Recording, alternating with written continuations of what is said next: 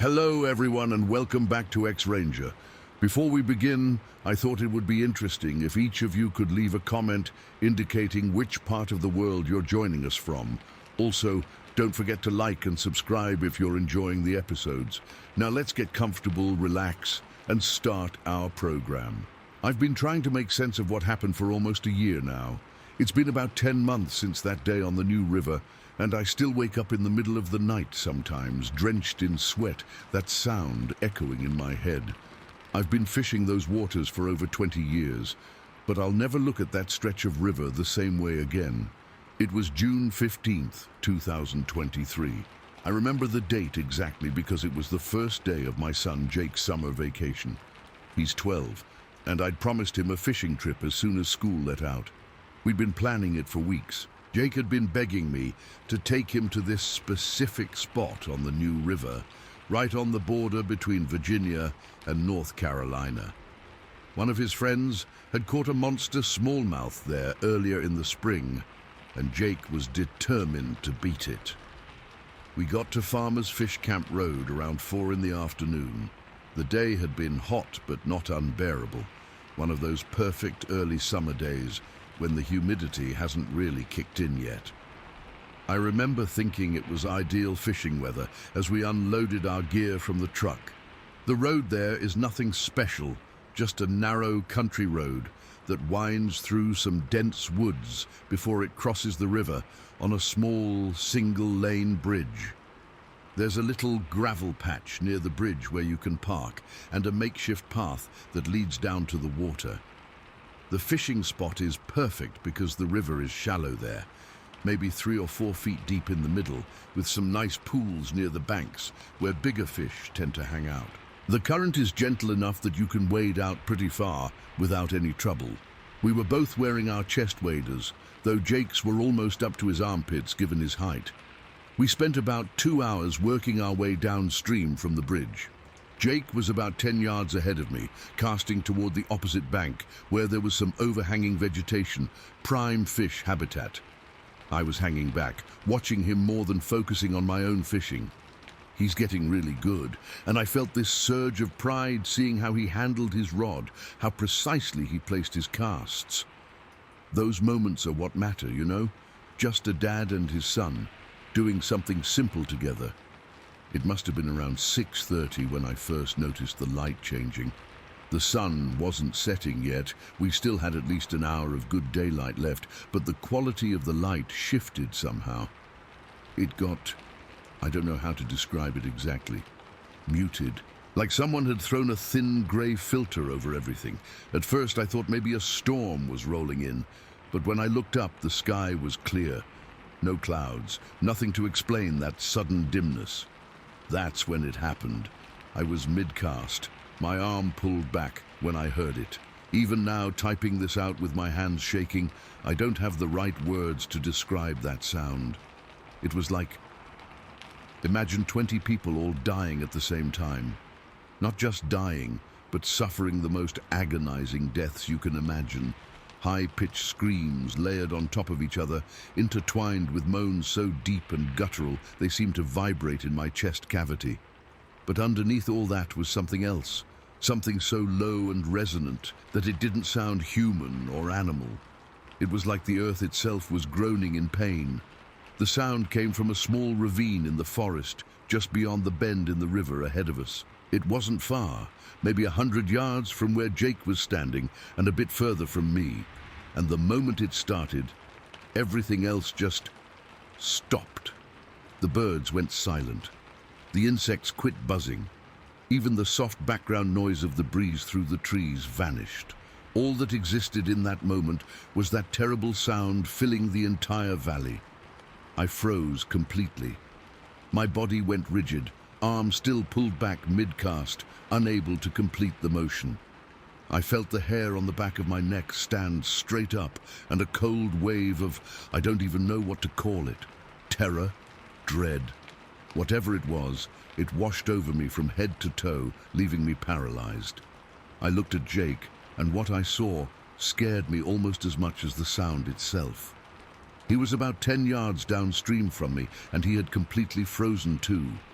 He was mid-step, one foot raised slightly above the water, completely motionless. His head was turned toward the source of the sound, which was closer to him than to me. Even from that distance, I could see his face had gone completely white.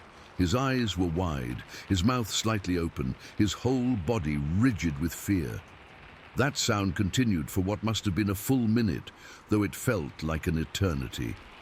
It didn't fluctuate or change, just that same horrible cacophony of agonized screaming, mixed with that impossible bass note that seemed to shake my very bones.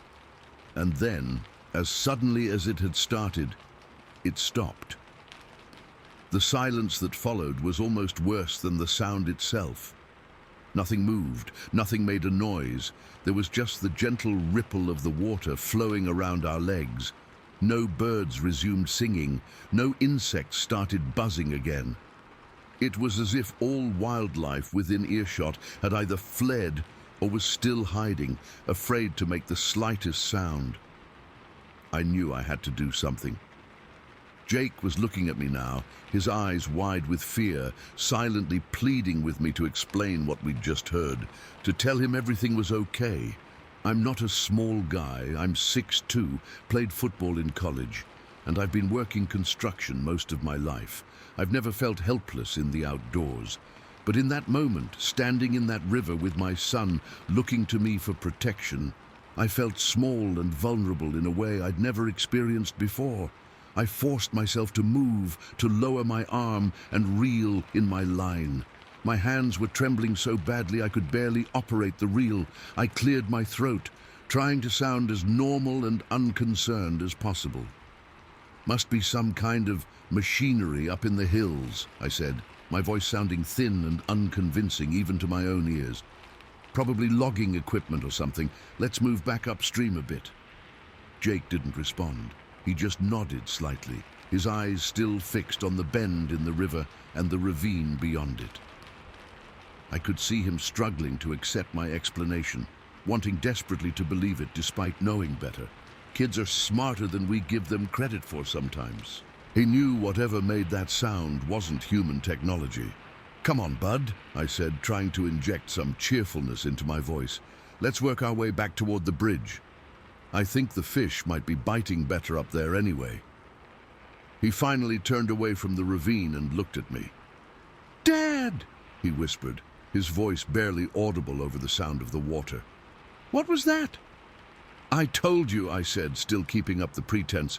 "Just some equipment in the hills. Nothing to worry about." "Dad," he said again, more insistent this time, "that wasn't machinery. That sounded like—" He trailed off, unable or unwilling to put into words what we'd both heard. "Let's just head back," I said firmly. "It's getting late anyway." We started moving upstream, back toward the bridge and our truck.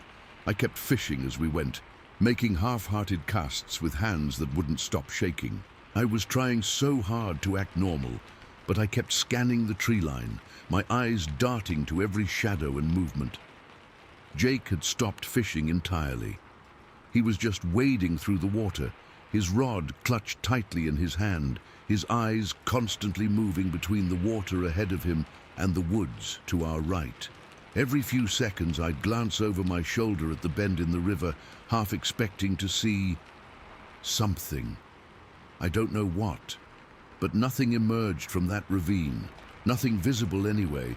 As we made our way back upstream, I noticed the wildlife hadn't returned. Usually, these riverside woods are alive with sounds, birds calling, insects buzzing, the occasional splash of a fish jumping. But everything remained eerily silent. Even the light seemed wrong somehow. Too flat, too grey, despite the clear sky above us. When we were about halfway back to the bridge, I heard Jake gasp behind me. I spun around so fast I almost lost my footing on the slippery river bottom. What is it?" I asked, adrenaline surging through me again. Jake was staring at the water near the opposite bank. "I thought I saw something move over there," he said. "Something big, under the water." I squinted across the river. The new river isn't particularly wide at this point, maybe 60 feet across, but the late afternoon light was creating glare on the surface. I couldn't see anything unusual, just the gentle current and the shadows of the trees reflected on the water. "Probably just a big fish, buddy," I said, but even as the words left my mouth, I wasn't convinced. The New River has some big fish, sure. Catfish that can grow to impressive sizes. But something in Jake's reaction told me he hadn't seen a fish. "It wasn't a fish, Dad," he said quietly. "It was too big." And it was. I don't know. It didn't move like a fish. "What do you mean?" I asked, my mouth suddenly dry. He struggled to find the words. "Like deliberate? Like it was watching us?" A cold feeling settled in the pit of my stomach. I'd been focusing so much on the ravine and the forest that I hadn't considered the river itself might be a threat. The water suddenly seemed darker, deeper, more ominous. "Let's pick up the pace," I said, no longer bothering to pretend we were still fishing. "Stay close to me." We moved faster now, no longer wading leisurely but pushing through the water with purpose. I kept Jake slightly behind me but close, one hand occasionally reaching back to make sure he was there. The bridge seemed much farther away than it had been earlier, though I knew it couldn't be more than a quarter mile. As we neared a particularly deep pool about 100 yards from the bridge, I heard a sound that made my blood run cold. A soft splash behind us, as if something large had moved through the water. I turned sharply, almost causing Jake to bump into me, but saw nothing except the rippling surface of the river. "Did you hear that?" Jake whispered. I nodded, not trusting myself to speak. We stood there for a moment, both scanning the water, the banks, the tree line.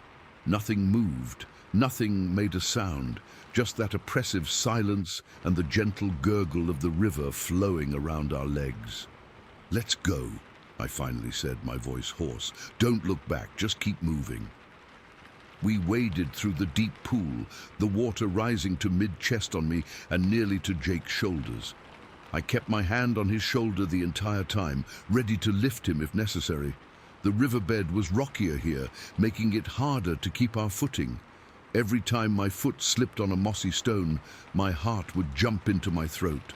Just as we were reaching the shallower water on the other side of the pool, I felt something, a current or a wave, brush against my legs. It wasn't strong enough to knock me over, but it was definitely not a natural part of the river's flow. It felt like something large had moved past me underwater, something big enough to displace a significant amount of water. I didn't say anything to Jake. I just tightened my grip on his shoulder and moved faster, practically dragging him through the water now. He must have sensed my increased fear, because he didn't complain or ask questions, just struggled to keep up with my longer strides. Finally, the bridge came into view around a slight bend in the river, and I've never been so happy to see a man-made structure in my life. Our truck was still the only vehicle parked in the small gravel area beside it. The sun was noticeably lower now, though we still had maybe 40 minutes of decent light left. As we reached the shallows near the bank, I heard another sound from behind us. Not a splash this time, but a sort of low, rumbling exhale, like a large animal breathing out heavily. It came from the deep pool we had just passed through. I pushed Jake toward the bank. "Get out of the water," I said urgently. "Now!" He scrambled up the muddy bank, slipping once but catching himself on some exposed roots. I followed right behind him, not even bothering to be careful with my footing, just desperate to get out of that river. Once we were on solid ground, I risked a look back. The water in the deep pool was disturbed, ripples spreading outward as if something had just submerged. And for just a split second, I thought I saw something dark and solid slip beneath the surface near the far bank. "Dad?" Jake's voice was shaking. "It's okay," I lied. "We're fine. Let's just get our stuff and go." We hurried up the path to the truck, our waders making walking awkward and slow. I kept looking over my shoulder, both at the river and at the forest around us. The silence was still absolute. No birds, no insects, nothing but our labored breathing and the squish of our wet boots on the dirt. When we reached the truck, I fumbled with the keys, my hands shaking so badly I could barely get them into the lock. Jake was pressed against my side, his eyes darting around frantically. "Dad," he whispered, "I think there's something in the trees." I followed his gaze to the dense forest on the other side of the road, about 30 yards from where we stood. At first I saw nothing but the dark spaces between the trunks. Then something moved, just a slight shifting of shadows, but enough to make my heart rate spike. I finally got the door unlocked and practically shoved Jake into the truck. Get in, I urged, though he didn't need any encouragement. I slammed his door shut and raced around to the driver's side, feeling exposed and vulnerable with every step. As I yanked open my door, I heard it again.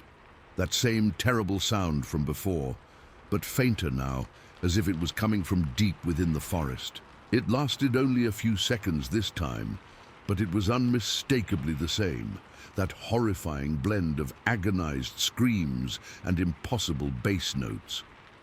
I threw myself into the driver's seat and started the engine, not even bothering to take off my waders. The tires spun on the gravel as I accelerated too hard, desperate to get away from that place. As we sped across the small bridge, I glanced in the rearview mirror.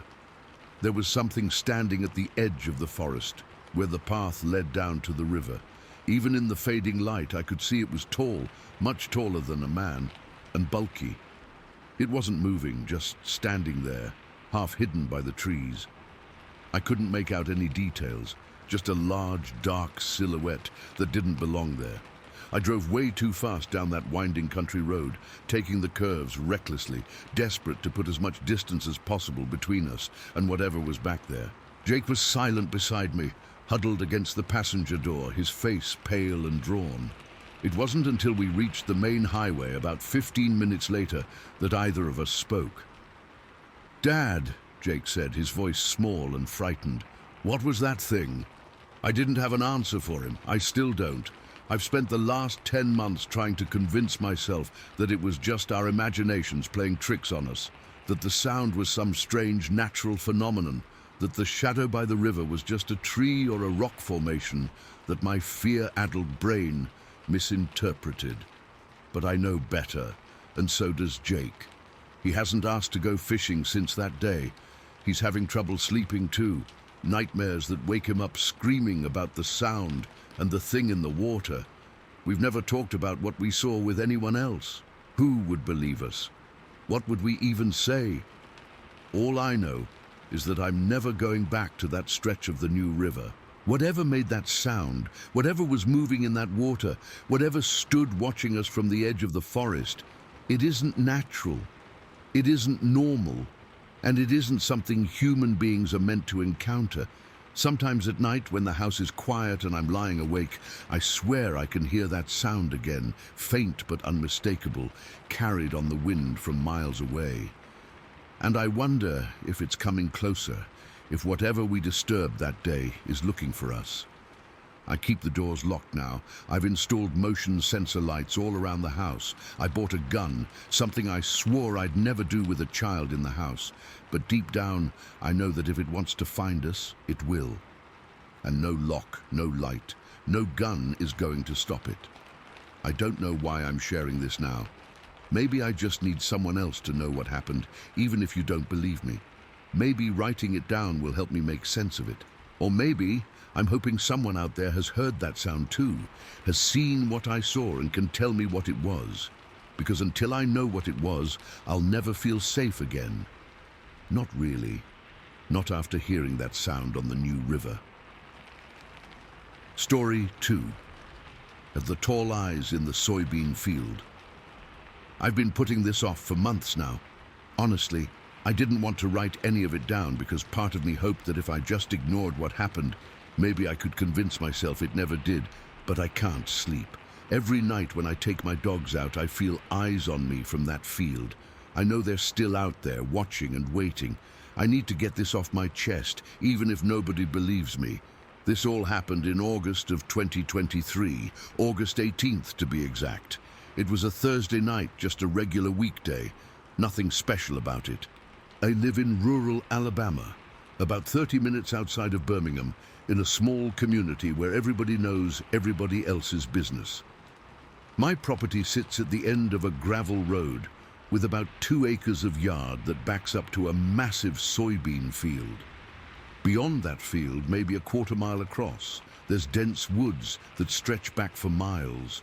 I've lived here for almost 11 years now, and I've always loved how quiet and peaceful it is. I work from home as a software developer, so I don't have to deal with commuting, and I spend most of my time either at my computer or out in the yard with my dogs. I've got 3 of them, 2 German Shepherds named Rex and Sadie, and a little terrier mix named Bandit, who thinks he's as big as the other 2. Every night before bed, around 10:30 or 11, I take the dogs out for their last bathroom break of the day. It's just part of the routine. They do their business. I smoke a cigarette. We all head back inside. Simple. But for the few weeks leading up to that night, things had been weird in the neighborhood. Old man Jenkins, 2 properties over, lost about a dozen chickens over the course of just a few days. Said something had torn right through the chicken wire of his coop. And the Matthews family, who lived down on County Road 16, had a young goat dragged off. They found what was left of it about 50 yards into the woods behind their property, mostly just bones and some tufts of fur.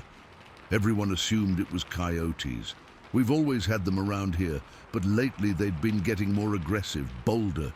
People were talking about it at the general store, saying they'd heard packs howling closer to houses than ever before. Someone even said they saw one standing in the middle of the road in broad daylight, just staring at their car as they drove by. So I'd started bringing a spotlight with me when I took the dogs out at night. It's one of those really bright LED ones that can light up something from hundreds of yards away. I figured it would scare off any coyotes if they were lurking around the property. That night, August 18th, started just like any other. I'd worked late, wrapped up around 10:30, and took the dogs out the back door into the yard. It was hot and sticky, like Alabama always is in August. The kind of humidity that makes your clothes stick to your skin the moment you step outside. The moon was just past half full, bright enough to see the general outlines of things, but not details. The dogs did their usual routine, sniffing around the yard, marking their territory. Nothing seemed out of the ordinary. I was leaning against the back porch railing, smoking a cigarette and sweeping the spotlight across the tree line at the far end of the property, more out of habit than actual concern. That's when Rex, my older German Shepherd, stopped what he was doing and stared out toward the soybean field. His ears perked up and his body went rigid. Then Sadie noticed it too, and both of them started giving these low, rumbling growls. Not barking, just growling deep in their chests. Even little Bandit froze, the hair on his back standing straight up. I immediately felt that cold prickle of fear run up my spine. My dogs don't react like that to nothing. They'll bark at squirrels or the neighbor's cat, but this was different. They were scared, and if they were scared, I knew I should be too. I raised the spotlight and swept it across the field in front of me. The soybeans were about waist high at that point in the season, dense and green. My yard ends with a short wooden fence, and beyond that, it's just field as far as the eye can see, all the way to the tree line in the distance. At first, I didn't see anything unusual. Then as I was panning the light from left to right, I caught it. 2 pairs of eyes reflecting the light back at me, glowing like yellow-green marbles in the darkness. My first thought was deer. We get them all the time, coming out of the woods to munch on the crops. But something wasn't right. These eyes weren't low to the ground like a deer's would be. They were high, really high, at least 7 feet off the ground, maybe more, and they were close together, like 2 sets of eyes standing right next to each other. I stopped moving the light and focused it directly on those eyes. They didn't move, didn't blink, just stared back at me, reflecting the light like glass. The soybean plants around where the eyes were seemed to be disturbed, pushed aside like something big was standing there. The dogs were really agitated now. Rex took a few steps forward and then stopped, like he was torn between protecting his territory and running back to the safety of the house. I called them all back to me with a harsh whisper, not wanting to make too much noise.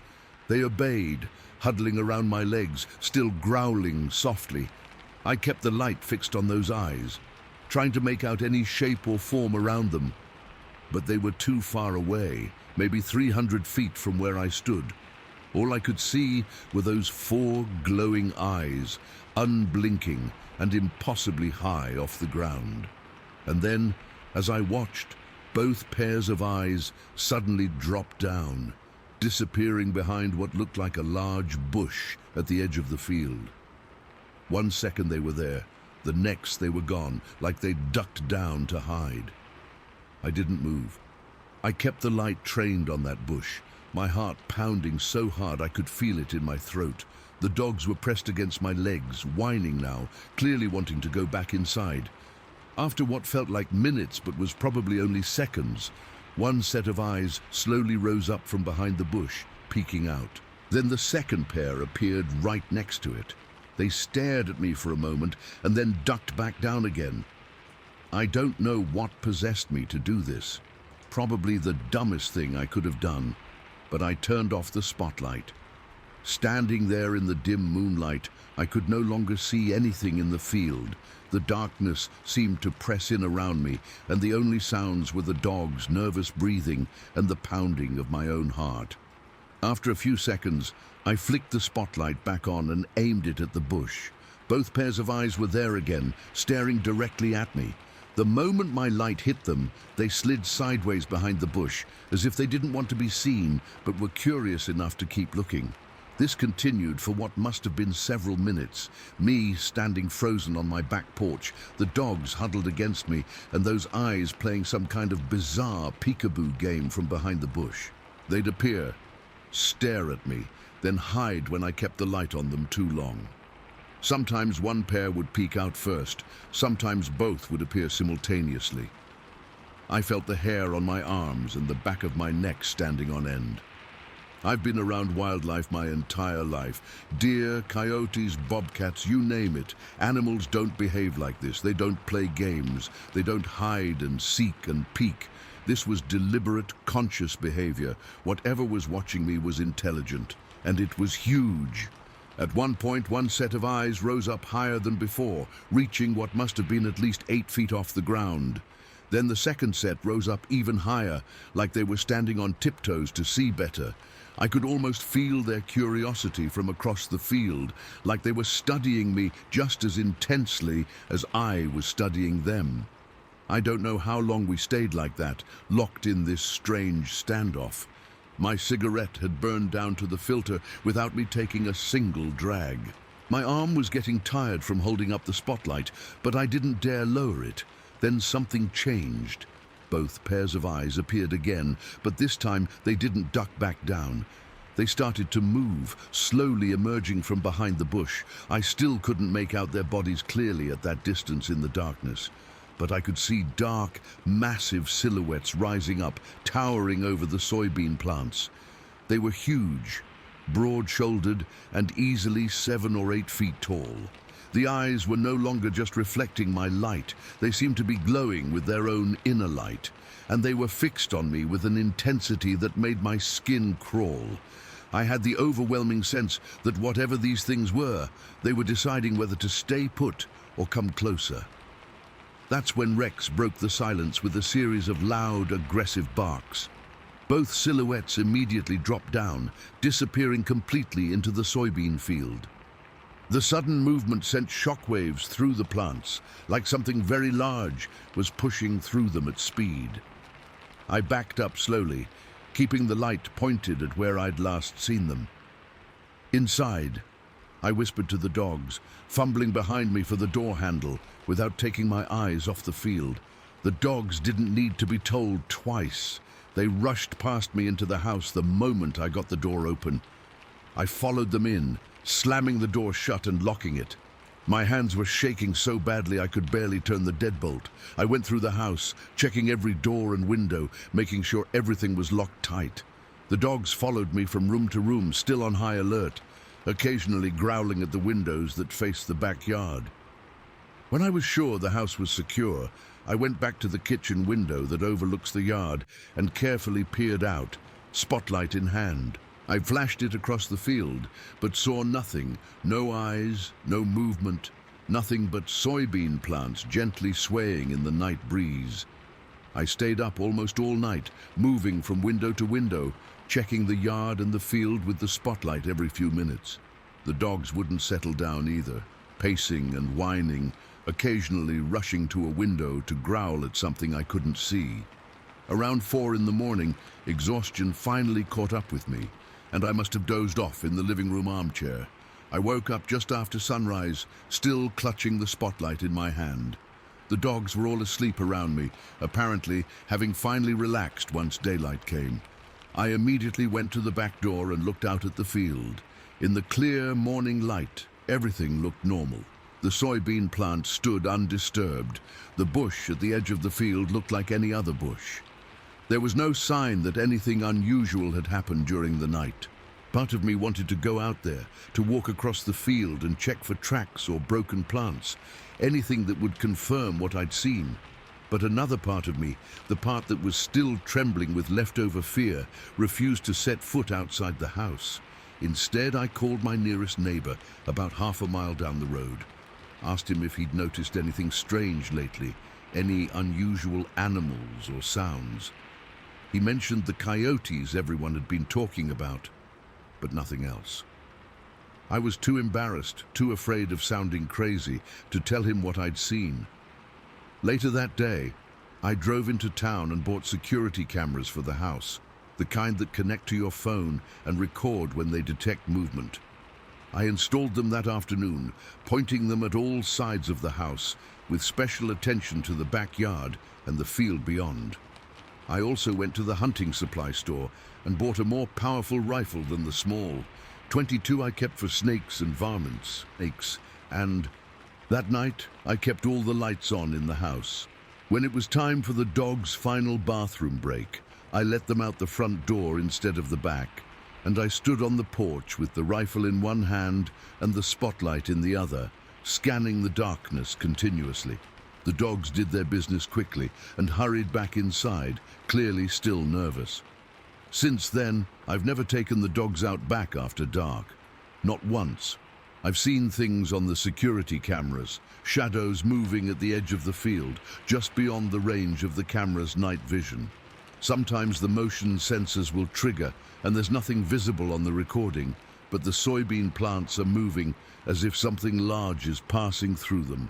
About a week after that night, I finally worked up the courage to walk out to that bush in broad daylight. The ground around it was packed down, like something heavy had been standing there for a long time. And on the bush itself, about 7 feet up, I found something that made my blood run cold. A clump of coarse, dark hair caught on one of the branches. It wasn't like any animal hair I recognized. Too thick for deer, too long for bear. Not that we have bears around here anyway. I put it in a plastic bag, and it's still sitting in my desk drawer. I can't bring myself to throw it away, but I'm also too afraid to show it to anyone or have it analyzed. I don't know what was out there in my field that night. I've researched local wildlife extensively since then, trying to find any animal that could explain what I saw, but nothing fits. No known animal stands that tall, behaves that way, or has eyes that reflect light like that. Sometimes I find myself thinking about Bigfoot, Sasquatch, whatever you want to call it. I was never a believer before, thought it was all just stories and hoaxes. But now, I don't know what to believe anymore. All I know is that those eyes were real. Those massive shapes moving through my field were real. And the terror I felt, still feel, every time I look out at that field after dark, is very, very real.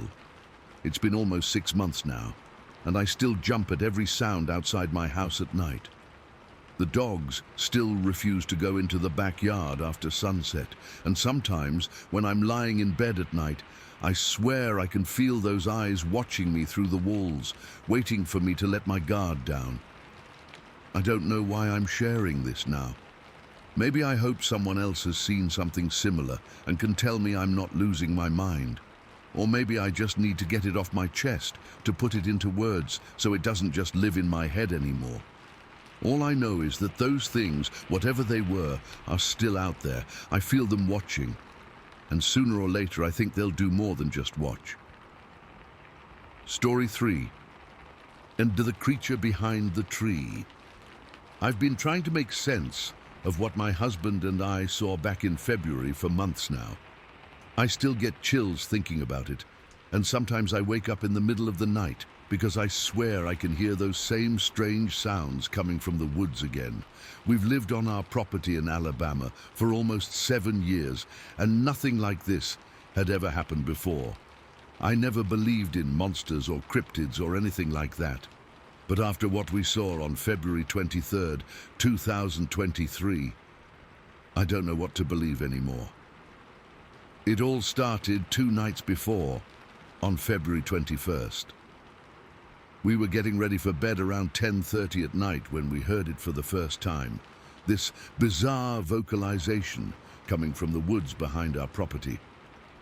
Our house sits on about 5 acres of cleared land, backed by dense Alabama forest that stretches for miles. We're used to animal sounds, owls, coyotes, foxes, but this was different. It was this long, drawn-out sound that started low and then went higher, almost like a moan that turned into a howl, but not quite either of those things. It lasted for maybe 15 seconds, then stopped. My husband and I looked at each other, and I could tell he was just as confused as I was. "What the hell was that?"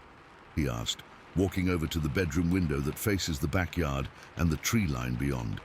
I joined him, but it was too dark to see anything. The sound came again, about 5 minutes later. Same pattern, but a little closer, like whatever was making it had moved toward the edge of the woods. We stood there for probably 20 minutes, but it only happened those 2 times. We eventually convinced ourselves it was probably just a coyote, or maybe a bobcat in heat or something, some animal making a weird noise we just hadn't heard before.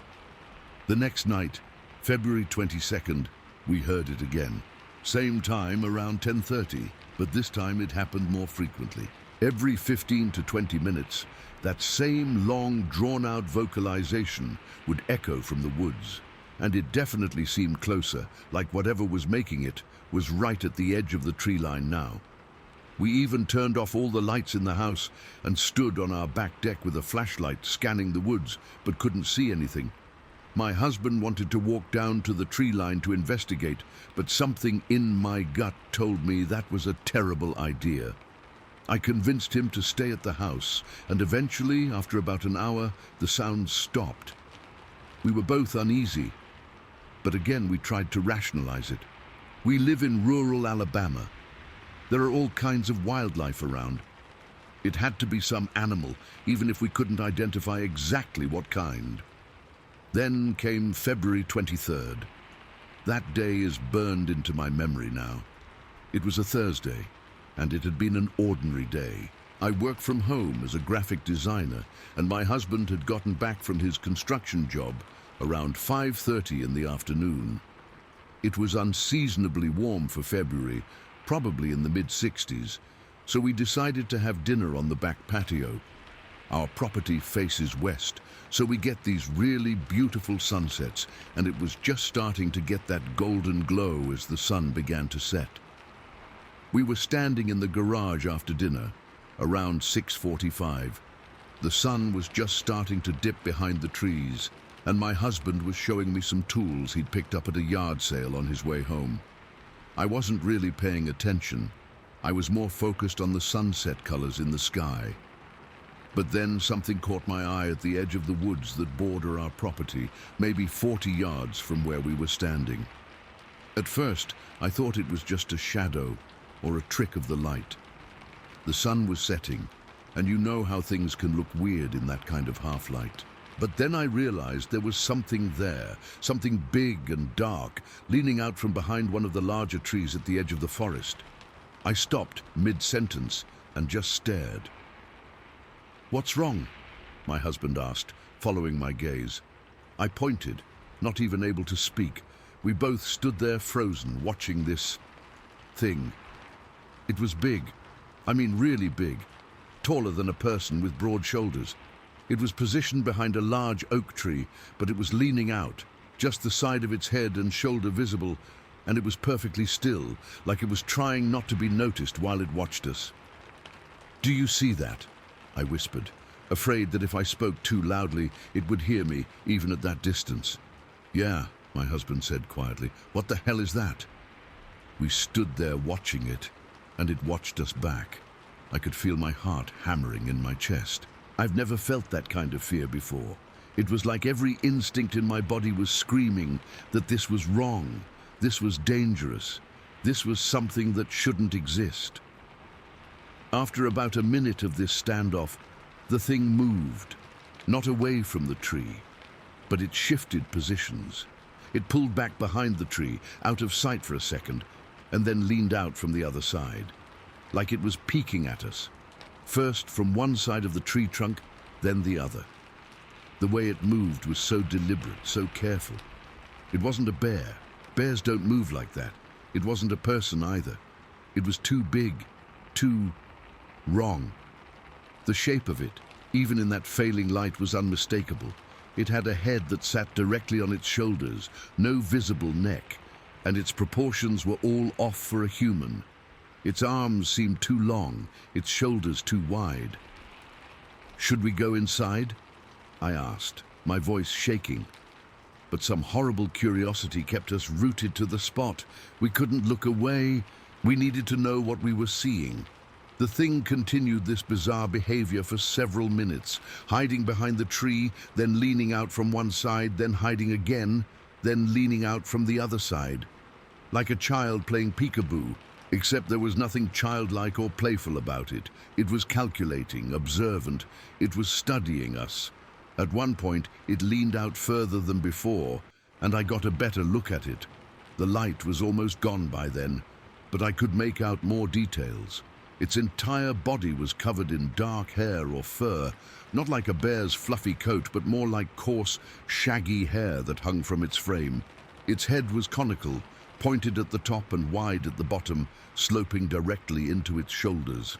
And though I couldn't make out facial features at that distance in the dim light, I had the distinct, horrible feeling that it was looking directly at me. After what felt like an eternity, but was probably only about 5 or 6 minutes, my husband whispered that he was going to get his phone from inside to take a picture. He turned to go into the house, and that's when everything changed. The moment my husband turned his back, the thing moved. Not the careful, deliberate peeking from before, but a sudden, explosive movement. It stepped out fully from behind the tree, and I saw its entire form for the first time.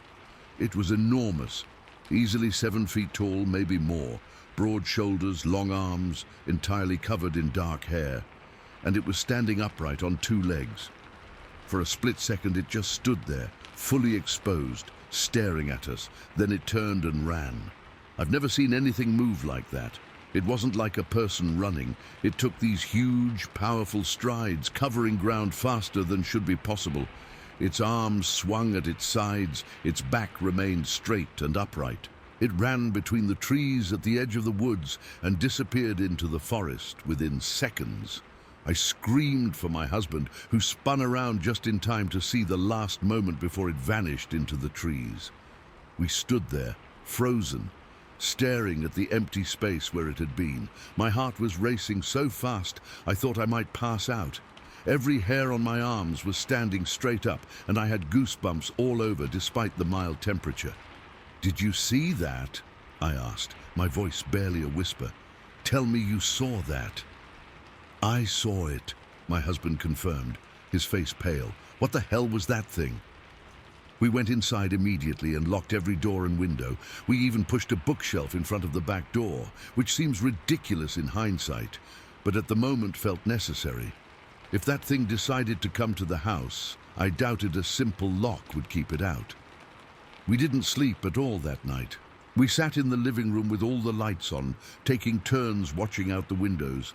We didn't see it again, but around 2 in the morning, we heard those same vocalizations from the previous nights, that low moan that turned into a higher-pitched howl.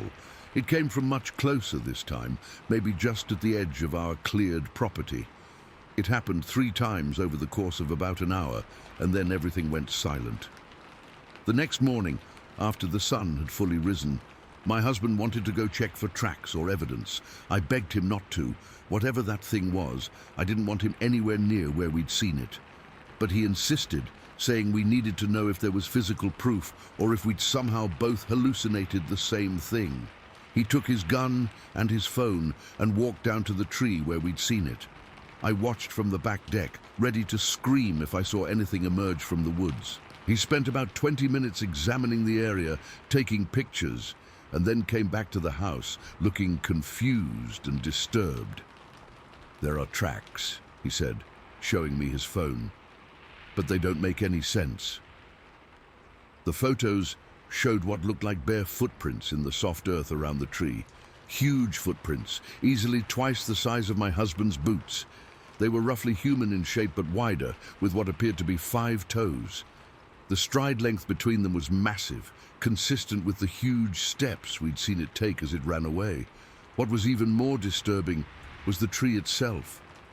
On the side facing our house, about 7 feet up the trunk, there were patches where the bark was worn smooth, as if something had been standing there, leaning against it regularly, and caught in the rough bark were several coarse, dark hairs.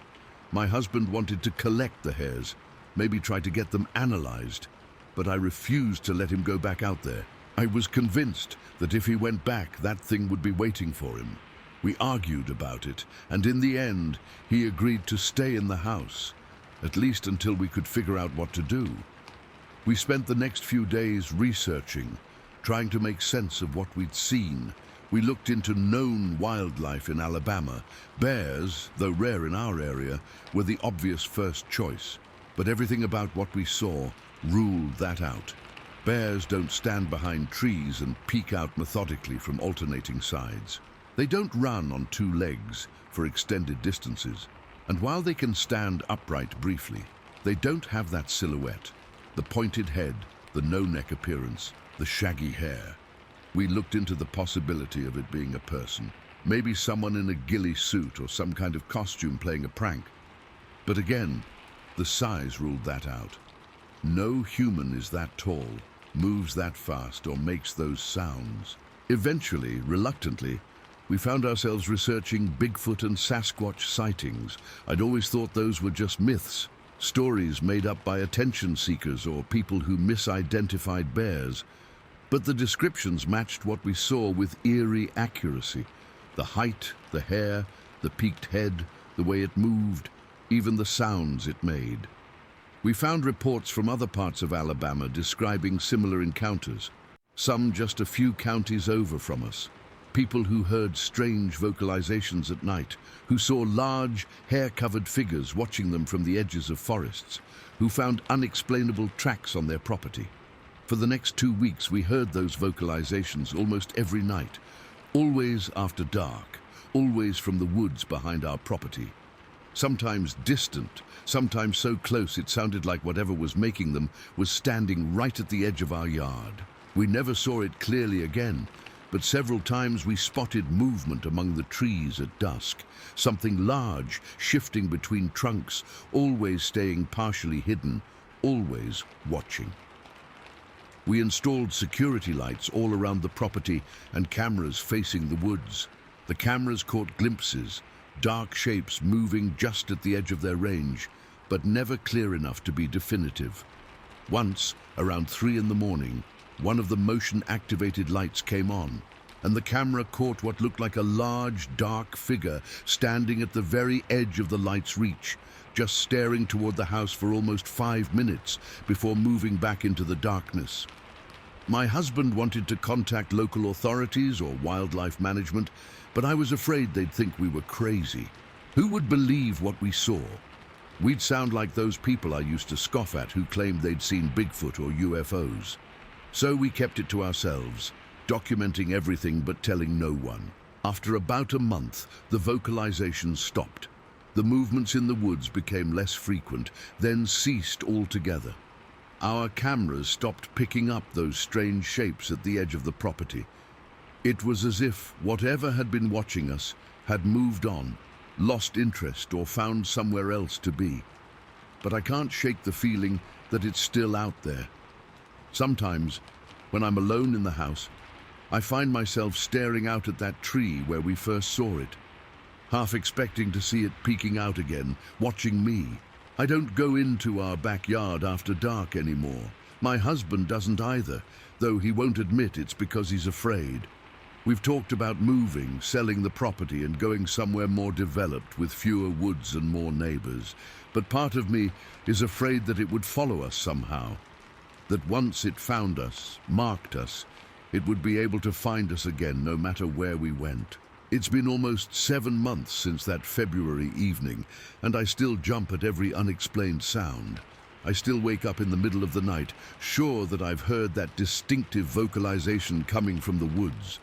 I still can't look at the trees behind our property without scanning for movement, for any sign of something watching me from the shadows. I don't know what we saw that day. I don't know if it was what people call Bigfoot, or if it was something else entirely. All I know is that it was real. My husband saw it too. It wasn't a trick of the light or a hallucination. There was something in those woods watching us, studying us, hiding but not hiding, revealing itself just enough to let us know it was there. And the worst part is the not knowing what it wanted, not knowing why it was watching us for those weeks, not knowing if it's really gone or if it's just waiting, biding its time, planning to return when we least expect it. I've started keeping a baseball bat beside the bed. My husband keeps his gun closer now. We've talked about getting a dog, something big and loud that would bark if anything approached the house at night. But I'm afraid of what might happen to a dog if that thing came back. Just last week I was home alone, doing laundry in the basement. It was the middle of the day, bright sunshine outside, no reason to be afraid. But as I was sorting clothes, I heard something hit one of the small basement windows. Just a light tap, like a pebble or a stick. I froze, listening. It happened again, a deliberate tap-tap on the glass. I forced myself to walk to the window and look out. It's a ground-level window, so anyone or anything outside would have to be crouching down to look in. The window was dirty and small, and at first I didn't see anything. Then a shadow fell across the glass, blocking the sunlight. Something large was standing right outside, casting its shadow over the window. I ran upstairs so fast I tripped and bruised my shin badly on one of the steps. I called my husband, who came home immediately from his job site. We checked outside the window together, and there was nothing there. No footprints that we could see, nothing disturbed or out of place. But I know what I saw. I know that something was there, checking if I was alone, peering in from outside just like it had peered from behind that tree. And I can't stop thinking about what might have happened if it had decided to break that window and come inside. I don't know why I'm writing this all down now. Maybe I just need someone else to know what happened, what we saw. Maybe putting it into words will help me process it, make sense of it somehow. Or maybe I'm hoping someone else out there has seen the same thing and can tell me what it is, what it wants, if it will come back. All I know for sure is that our woods aren't empty. Something intelligent is in there, something that walks upright and watches and waits. And sometimes at night, when the house is quiet and dark, I swear I can feel it out there, just beyond the tree line, its eyes fixed on our home, remembering, planning, waiting for the right moment to peek around that tree again. Story 4. The figure on the road. I'm still not sure why I'm writing this down. Maybe it's because I can't sleep. Maybe it's because I need someone else to know what I saw that night. Or maybe it's because every time I drive that stretch of road now, I can't shake the feeling that it's still out there, watching and waiting in the darkness just beyond my headlights. This happened about 3 months ago, on March 12th, 2023. I worked the night shift at the paper mill in Black River Falls, Wisconsin. Been doing it for almost 6 years now. It's not glamorous, but the pay is decent, and I've gotten used to the hours. My shift runs from 4 in the afternoon to 12:30 in the morning. Usually I'm on the road heading home by 12:40, give or take a few minutes. That night was completely ordinary at first. It was a Sunday, which meant lighter staffing and a generally easy shift. Nothing went wrong, no machinery breakdowns, no rush orders, just a normal night of work. I clocked out at 12:35, said goodnight to the few guys still hanging around, and headed out to my truck. It was one of those clear, cold Wisconsin March nights. Not snowing, but cold enough that you could see your breath cloud in front of you. There was a nearly full moon, but once you got away from the mill's security lights, it was still plenty dark. I remember thinking it was nice to see stars for a change, since we'd had cloudy weather for most of the week before. The drive from the mill into Black River Falls is about 15 minutes on a good night. It's mostly country roads until you hit the outskirts of town. I know that drive like the back of my hand. Every curve, every pothole, every spot where deer are likely to jump out in front of you. When you drive the same route at the same time every night for years, you develop a sort of sixth sense about it. I had my radio on low, some classic rock station playing "Don't Fear the Reaper" of all songs. I wasn't really listening to it, just letting it fill the silence while my mind wandered. I was thinking about my grocery list for the next day, wondering if I should grab breakfast before going to bed, or just wait until I woke up in the afternoon. The mundane thoughts you have when you're on autopilot, driving a familiar road. I just passed the last of the security lights that mark the entrance to the industrial park where the mill is located. From there, it's about a 5-minute drive through dense pine forest before you start to see the first few scattered houses that mark the edge of town. The road there is narrow, just 2 lanes with no shoulder, trees crowding in on both sides. There are no streetlights, just reflective markers on the center line and edges. I was about halfway through that wooded stretch when I saw it. Just before the point where the road widens and splits into 4 lanes as you approach town, my headlights caught something in the opposite lane.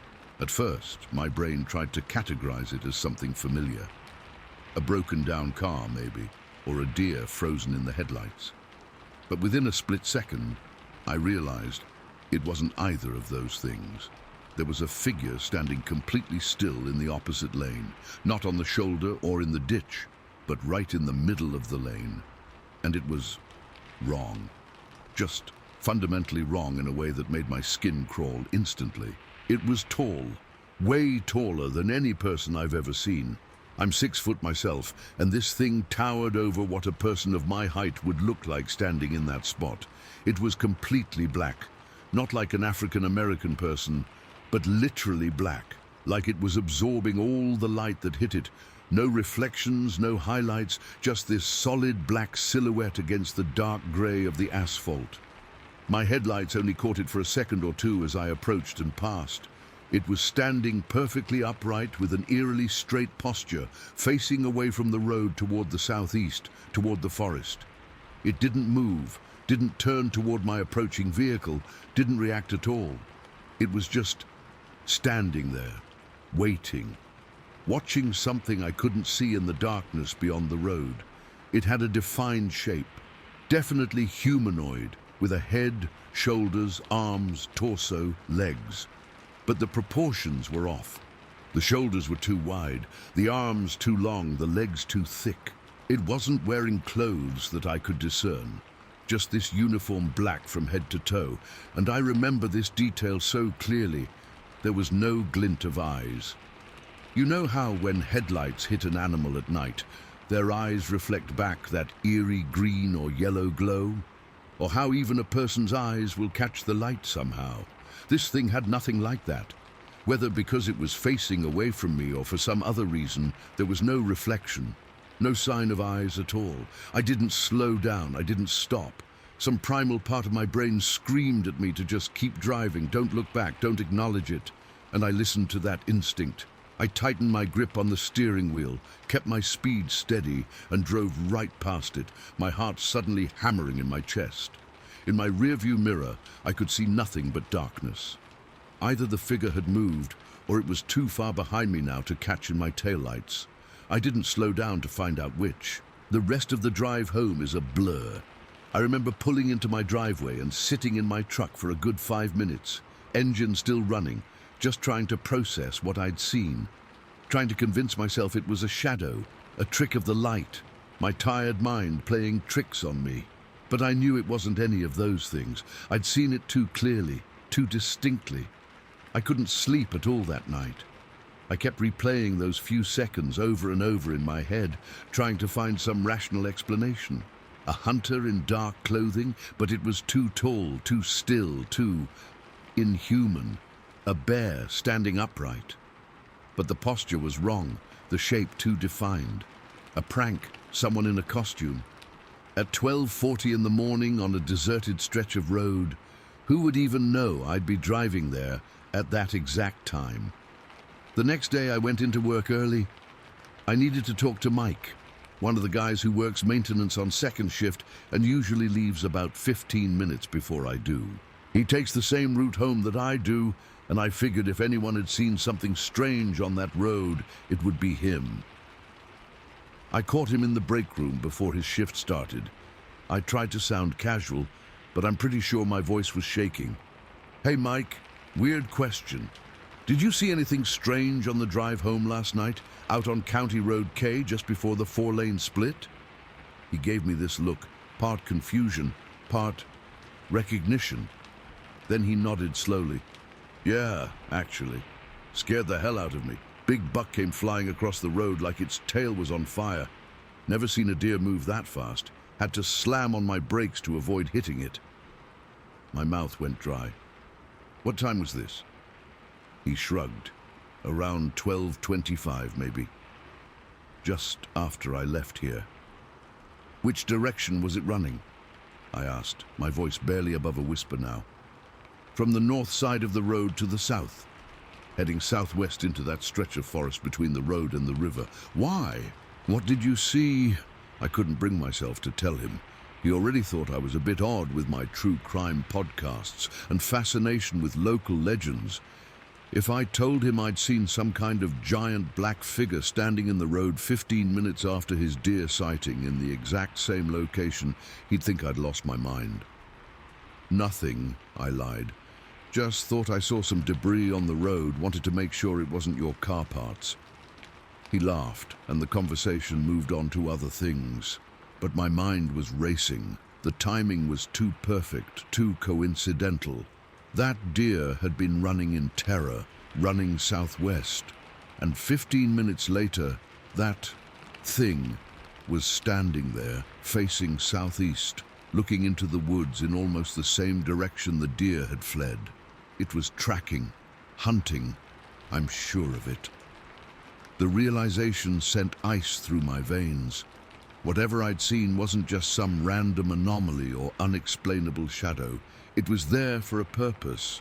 It was following prey. And if Mike hadn't come along when he did, maybe it would have been in those woods instead of on the road when I drove by. For the next week, I took a different route home. It added almost 20 minutes to my commute, but I didn't care. I couldn't face that stretch of road, couldn't bear the thought of seeing that figure again. But the longer detour wasn't sustainable, especially with gas prices what they are. And a part of me needed to know if it had been real, or if I'd somehow hallucinated the whole thing. So one night, about a week after the incident, I forced myself to take the regular route home. I white-knuckled the steering wheel the entire way, my eyes darting to every shadow, every movement at the edge of my headlights. But there was nothing, just an empty road cutting through the silent forest. I'd almost convinced myself I'd imagined it all when I reached the spot where the road begins to widen into 4 lanes. I slowed down slightly, scanning the area, half expecting and half dreading to see that figure again. The road was empty, but as my headlights swept across the tree line to the north, I saw something that made my blood run cold. There was a gap in the trees, a sort of natural path or game trail leading into the forest, and standing just inside that gap, partially hidden by the first line of pines but still visible, was a tall, dark shape. It was too far away to make out details, but the height and width were unmistakable, the same impossible proportions I'd seen before. As my lights washed over it, the figure took one step backward, melting deeper into the shadows of the forest. It didn't run or hurry, just one deliberate step that took it out of my line of sight. I floored it.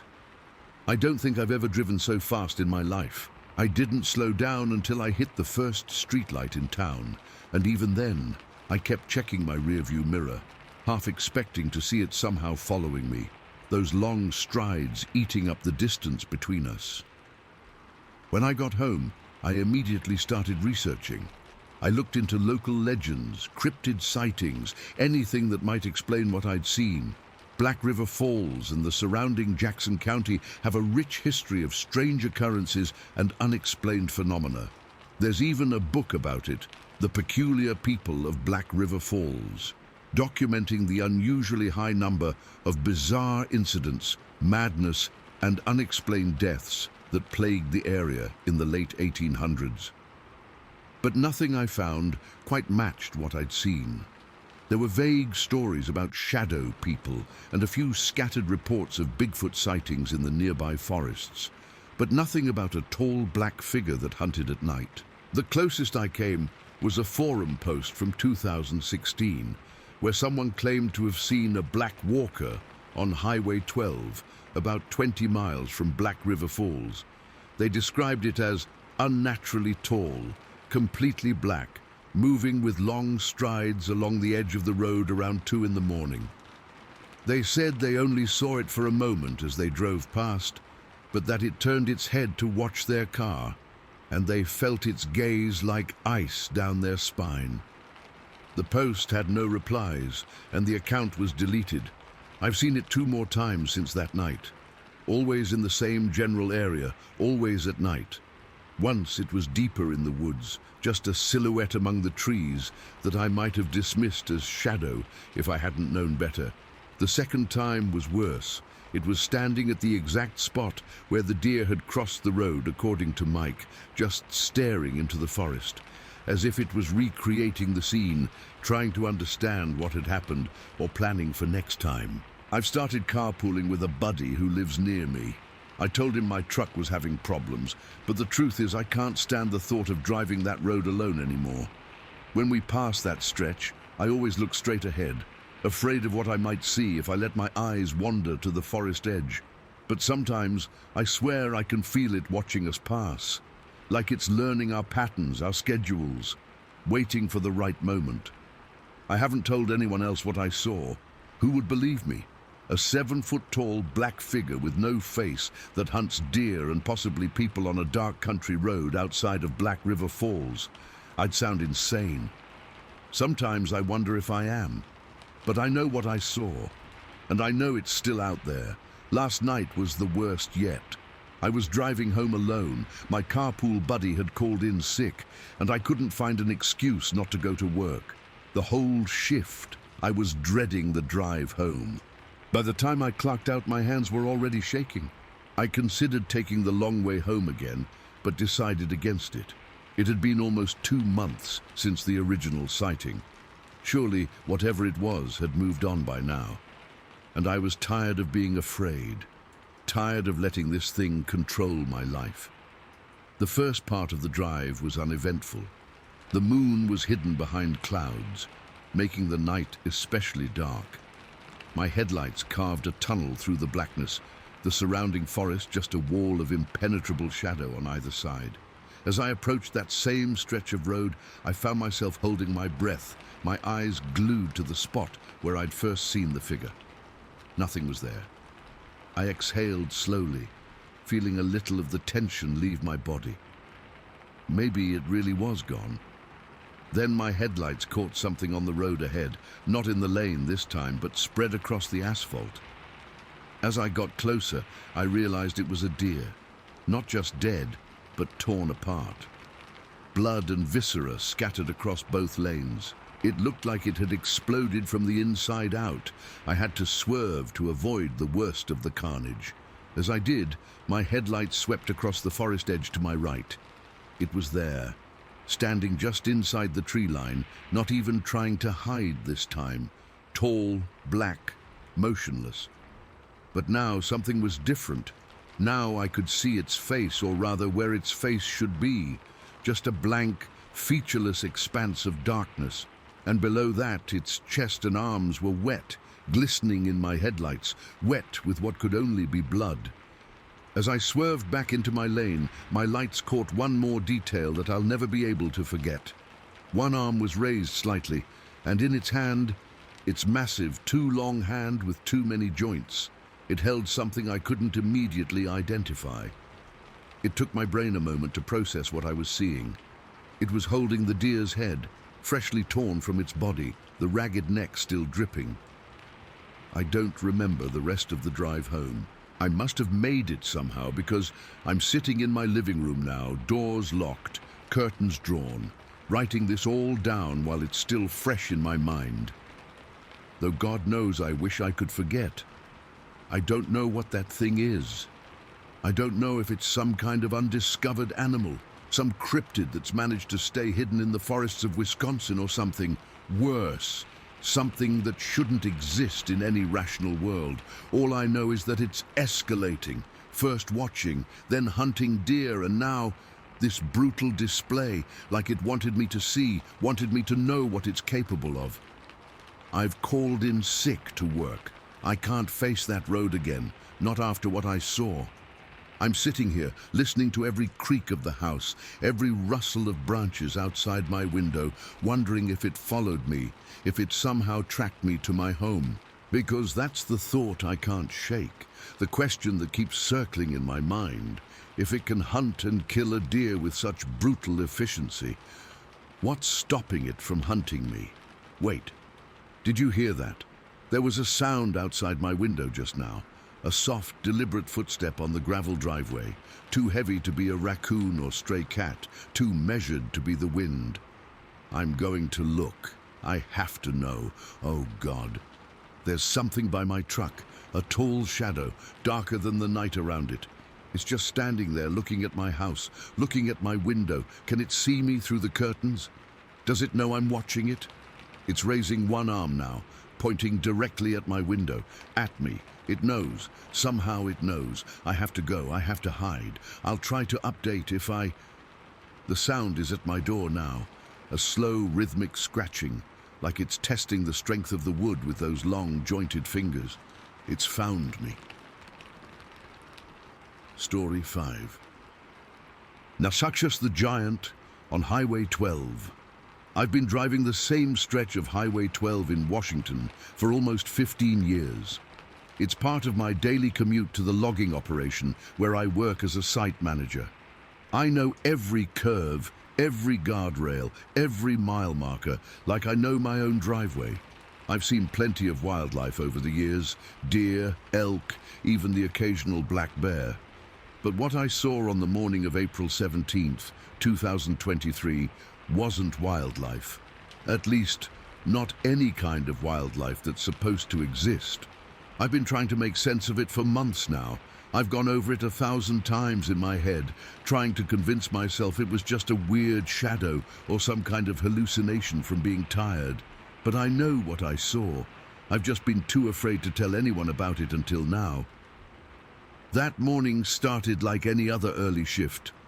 My alarm went off at 3:30. I showered, made coffee, and was on the road by 4:15. We had a big timber delivery coming in that morning, so I needed to be there earlier than usual to get everything set up. The weather that night had been awful. One of those spring storms that dumps inches of rain in a matter of hours. It had finally stopped around 3, but the roads were still soaked and there was this heavy fog hanging low in some places, especially in the valleys and dips in the highway. I remember the radio was playing some early morning talk show, but I wasn't really listening. I was running through my mental checklist for the day, figuring out which crews needed to be where when the delivery arrived. The sky was still dark with those heavy rain clouds hanging overhead, so even though dawn was approaching, it felt more like the middle of the night. Highway 12 at that hour is practically deserted. I might pass one or two other vehicles on my entire 30-minute commute, usually other early shift workers or long-haul truckers. That morning, I hadn't seen another soul since I left my driveway. It was just me, my headlights cutting through the darkness, and the wet asphalt reflecting the light back up. I was about 15 minutes into my drive, coming up on the section where the road curves around before the exit to Route 123. If you know that area, there's this long, sweeping right curve with a guardrail on the westbound side, the side I was on. Beyond the guardrail, there's a steep embankment that drops down to a creek about 30 feet below. The eastbound lane is higher up, cut into the hillside. I was taking that curve, going about 55 miles per hour, when my headlights swept across something standing on the shoulder just beyond the guardrail. At first, my brain tried to categorize it as something normal. A road worker in a safety vest, maybe, or even a broken-down car with someone standing next to it. But in the split second it took for my headlights to fully illuminate it, I realized it was none of those things. What I saw standing there was enormous. I'm not exaggerating when I say it was at least 8 feet tall, maybe even 9. It was standing with its back to the road, slightly hunched or leaning forward, looking out over the embankment toward the creek below. The guardrail in that section comes up to about waist height on me. I'm 6 feet tall, and this thing towered over it. The top of the rail couldn't have been more than halfway up its thigh. The shoulders on this thing were massive, easily 4 feet across, maybe more. They were rounded and powerful looking, with thick arms hanging down at its sides. I couldn't see its hands clearly because of the angle, but the arms seemed proportional to its enormous body. The entire creature was covered from head to foot in what looked like hair or fur. It was dark brown, almost blackish in some spots, and it was soaking wet from the rain, matted down against its body. The wetness actually made it easier to see the sheer bulk and musculature underneath. This wasn't some skinny, lanky thing. It was solid, built like a linebacker but scaled up to impossible proportions. My LED headlights lit it up completely for those 3 or 4 seconds as I made the curve. The bright white light showed every detail with this bizarre, harsh clarity. I remember noticing how the rain had plastered its hair to its back in these irregular patterns, how some parts seemed thicker or darker than others. I could see beads of water still dripping off it in places. Its head seemed to sit directly on those massive shoulders without much of a neck. From behind, the head looked somewhat conical or rounded, also covered in the same wet, dark hair. It never turned toward me or my approaching headlights. It just stood there, perfectly still, except for what might have been the slight movement of breathing, staring out at whatever had caught its attention across the ravine. The weirdest part of the whole thing was how still it was. It wasn't moving around like a person would if they were standing on the side of the road in the rain at 5 in the morning. It was completely motionless, with this focused intensity that made the hair on the back of my neck stand up. It looked like a predator that had spotted prey and was deciding whether to pursue it. I didn't slow down. I didn't stop. Some deep, primal part of my brain screamed at me to just keep driving, to get past it as quickly as possible without drawing its attention. I remember gripping the steering wheel so hard my knuckles turned white, and holding my breath as I drove by, half expecting it to suddenly turn and look at me, or worse, reach out for my vehicle. But it didn't. It just stood there, as if I wasn't even worth acknowledging. As if whatever it was watching in the darkness beyond the highway was far more interesting than a passing car. Once I was past it, I exhaled and immediately checked my rearview mirror. In the red glow of my taillights, I could still make out its massive silhouette, still unmoving, still focused on whatever it was observing. I didn't see it move or turn. It was as if it was a statue someone had placed there. My first instinct was to call someone, but who? I couldn't call 911 and say, hey, there's a 9-foot-tall hairy thing standing on Highway 12. They'd think I was drunk or hallucinating. I thought about calling my wife, but she was still asleep, and what would I even say? Honey, I just saw Bigfoot. She'd think I was losing my mind. So I just kept driving, my heart pounding in my chest, my mind racing to make sense of what I'd just witnessed. I tried to rationalize it. Maybe it was a bear standing on its hind legs. But I've seen bears, and this was nothing like a bear. Bears don't stand that still for that long. They don't have that kind of posture. And they're certainly not 8 or 9 feet tall with 4-foot wide shoulders. Was it a person in some kind of costume? At 5 in the morning, in the pouring rain, on a deserted stretch of highway. Who would do that, and why? And how would they make a costume that massive and realistic? It didn't make any sense. When I got to work, I was still shaking. One of my co-workers asked if I was okay, and I just mumbled something about almost hitting a deer on the drive in. I couldn't bring myself to tell the truth. I spent the entire day going through the motions of my job on autopilot. The image of that creature burned into my mind. On my drive home that evening, I slowed down when I reached that curve, scanning the area where I'd seen it that morning. There was nothing there, of course, just the wet guardrail and the trees beyond the ravine. I even pulled over and got out of my car, though every instinct told me that was a bad idea. I walked over to where it had been standing and looked for any evidence. Footprints, broken branches, anything. The ground was a mess of mud and gravel, impossible to make out any clear tracks. But the guardrail itself caught my attention. In one section, the top of the metal rail was slightly bent, as if something incredibly heavy had leaned against it. And caught on the rough edge of one of the posts was a small tuft of what looked like coarse, dark hair. I reached out to touch it, then pulled my hand back. I didn't want to touch it. I didn't want to make this any more real than it already was. I got back in my car and drove home, my mind still trying to process what I'd seen. That night, I finally broke down and told my wife. She listened patiently, and I could tell she was trying to be supportive, but I could see the doubt in her eyes. She suggested I was overtired, that maybe I'd fallen into a micro-sleep while driving and dreamed the whole thing. Or maybe it was just a weird play of shadows, and my imagination had filled in the details. I almost wanted to believe her. It would be easier than accepting that I had seen something that shouldn't exist, but I know what I saw. It was as real and solid as the road itself. Over the next few weeks, I found myself taking a different route to work.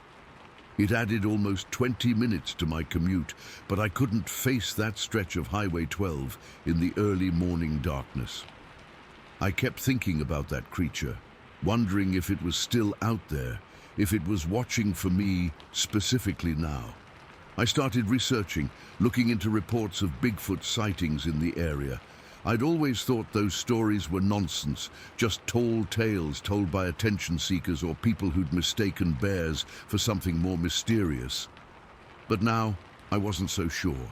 The descriptions matched what I'd seen: the height, the broad shoulders, the dark hair, and many of the sightings were in the general vicinity of where I'd had my encounter.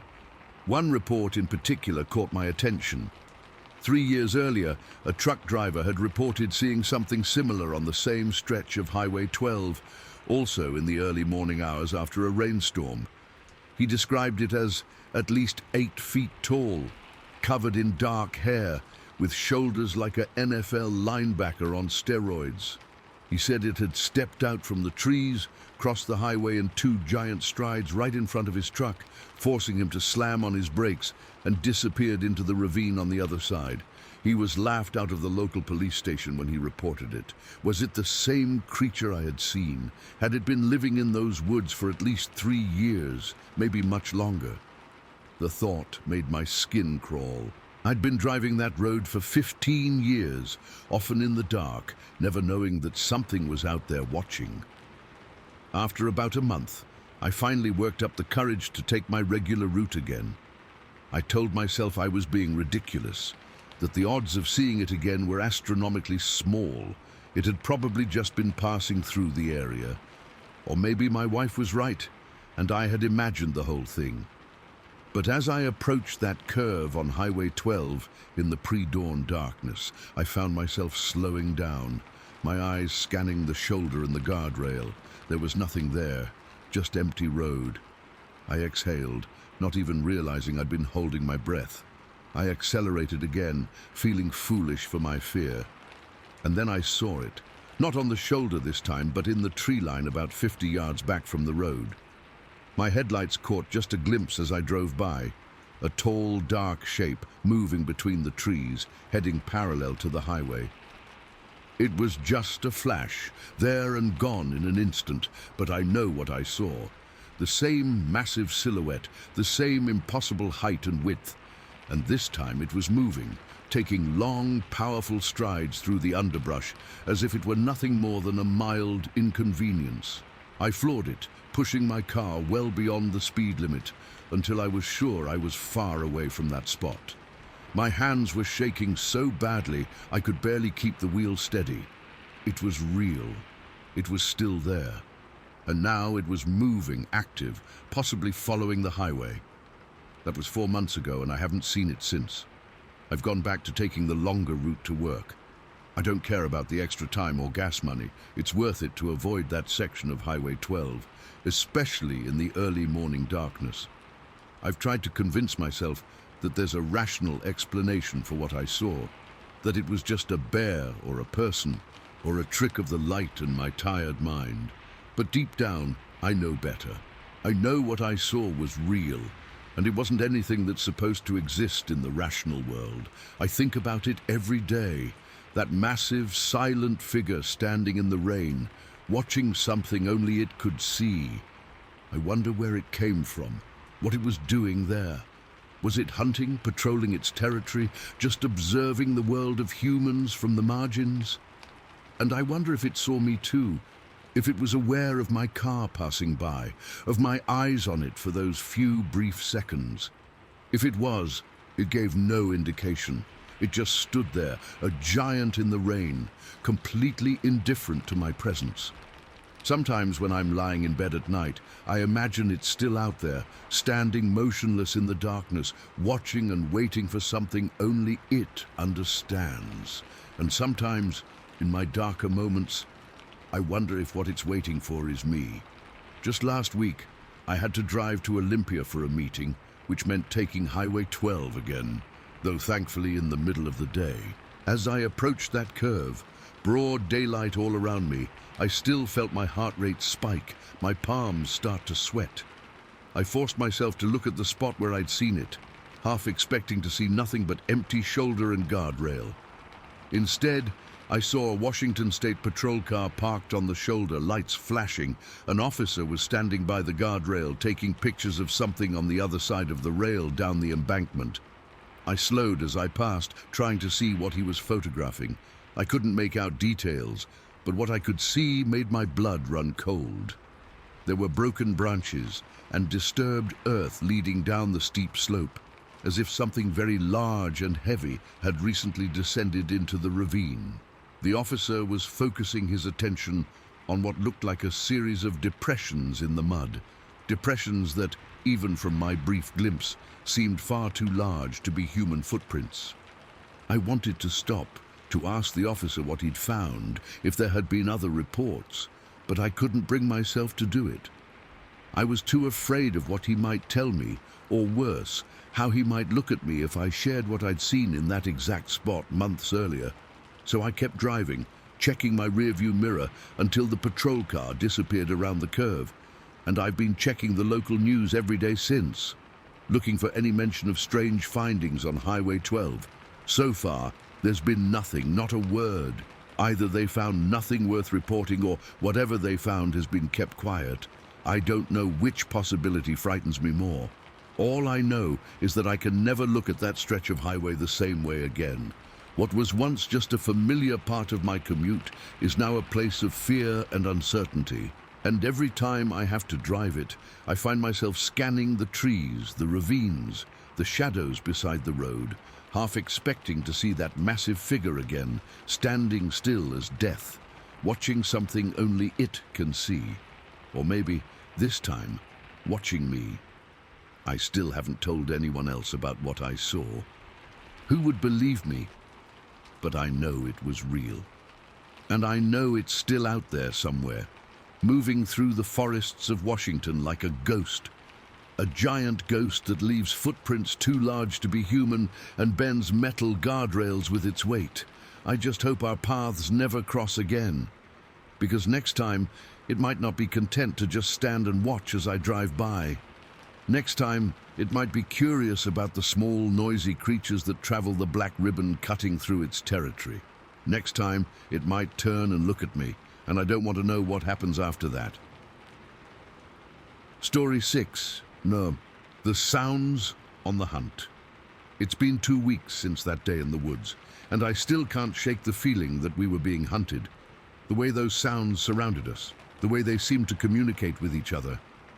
I've been hunting in those same woods for over 20 years, and I've never experienced anything like that before. I haven't been able to sleep properly since it happened. Every time I close my eyes, I hear those knocks again, feel that crushing weight of being watched from all sides. My son won't even talk about what happened. He hasn't touched his rifle since that day.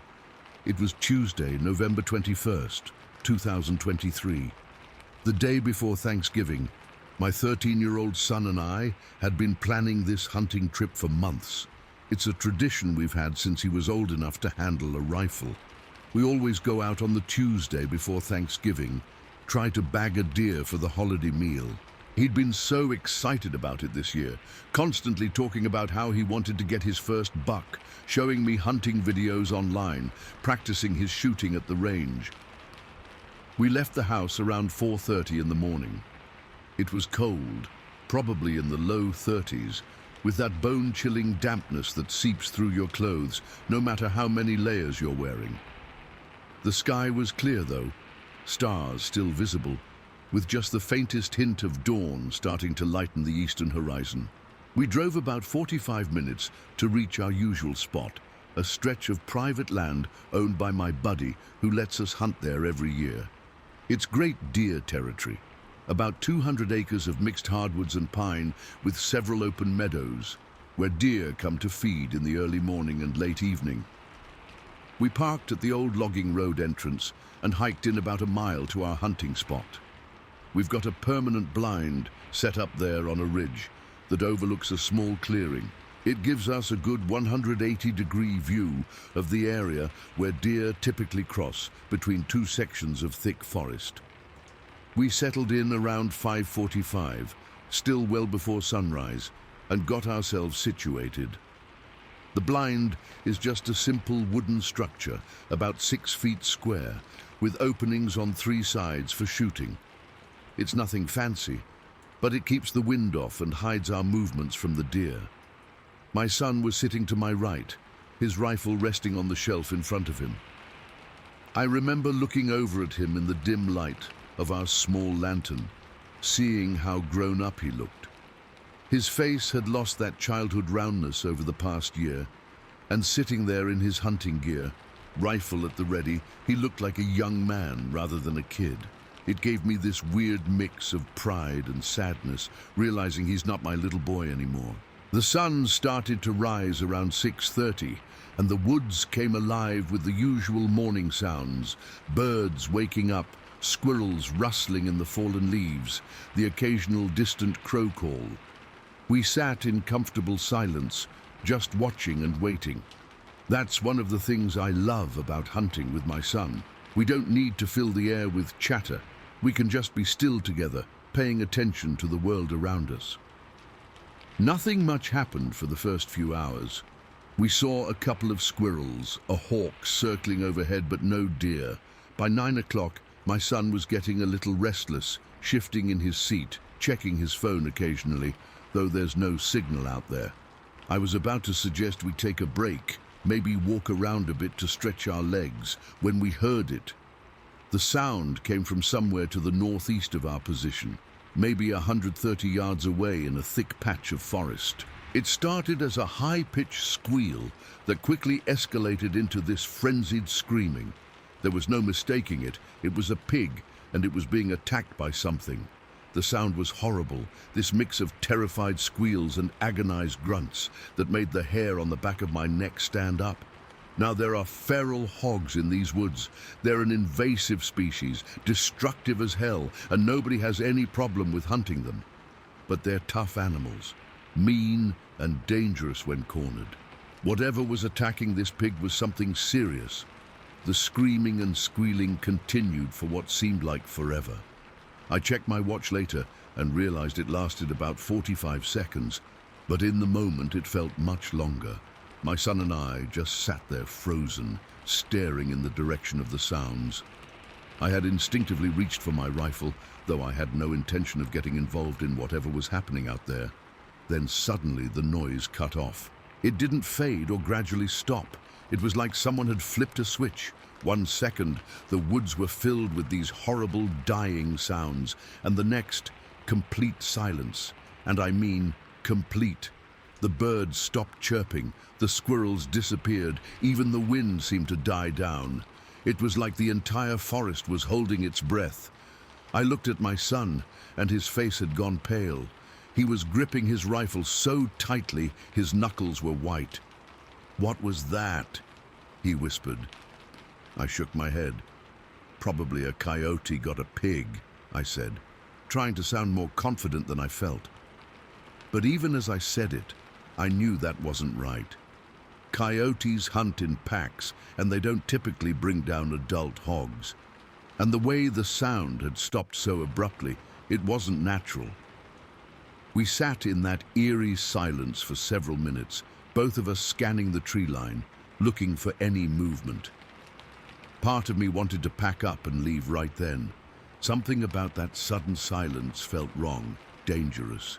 But I didn't want to scare my son more than he already was, and I told myself I was overreacting. We'd heard an animal get killed in the woods. It happens. Nature is brutal sometimes.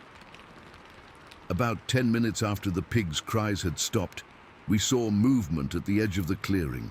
A doe burst out of the trees, running full tilt across the open space with 2 fawns right behind her. Under normal circumstances, this would have been perfect, exactly what we were there for. But the way they were moving, it wasn't right. The doe was panicked, running in a way I'd never seen before. She'd run toward the center of the clearing, then stop abruptly, stamping her front hooves and making this strange huffing sound. Then she'd wheel around like she wanted to go back toward the trees she'd come from, only to turn again and run further into the clearing. The fawns were practically on top of each other, crowding against their mother when she stopped, their little bodies visibly trembling even from our distance. They were terrified, and not in the normal, cautious way deer always are. This was blind panic. I didn't even think about raising my rifle. Something was very wrong, and I had no interest in shooting an animal in that state. My son must have felt the same way because he made no move toward his weapon either. We just watched as the doe continued this bizarre behavior, running forward, stopping, turning back, running forward again. After about 5 minutes of this, the doe finally seemed to make a decision. She and her fawns bolted across the rest of the clearing and disappeared into the trees on the far side. Once again, the woods fell completely silent. I checked my watch. It was 9:23. About 7 minutes had passed since the pig's screams had stopped. That's when we heard the first knock. It was a distinctive sound, like someone taking 2 solid pieces of wood and striking them together hard. Not the hollow peck of a woodpecker or the random crack of a falling branch. This was deliberate, rhythmic. Knock, knock, knock, knock, knock. 5 knocks in a specific pattern. The sound came from the northeast, from roughly the same area where we'd heard the pig being killed. My son and I looked at each other. Before either of us could say anything, we heard it again. The exact same pattern. Knock, knock, knock, knock, knock. But this time it came from the northwest, from a completely different part of the forest. "Dad?" My son's voice was barely a whisper now. I put my finger to my lips, signaling him to stay quiet. My heart was pounding so hard I could feel it in my throat.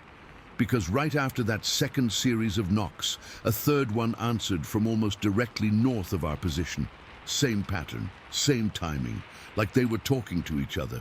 I've been hunting most of my life, I've spent countless hours in these woods. I know all the normal sounds, all the animals that live there. There is nothing, no animal, no natural phenomenon that makes that kind of deliberate, patterned knocking sound from multiple locations like that. The knocks continued for another minute or two, always in that same pattern, always from those three general directions. It was like they were triangulating our position, getting closer with each exchange. I could feel sweat running down my back despite the cold morning air. Then the knocking stopped, and for a few seconds there was that same unnatural silence. I was about to suggest to my son that we should pack up and leave when we heard something else, something worse. It started as a low rumble almost below the threshold of hearing, more felt than heard, like the bass at a concert that vibrates in your chest. But then it rose in pitch and volume, turning into this. Vocalization is the only word I can think of. It wasn't an animal sound, at least not any animal I've ever heard. It was almost like someone trying to talk, but with a mouth not designed for human speech. It had this undulating, growling quality to it, rising and falling in a pattern that felt disturbingly like language. The sound went on for maybe 15 seconds, then stopped. My son grabbed my arm, his fingers digging in so hard it hurt. "Dad," he whispered, "what the fuck is that?" He never swears around me, ever. The fact that he did now showed just how scared he was. I didn't have an answer for him. I was struggling to process what we were hearing, to fit it into some kind of rational framework. The best I could come up with was maybe some hunters playing a prank. But even as I had the thought, I knew that wasn't it. No human could make that sound we'd just heard. And then it happened again. That same low, guttural vocalization. But this time, it came from a different direction, from the northwest position where we'd heard the second set of knocks. It was the same type of sound, but with a different pattern to it, like a different sentence in the same inhuman language. That was when I felt it, this overwhelming sensation of being watched. Not just watched, but hunted. I've had that feeling before when walking through mountain lion territory in Colorado, that instinctive prey response that tells you a predator has its eyes on you. But this was that feeling multiplied by 10. It wasn't just one set of eyes on us. It felt like we were being observed from all sides. I looked at my son and saw that his teeth were literally chattering, his whole body shaking. I made a decision right then. Whatever was happening, whatever was out there, it wasn't worth risking my child's safety. "We're leaving," I whispered, reaching for my backpack. "Grab your stuff, but move slowly." He nodded frantically, clearly relieved. We started packing up as quietly as possible, putting our extra layers and water bottles into our packs. I kept my rifle in hand, loaded and ready, though I had no idea if it would be any use against whatever was out there. Just as we were about to exit the blind, the knocking started again. This time it was faster, more urgent, and closer, much closer. The knocks from the north couldn't have been more than 50 yards away now. The ones from the northeast and northwest were closer too, maybe 70 yards out. They were moving toward us, coordinating with each other through those coded knock patterns. We froze for a second, listening as the knocking increased in speed and intensity. Then I heard my son make a sound I hope I never hear again, a whimper of pure, primal fear. It snapped me out of my paralysis. "Go," I said, no longer bothering to whisper. "Now." We scrambled out of the blind and started moving as fast as we could down the trail that led back to our truck. The blind sits on a ridge, and the trail switchbacks down the slope before straightening out through about 3/4 of a mile of dense forest. We were practically running, my son in front and me right behind him, constantly looking back over my shoulder. The knocking followed us. I could hear it moving, changing position to parallel our route. Whatever these things were, they were keeping pace with us easily, staying just out of sight in the thick trees on either side of the trail. Occasionally, one of those guttural vocalizations would break the rhythm of knocks, and each time it sounded closer than before. About halfway back to the truck, my son stumbled on a root and went down hard. I helped him up, and I'll never forget the look of absolute terror on his face. "Dad, they're herding us," he gasped. And I realized he was right. The knocks and calls weren't just following us. They were positioning themselves to drive us in a specific direction. The sounds from behind had stopped, while the ones on either side were increasing. They were funneling us forward, down the path. But to what? I looked ahead, trying to see if there was something waiting for us further down the trail. The path looked clear as far as I could see, winding through the trees toward the logging road where we'd parked.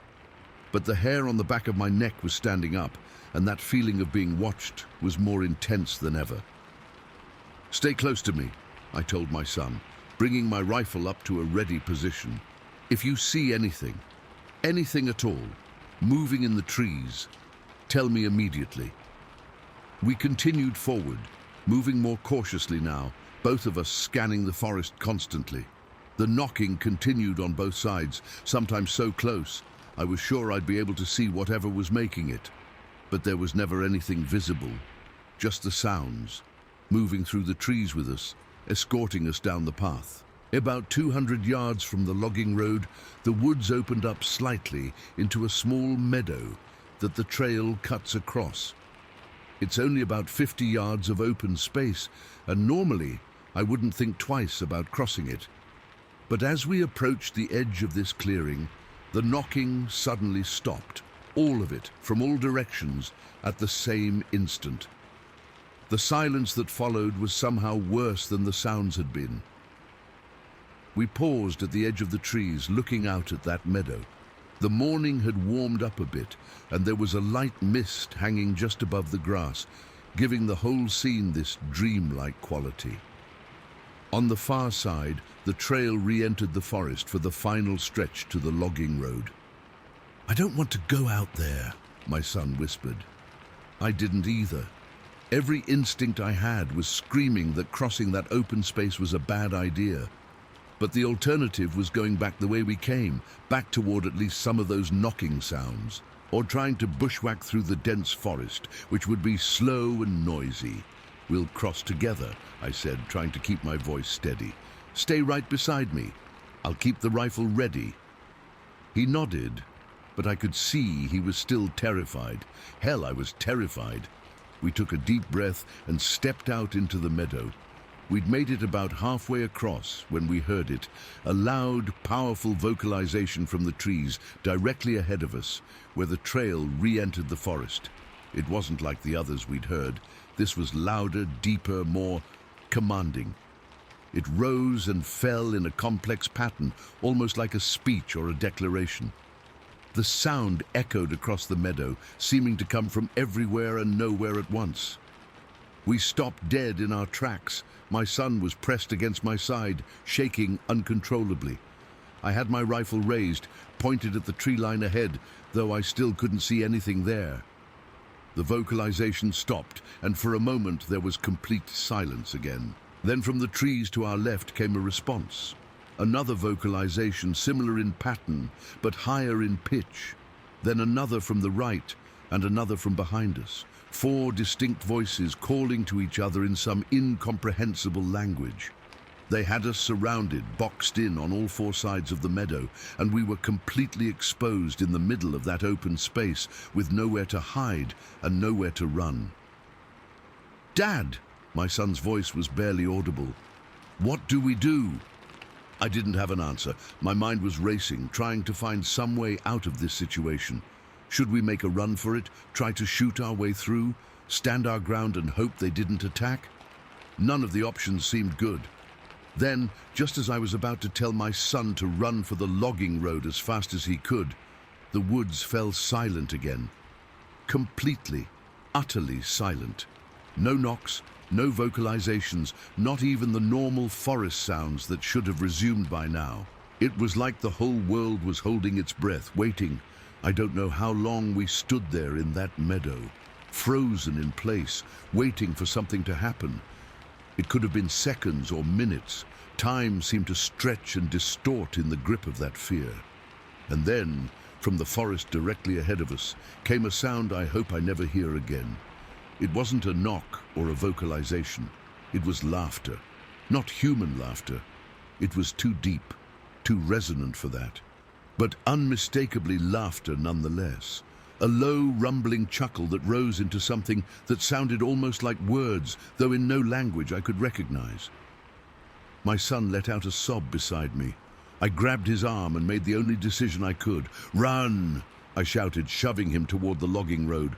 We sprinted across the remaining open ground and plunged into the forest on the far side, running blindly down the trail. I could hear movement in the woods on either side of us. Heavy footsteps, branches breaking, something large moving parallel to our desperate flight.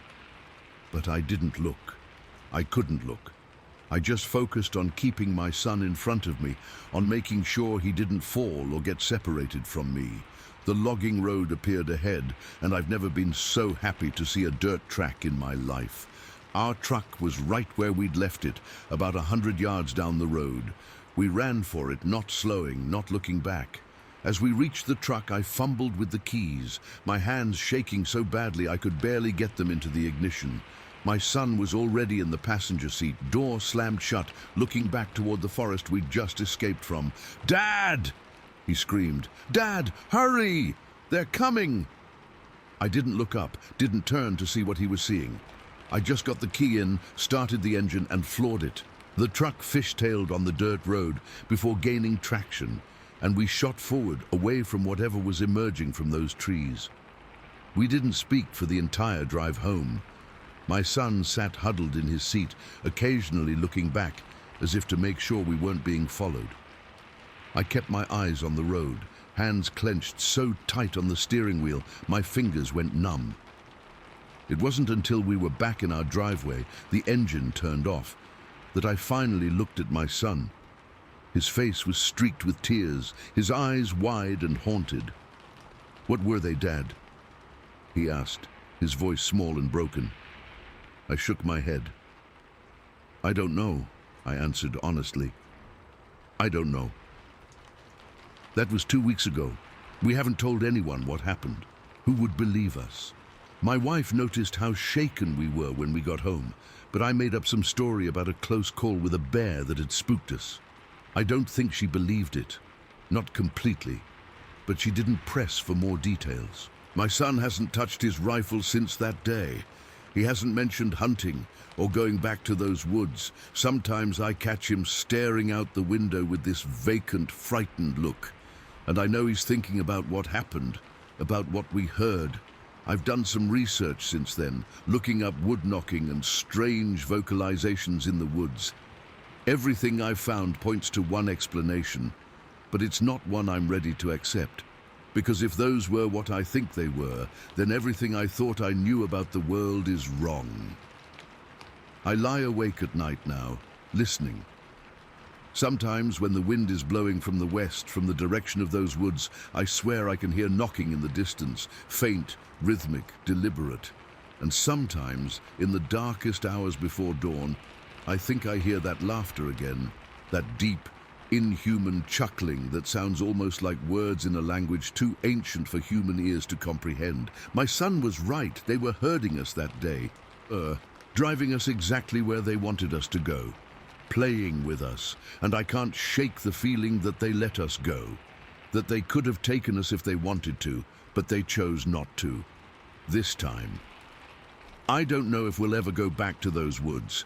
I don't know if I'll ever be able to walk in any forest again without listening for knocks, without feeling watched from all sides. All I know is that we're not alone out there. And whatever shares those woods with us is intelligent, coordinated, and far more dangerous than anything I ever believed existed. Sometimes, I think I hear knocking on the side of the house at night. But that's impossible, right? They couldn't have followed us home. They couldn't know where we live.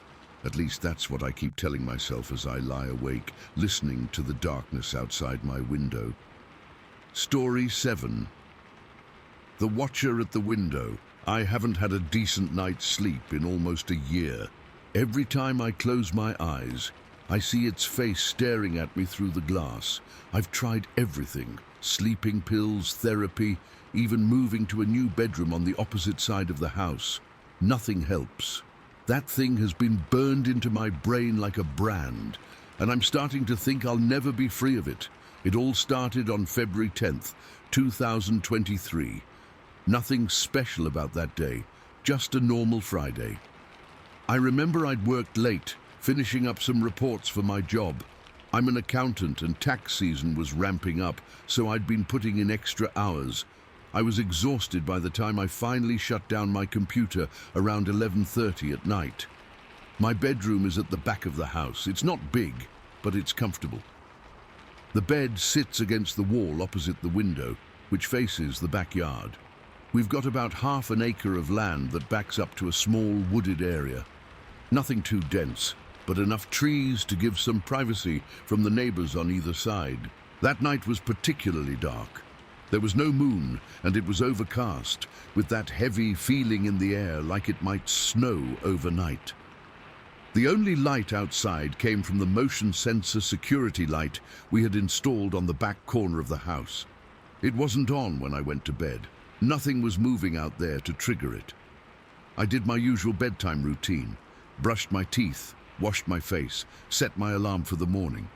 Nothing out of the ordinary. I remember being so tired that my eyes were burning. All I wanted was to collapse into bed and pass out. I turned off the bedroom light and crawled under the covers. My bedroom has blackout curtains because I've always been sensitive to light when trying to sleep. But the curtains don't quite reach all the way to the bottom of the window. There's a small window, AC unit, installed there, and it creates a narrow gap, maybe 4 inches tall, where the curtains don't cover. Usually I don't notice it. It just lets in a small strip of darkness or maybe a bit of moonlight on bright nights. I was lying there, already starting to drift off, when something caught my eye. A slight movement, or maybe a change in the light coming through that small, exposed strip of window. At first, I thought it was the security light turning on, maybe triggered by a raccoon or a stray cat. But the quality of the light was different, dimmer, more diffuse. I propped myself up on my elbows to get a better look, thinking maybe I should check if something was in the yard. That's when I saw it. Through that narrow strip of exposed glass above the air conditioner, there was a face looking in at me. My first thought was that it was a person, some creep who had wandered into our yard. But as my eyes adjusted and I focused on what I was seeing, I realized this was nothing human. The head was massive, much larger than any person's. It had this strange, misshapen quality to it, wider at the bottom and tapering toward the top in a way that human heads just don't. The yard light was casting just enough of a glow that I could see the right side of its face clearly. Its skin, if you can call it skin, was black, but not like an African-American person's skin. It was more like leather that had been oiled and polished until it was almost reflective in places. And framing this face was thick, coarse-looking black hair, not like human hair at all, more like horse hair, but coarser, thicker. But it was the eyes that made my blood turn to ice. They were set deep in the face, under a heavy brow ridge, and they were staring directly into mine. There was intelligence in those eyes, not animal awareness, but something calculating and cold. And they didn't blink. Not once. I was completely paralyzed with fear. I couldn't move, couldn't scream, couldn't even breathe. It felt like my heart had stopped in my chest. All I could do was stare back at this thing that was looking in my window. We stayed like that, locked in this terrible eye contact for what felt like eternity but was probably only seconds. Then slowly, deliberately, it turned its head to the left, as if something in my neighbor's yard had caught its attention. The movement was so controlled, so purposeful. There was nothing jerky or uncertain about it. It moved exactly like it meant to. After a moment, it turned back, and those eyes locked onto mine again. There was something in that gaze that went beyond curiosity or even malice. It was assessment, evaluation, like it was determining something about me, making some kind of judgment or decision. And that's when I felt it. This overwhelming sense that this thing intended harm. Not just to me personally, but harm in general. It radiated malevolence, like heat from an open flame. I've never felt anything like it before or since. This bone-deep certainty that I was in the presence of something that wanted to hurt, to destroy, simply because that was its nature. I don't know how long we stayed like that, this silent confrontation through the glass. It might have been seconds or minutes. Time seemed to stop working normally, but eventually I managed to break free of that paralysis. In one frantic movement, I lunged for the bedside lamp and turned it on, flooding the room with light. When I looked back at the window, the face was gone. I sat there, shaking uncontrollably, for at least an hour. I couldn't bring myself to turn the light back off. I couldn't even move from my bed to check if the thing was still in the yard. Part of me wondered if I'd imagined it, if I'd been so tired that my mind had conjured up some sort of waking nightmare. But I knew deep down that it had been real. Those eyes had been real. I must have fallen asleep eventually, still sitting up with the light on. When I woke the next morning, the logical part of my brain tried to rationalize what had happened. Maybe it had been a bear standing on its hind legs. But we don't have bears in this area. A large owl perched on the windowsill. But the proportions were all wrong. A person in some kind of mask? But why? And how could they see into a window that's almost 7 feet off the ground? I spent the day distracted, jumpy, looking out the windows constantly, but seeing nothing unusual. When night came again, I was terrified to go to my bedroom. I almost slept on the couch, but some stubborn part of me refused to be driven from my own room by what might have been nothing more than an overactive imagination. So I went through my routine, trying to convince myself that nothing would happen. But this time, I left the bedroom light on when I got into bed. I told myself I would just read for a while until I felt sleepy enough to turn it off. I never got to that point, because as I was sitting there, book in hand but not really reading, I saw movement through that same strip of exposed window. The face was back. This time, knowing the light was on in my room, I realized it must not be able to see me clearly. The glass would be reflecting my bedroom light back at it, making it harder to see inside. But I could see it, and it was watching, waiting, those unblinking eyes moving slightly, as if scanning the room, trying to locate me in the brightness. I stayed completely still, barely breathing, watching it watch my room. After a minute or so, it shifted position slightly. It seemed to duck down a bit, changing angles, trying to see past the glare on the glass. The deliberateness of its movements was unnerving. This wasn't some animal randomly peering in a window. It was methodically trying to see me. I don't know what made me do it.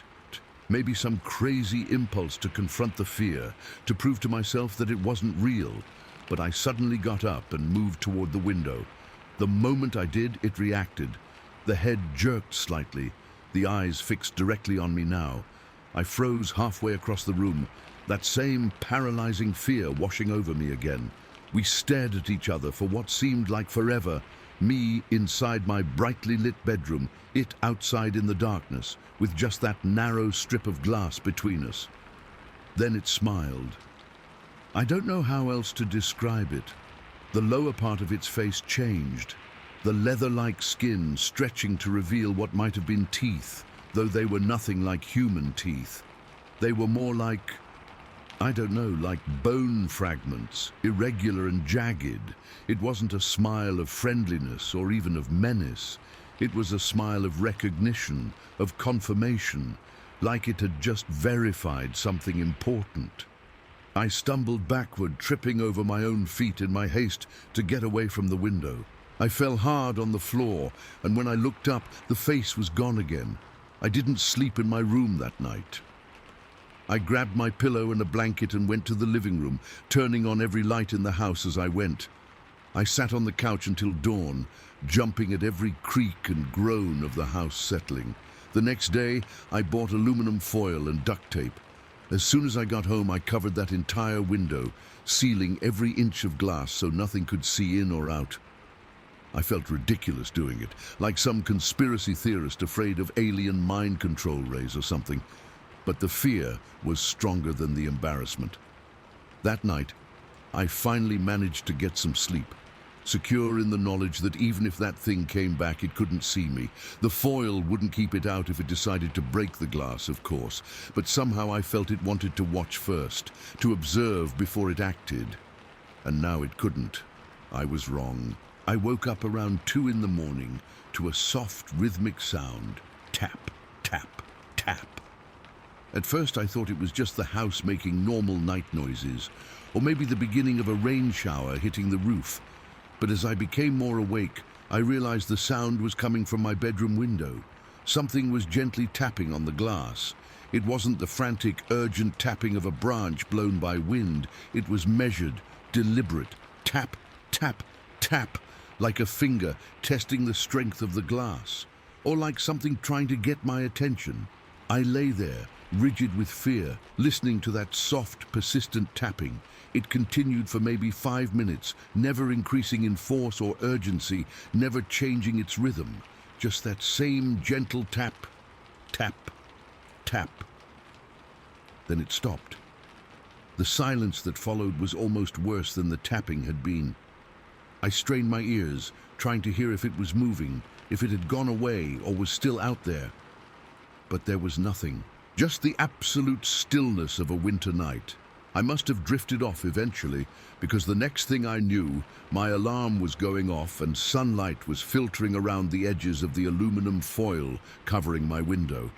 I got up, exhausted and on edge, and went to the window. I was afraid to remove the foil, afraid of what I might see outside. But I needed to know if there was any evidence, any proof that I wasn't losing my mind. Carefully, I peeled back one corner of the foil, just enough to look out. The yard looked normal in the morning light. No footprints in the frost that had formed overnight. No broken branches or disturbed earth that might indicate something large had been there. But when I looked closer at the window itself, my heart nearly stopped. There, on the outside of the glass right where I'd heard the tapping, were several smudges.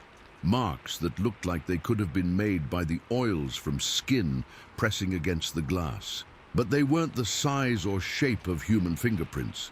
They were larger, with a different pattern to them, and they were arranged in a deliberate way, not random smudges, but placed with purpose. I quickly covered the window again, pressing the foil back into place and adding more tape to make sure it was secure. Then I called in sick to work. I couldn't face leaving the house, couldn't bear the thought of coming back after dark to find that thing waiting for me again. Over the next few days, the tapping continued each night, always around the same time, always with the same rhythm. Sometimes it would last for just a minute or two, other times for nearly half an hour. I never looked out while it was happening. I couldn't bring myself to peel back the foil and potentially make eye contact with that thing again. But I did something else. I set up my phone to record the backyard through the living room window, which had a partial view of the area outside my bedroom. I set it to record from midnight until dawn, hoping to catch some glimpse of whatever was visiting my window each night. For 3 nights, the recording showed nothing, even though the tapping continued. Either it was staying carefully out of the camera's field of view, or the night vision on my phone camera wasn't good enough to capture it in the darkness. Then, on the 4th night, February 18th, something changed. The tapping started earlier, around midnight, and it was louder, more insistent. I was still awake, sitting in bed with all the lights on, which had become my new normal, when I heard it start. Tap, tap, tap. Tap, tap, tap, a new pattern, more urgent.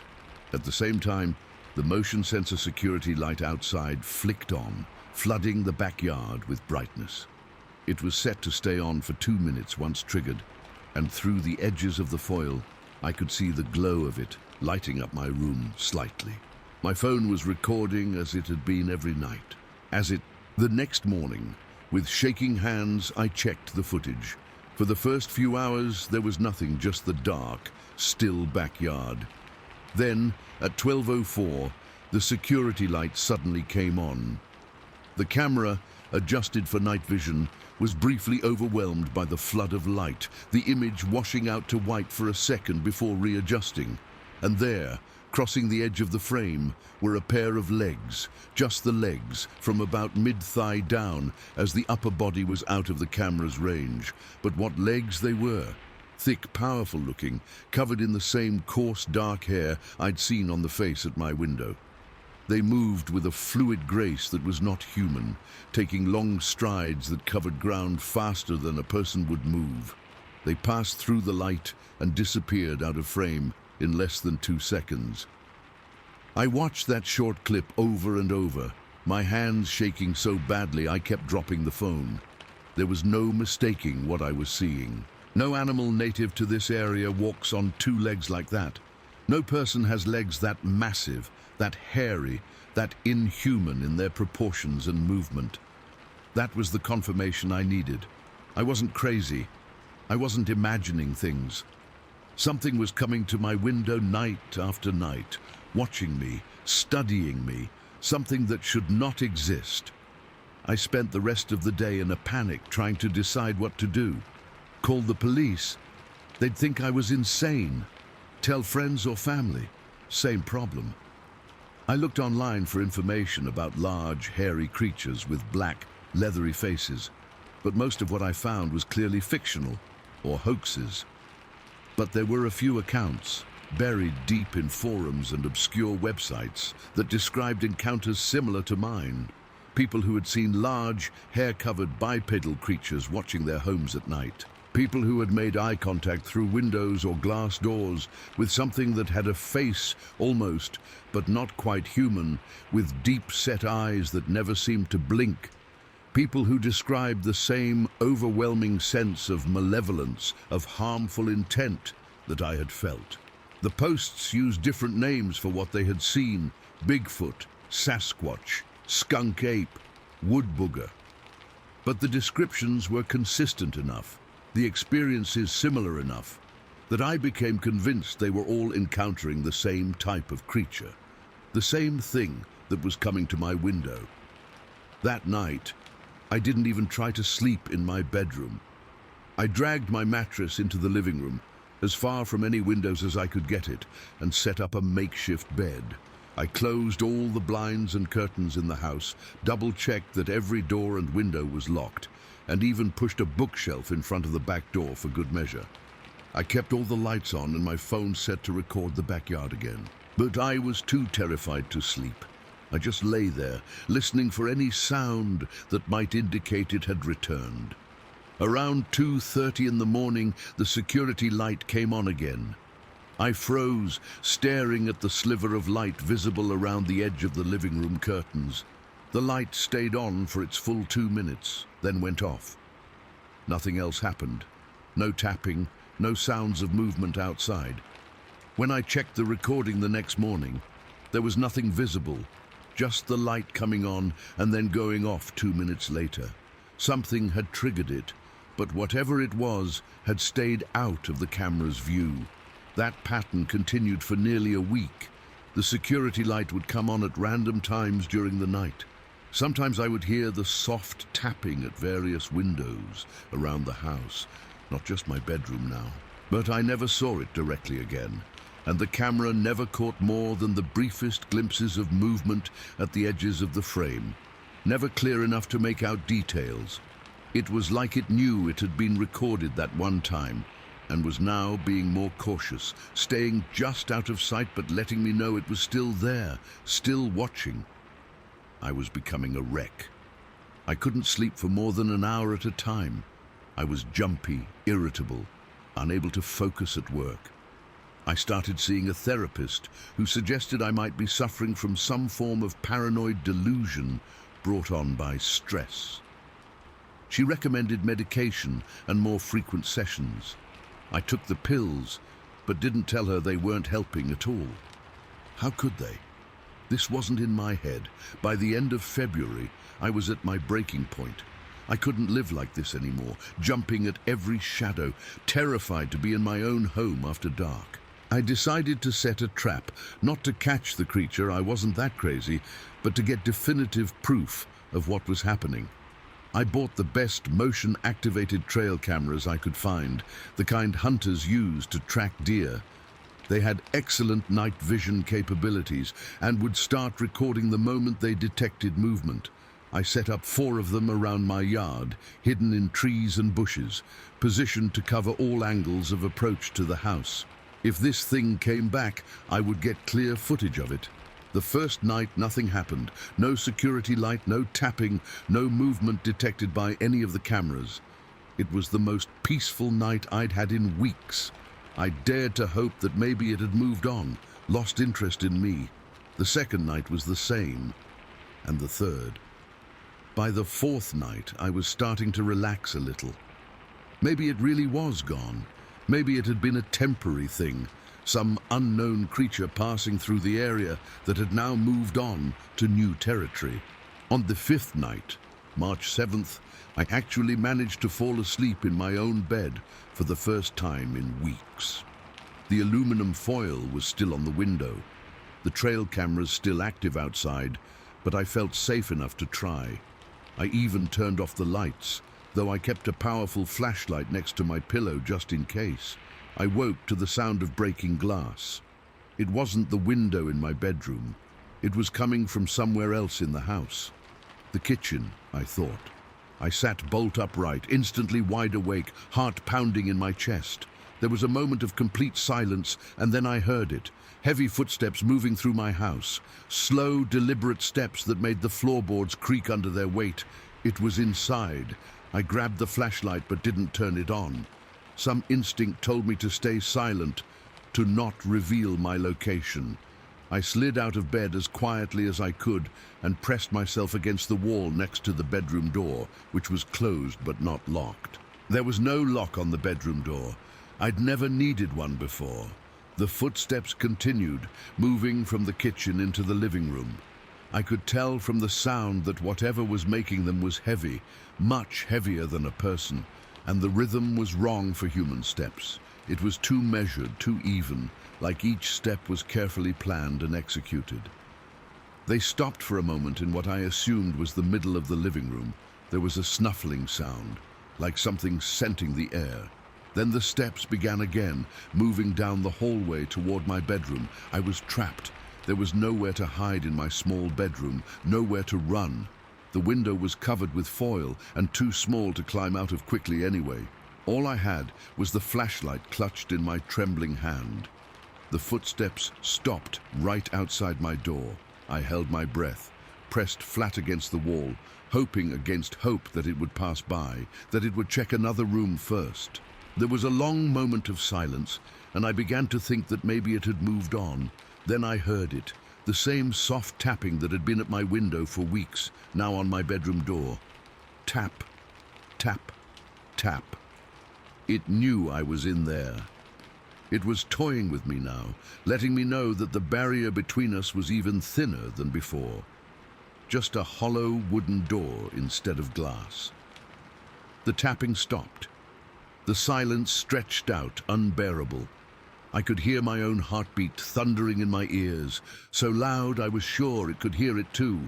Then the doorknob began to turn, slowly, deliberately. I raised the flashlight, ready to use it as a weapon if necessary, though I knew it would be useless against something as large and powerful as what I'd glimpsed. The door began to open, a sliver of darkness from the hallway appearing at the edge. I tensed, preparing for my first full view of the creature that had been stalking me for weeks. But then, from outside, came the sudden wail of sirens. Police sirens, close and getting closer. The door stopped opening. The heavy footsteps retreated quickly down the hallway, faster than before, but still with that strange, deliberate rhythm. I heard the back door open and then slam shut with enough force to rattle the windows. I stayed frozen in place until I heard car doors slamming outside, saw the flash of red and blue lights through the edges of the foil on my window. Only then did I dare to move, to open my bedroom door and look out into the hallway. It was empty. I moved cautiously through the house, flashlight beam darting everywhere, half expecting the creature to jump out at me from some corner. But it was gone. The kitchen window was broken, glass scattered across the floor. The back door was open, cool night air flowing into the house. On the kitchen floor were muddy footprints, massive prints, much larger than a human foot, with a strange shape that was neither shoe nor bare human foot. There was a knock at the front door, a human knock followed by a call of police. Anyone home? I went to the door on shaking legs and opened it to find two officers standing there looking concerned. My neighbor had called them, they explained. She'd seen what she described as a large man breaking into my kitchen window and had immediately called 911. They'd arrived within minutes but had seen no sign of an intruder. They took my statement, looked at the footprints and took some photos. I could tell from their expressions that they didn't know what to make of it. The prints didn't match any known shoe type, and they were too large to be human, but they didn't match any animal prints either. They promised to patrol the area for the rest of the night and told me to stay with a friend if possible. I ended up checking into a hotel instead. I couldn't bear the thought of trying to explain to anyone what had been happening. The next morning, I checked the trail cameras. 3 of them showed nothing unusual, but the 4th, the one pointing at the back of the house, had captured something. The image quality wasn't great. The creature had been moving fast, creating some blur. But what was visible was enough to make my blood run cold. It was tall, at least 7 feet, covered in dark hair except for its face, which was exactly as I'd seen it through my window. Black, leathery, with deep-set eyes that reflected the camera's infrared light. Its proportions were all wrong for a human. Arms too long, shoulders too wide, legs too thick and powerful looking. I took that footage to the police, but I could tell they didn't know what to do with it. One officer suggested it might be someone in a costume, though he couldn't explain why anyone would do that. Another thought it might be a bear, though he couldn't account for it walking exclusively on 2 legs or having such a distinctive face. I've moved since then. I couldn't stay in that house, knowing it knew where I lived, knew how to get in. My new place is a 3rd-floor apartment in a building with good security. No trees nearby for anything to climb, no easy access to the windows. I've still covered them with foil, though, just in case, but I can't shake the feeling that it's not over. That thing watched me for weeks before it made its move. It studied me, learned my patterns, and the look in its eyes when it stared at me through the window, that wasn't just curiosity or animal interest. There was intention there, purpose. I check the cameras in the apartment building's hallway every morning, looking for any sign of something large moving in the night. So far, there's been nothing, but sometimes when I'm lying in bed trying to sleep, I swear I can hear a soft tapping on the window, even though I'm 3 floors up and there's no way anything could be out there. Tap, tap, tap. Just my imagination, I tell myself. Just the wind, or the building settling, or the pipes knocking. But I know better. It found me once, it can find me again. And next time there might not be any sirens to scare it away. Story 8. The Knocks on Mount Hood. I've been hesitating to write this down for months. Part of me still doesn't want to acknowledge what happened that night on Mount Hood. My partner and I haven't even really talked about it since we got back, like there's this unspoken agreement between us to just pretend it never happened. But I can't stop thinking about those sounds, those deliberate knocks in the darkness. I need to get this out, to tell someone who might believe me, or at least not think I'm completely crazy. It happened on the night of August 11th, 2023. My partner and I had been planning this backpacking trip along the Timberline Trail for months. We're both experienced hikers. I've been doing overnight treks since college, and he grew up camping in the Colorado wilderness. but this was our first time on this particular trail. The timberline circles Mount Hood and has these incredible views of the mountain, alpine meadows, river crossings, all the good stuff. We'd planned for a 4-day hike, completing the roughly 40-mile loop at a comfortable pace so we could really enjoy it. The day had been perfect. Clear blue skies, temperatures in the mid-70s, just enough of a breeze to keep the mosquitoes away. We'd covered about 12 miles that day, crossing a couple of glacial streams and hiking through some absolutely stunning wildflower meadows. My legs were pleasantly tired, that good kind of exhaustion you get from a day well spent outdoors. We'd set up camp around 7 in the evening in this small clearing near the trail. Our tent was positioned at the edge of the clearing, with dense forest sloping down below us on one side and a relatively open area leading back to the trail on the other. We were at about 5,500 feet elevation, high enough to have an amazing view through some breaks in the trees, but not so high that we were above the tree line. After dinner, freeze-dried pasta that tasted way better than it had any right to after a long day of hiking, we watched the sunset paint Mount Hood in these incredible pinks and oranges. We sat on a fallen log at the edge of our campsite, sharing a flask of whiskey, taking it all in. It felt like one of those perfect moments, you know, just completely at peace with everything. We turned in around 10. The temperature had dropped considerably after sunset, and we were both tired from the day's hike. We zipped our sleeping bags together in our little 2-person tent, and I fell asleep almost instantly to the sound of the light breeze rustling through the pine needles overhead. I don't know exactly what time it was when I first woke up. My watch said it was just after midnight, but I was jolted awake by something that didn't quite register at first. I lay there for a moment, disoriented, trying to figure out what had disturbed me. Then I heard it again. A distinct knocking sound coming from somewhere in the forest below our campsite. It wasn't the random crack of a branch falling or breaking in the wind. This was different, deliberate, rhythmic. It sounded exactly like someone taking 2 pieces of wood and striking them together. The sequence went knock, knock, knock, knock, knock. A pause, then the same pattern again. Knock, knock, knock, knock, knock. It was clear and sharp in the quiet night air, carrying easily up the slope to our tent. I estimated it was coming from maybe 100 yards down the hill, in the denser part of the forest. My first thought was that it must be another camper, though I couldn't imagine why anyone would be making that noise at midnight. We hadn't seen any other tents nearby, and this section of the trail wasn't heavily trafficked even during the day. I nudged my partner awake. He's a much heavier sleeper than I am, and it took a couple of tries before he groggily asked what was wrong. "Listen," I whispered, and as if on cue, the knocking started again. The same pattern. Knock, knock, knock, knock, knock. He sat up immediately, suddenly wide awake. "What the hell is that?" he whispered back. "I don't know. It woke me up." We sat still, listening, as the knocking continued for maybe 30 seconds, and then stopped. The silence that followed seemed heavier somehow, more oppressive than it had been before. "Maybe it's another hiker?" he suggested, but he didn't sound convinced.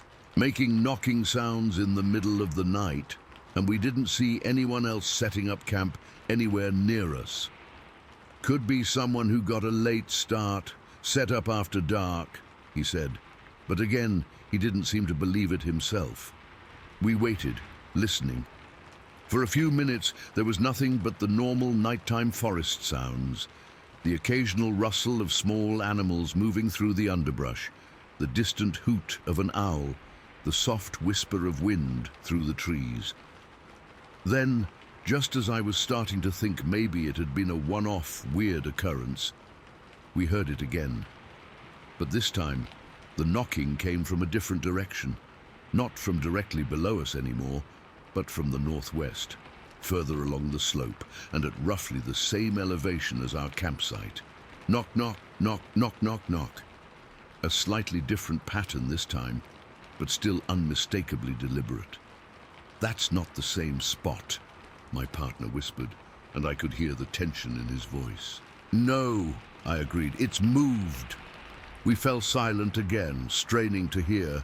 The knocking from the northwest position repeated once more, and then, in response, came another series of knocks from the original location below us. It was like they were communicating, these two sources of knocking, sending signals back and forth to each other. My partner reached for his headlamp and switched it on, casting a bright beam through the tent fabric. "I'm going to take a look," he said. "Are you crazy?" I grabbed his arm. "We have no idea what's making those sounds." "Exactly why I want to see," he replied, but I could feel how tense his muscles were under my hand. He was putting on a brave face, but he was just as freaked out as I was. He unzipped the tent just enough to poke his head and the headlamp out. The beam cut through the darkness, illuminating the trees at the edge of our clearing, but not reaching far enough down the slope to where the sounds were coming from. After a few seconds of scanning the visible area and seeing nothing unusual, he zipped the tent back up. "Can't see anything," he said, "but those trees are casting some weird shadows." We sat there in the glow of his headlamp, both of us alert and on edge now.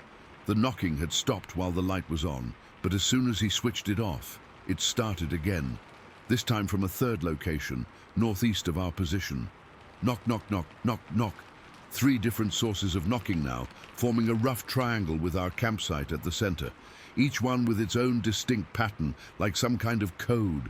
They knocked back and forth for several minutes, sometimes overlapping, sometimes taking turns. It was like listening to a conversation in a language we couldn't understand. "What the hell is this?"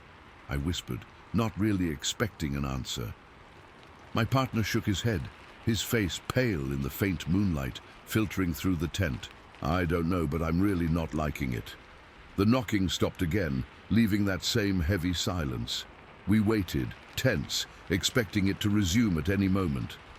After about 10 minutes of quiet, my partner suggested it might be over, that whatever had been making the sounds had moved on. But I couldn't shake this feeling of being watched.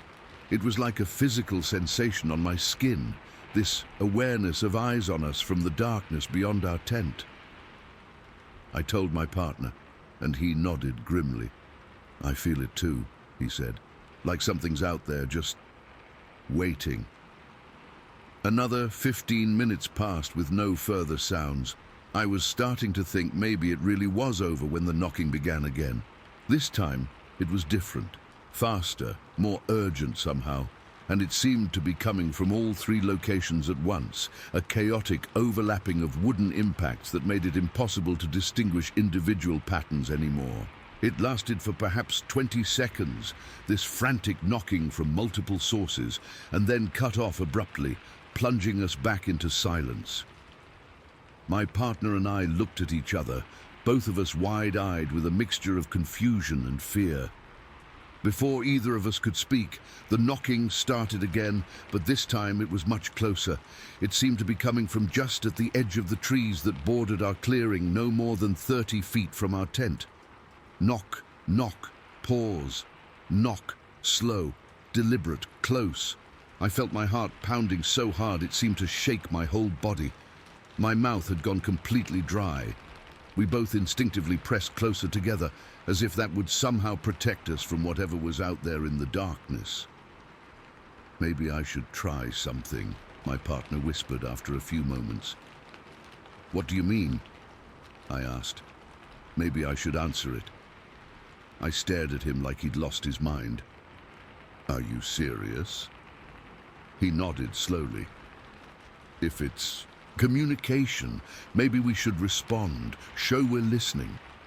Before I could object further, he reached into his backpack beside our sleeping pad and pulled out a small piece of firewood we'd collected earlier but hadn't used. He held it in one hand and used the knuckles of his other hand to tap on it gently. Knock, knock, pause, knock, mimicking the exact pattern we'd just heard. I held my breath, waiting. The forest had gone completely silent. Not just the absence of knocking, but an absence of all natural sounds too.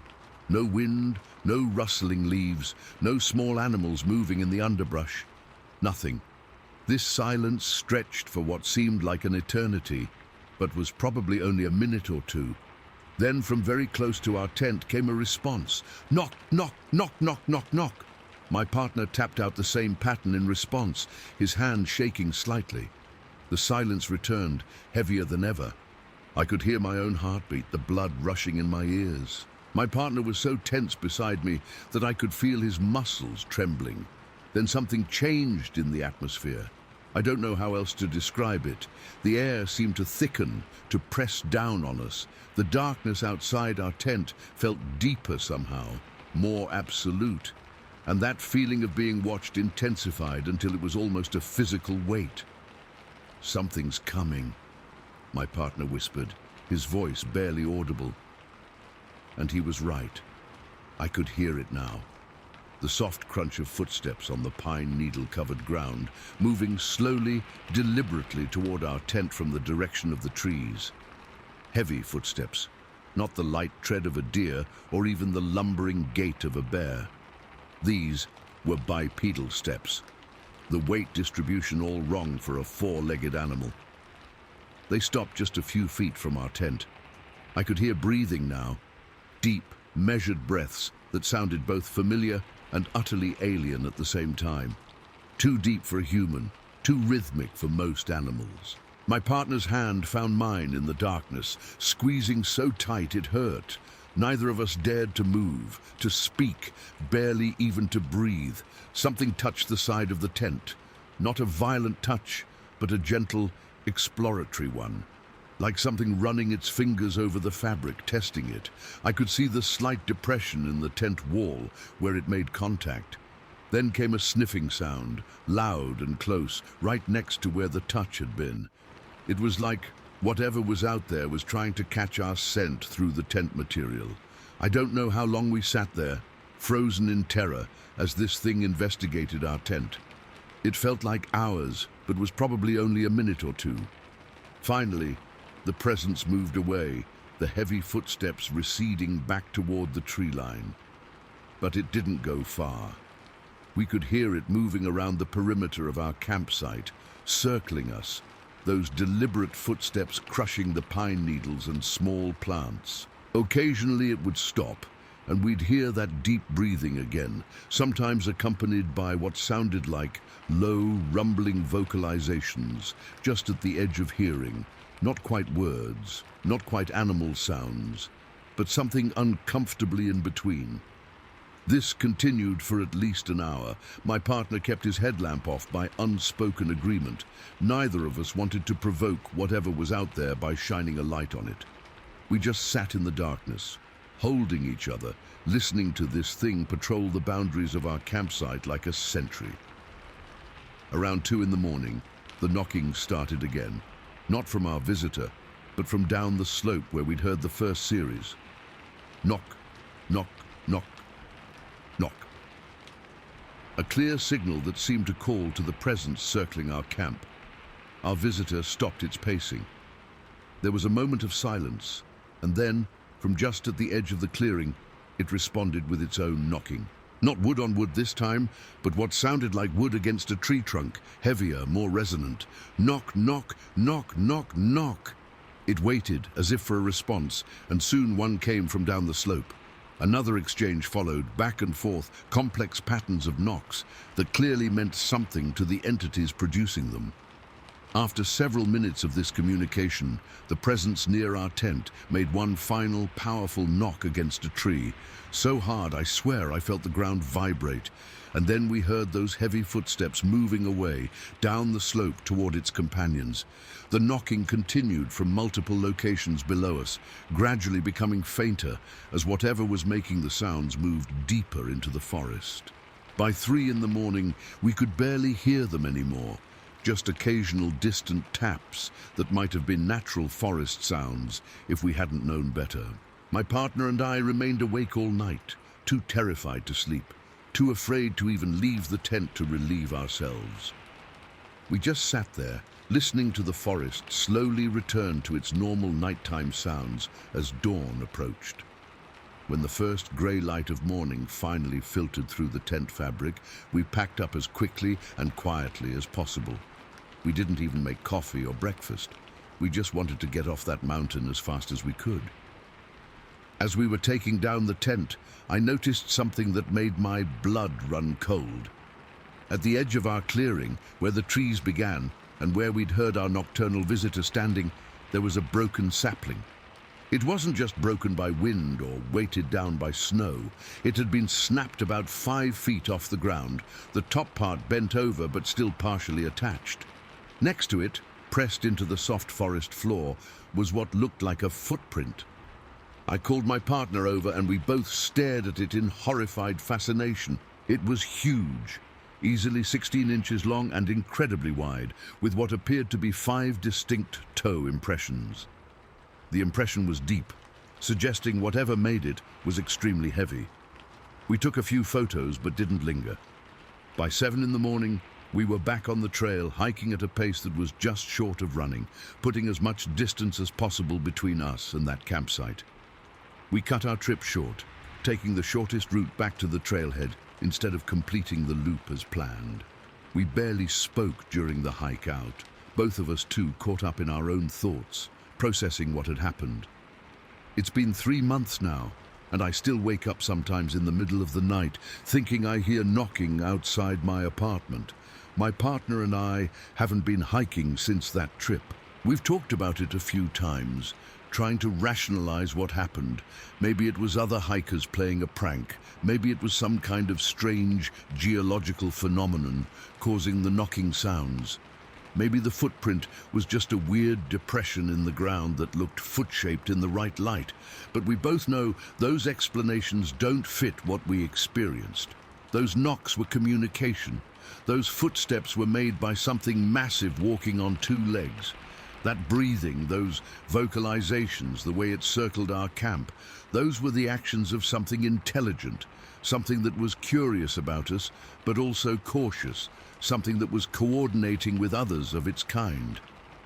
I've done some research since then, looking into reports of strange encounters in the Mount Hood wilderness. I've found more than I expected. Stories of hikers hearing unexplained knocking sounds at night, accounts of large bipedal creatures seen moving through the trees at dusk, descriptions of massive footprints found in remote areas of the forest. The locals have names for these things, Sasquatch, Bigfoot, but those labels seem almost trivializing for what we encountered. This wasn't some lumbering forest ape. This was something that communicated, that coordinated, that seemed to have a social structure and a language of its own. I don't know what's out there in the forests of Mount Hood. I don't know if I want to know. But I do know that I'll never forget the sound of those knocks in the darkness, the feeling of being watched by something ancient and intelligent, the terrifying realization that we humans might not be as alone in the wilderness as we like to think. And sometimes, on particularly quiet nights, I find myself listening, half expecting to hear a response from the darkness outside my window. Knock, knock, knock, knock, knock. Story 9. The Stone's Throne. I've been going back and forth about sharing this for weeks now. Part of me just wants to forget the whole thing, pretend it never happened. But I can't get it out of my head. That smell, those rocks, the feeling that we were being watched by something that didn't want us there. My wife keeps telling me I need to talk about it with someone, so here I am, putting it down in writing. Maybe it'll help. Maybe someone out there has experienced something similar and can tell me I'm not losing my mind. This happened on September 22nd, 2023. It was a Friday. One of those perfect early fall days in Georgia when the temperature finally drops below sweltering and you can actually enjoy being outside. My wife and I both had the day off, which is rare with our work schedules, so we decided to take the UTV out for a ride. We've got this Polaris side-by-side that we bought last year. Nothing fancy, but it's fun for exploring the back roads and trails around our property. We live in Middle Georgia, about 30 minutes outside of Macon in Twiggs County. Our house is on about 5 acres, and we're surrounded by miles of forests, dirt roads, and not much else. It's quiet out here, which is exactly why we bought the place. After years of living in the suburbs with neighbors practically on top of us, we wanted some space to breathe. That morning, we packed some sandwiches, filled a cooler with drinks, and loaded up the UTV around 10. I had this idea to explore a section of land near the Ocmulgee River that we hadn't been to before. There's a lot of Department of Natural Resources land out that way, public property that borders the river. We'd heard from a neighbor that there was a decent makeshift boat ramp down a trail off of Westlake Road, and I wanted to check it out, maybe scout it for fishing spots. We took our time getting there, enjoying the ride through the backcountry. The UTV kicked up dust on the dirt roads as we wound through pine forests and past the occasional trailer or farmhouse. It was about an hour's ride from our place, taking a series of increasingly narrow and rough roads until we turned onto Westlake Road. This is barely more than a dirt trail, rutted and overgrown in spots. You definitely need a high-clearance vehicle to navigate it, which is why we hardly ever see anyone else out there. We followed Westlake Road for about 4 miles from the nearest paved road.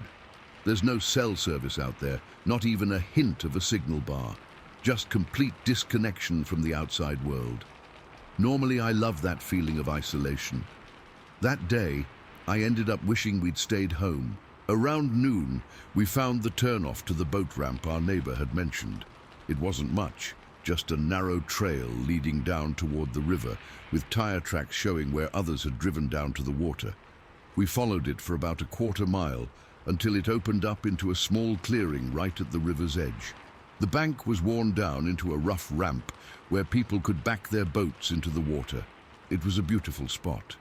The Ocmulgee is wide and slow-moving there, with cypress trees hanging over the water and these little sandy beaches dotting the shoreline.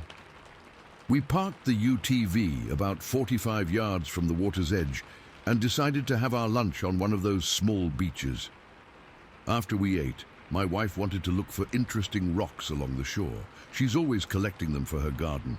I walked with her, enjoying the peacefulness of the place. The only sounds were the gentle current of the river, the occasional splash of a fish jumping, and the constant background chorus of insects and birds.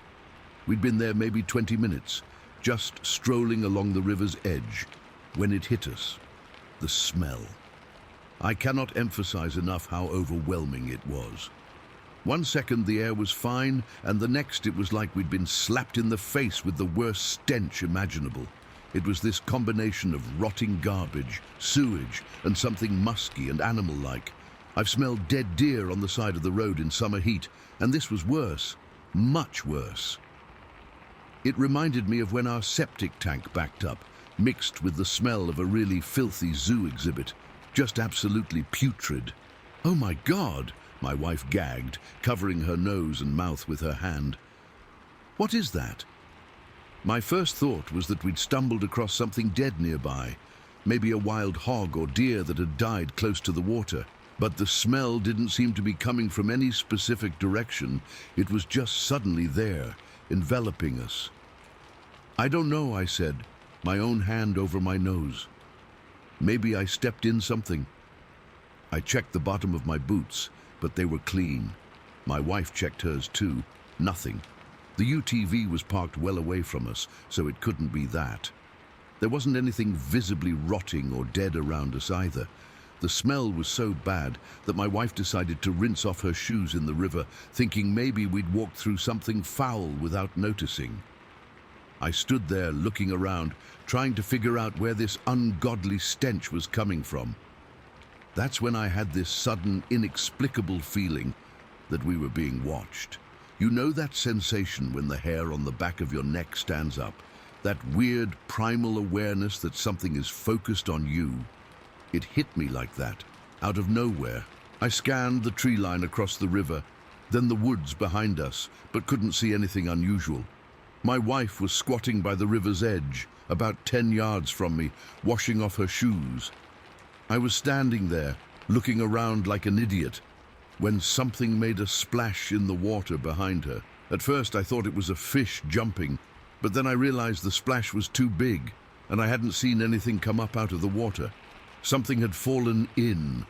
Before I could process that thought, there was another splash, bigger this time. I looked up just in time to see it. A rock, about the size of a softball, flying through the air over our heads and landing in the river about 15 feet from the shore. "What the hell?" I said, staring at the ripples spreading from where the rock had hit the water. My wife looked up, confused. "What was that?" "A rock," I said, pointing to the spot. "Something just threw a rock into the water." She stood up, scanning the area just like I had been doing. "What do you mean, something threw it? Like an animal?" I shook my head. "I don't know, but it came from behind us." We both turned to look at the forest behind us. The trees started about 50 yards back from the river at that spot, with a mixture of pines and hardwoods creating a dense wall of vegetation. There was no movement, no sign of anyone or anything there. Then another rock flew over our heads, arcing high in the air before splashing down in the river, further out this time. "Okay, that's not normal," my wife said, her voice tight with concern. She moved closer to me, both of us now staring intently at the tree line. "Hello?" I called out, thinking maybe some kids were playing a prank on us. "Is someone there?" No response, just the normal forest sounds and that horrible smell still hanging in the air. Another rock sailed overhead, bigger than the previous ones, this one more like the size of a cantaloupe. It flew in a perfect arc, at least 25 feet high, and landed with a substantial splash about 45 yards out in the river. That's when I started to get really uneasy. The rock had traveled a significant distance, and it would take a pretty strong arm to throw something that size that far.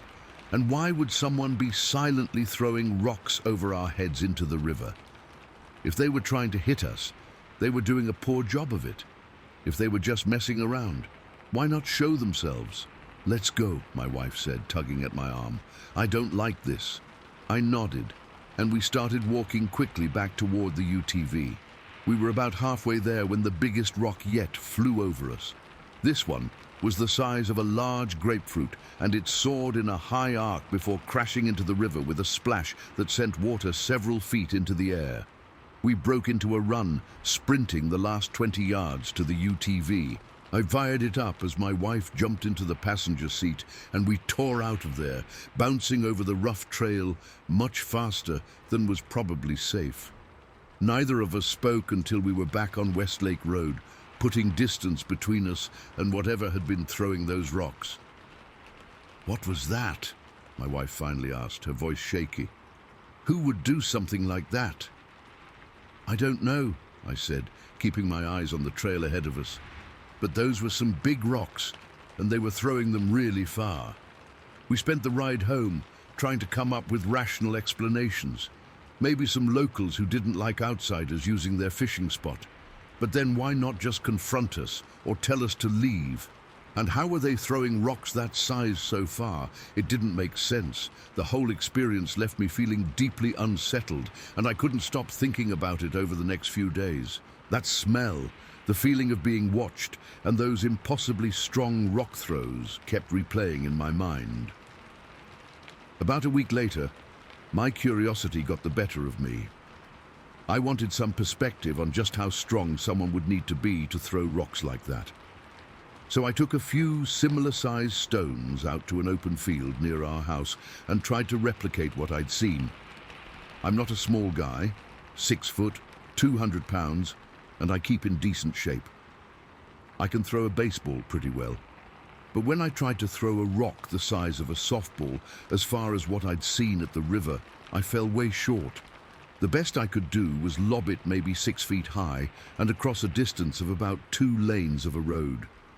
The rocks at the river had gone much higher, at least 25 feet up and much further, reaching distances of 40+ yards. I tried with a bigger rock, about the size of that last one we saw, and I could barely get it 10 feet in front of me. Whatever threw those rocks at the river was significantly stronger than me, like not even in the same league. That realization sent a chill through me that I still feel today when I think about it. Because if it wasn't kids playing a prank, and it wasn't some local trying to scare us off, what was it? I've lived in rural Georgia most of my life. I'm familiar with the wildlife here. Bears, coyotes, wild hogs, all of it. None of them throw rocks. None of them have that kind of strength or the intelligence to aim objects in arcs over people's heads. I've spent hours online since then, searching for similar experiences in the area. I've found a few vague mentions of rock-throwing incidents in the Georgia forests, usually buried deep in forums about unexplained phenomena or cryptid sightings.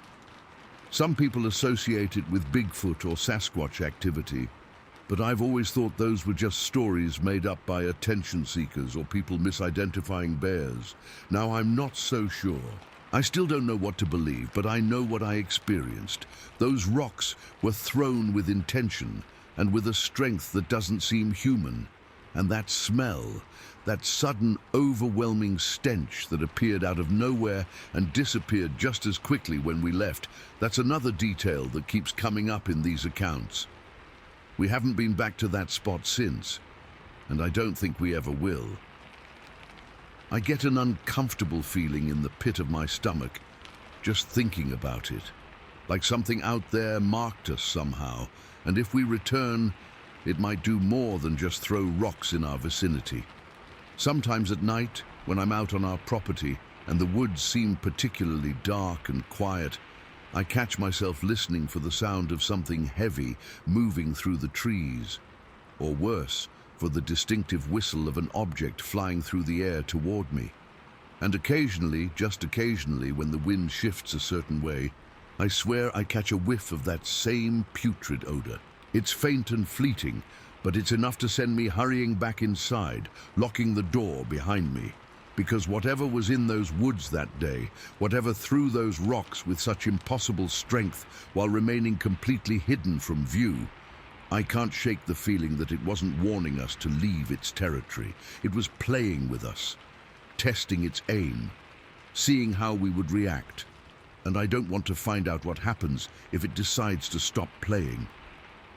Just last night, I was taking out the trash after dark.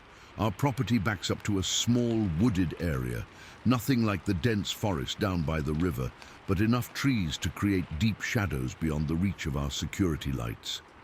As I was heading back to the house, I heard something hit the ground behind me with a soft thud. I turned around slowly, heart suddenly racing, and saw a small stone sitting in the grass about 10 feet away. It hadn't been there when I'd walked past that spot moments before. I'm sure of it. I stood frozen, staring at that stone, then raised my eyes to scan the darkened trees beyond our property line.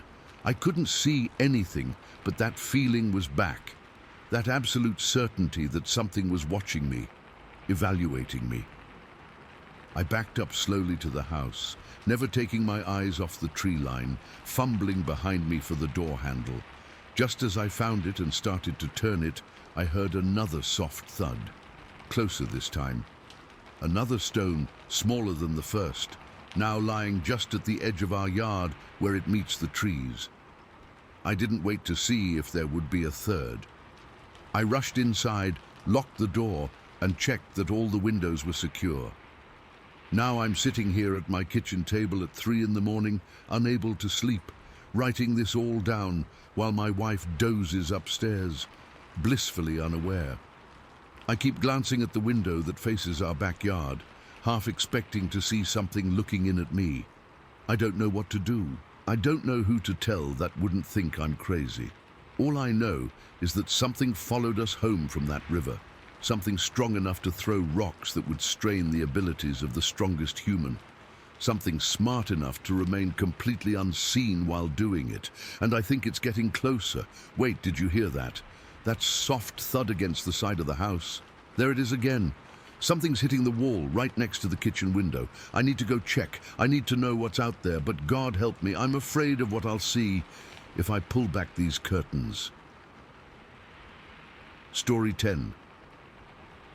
The creature in Illinois. I've been putting off talking about this for almost a year now.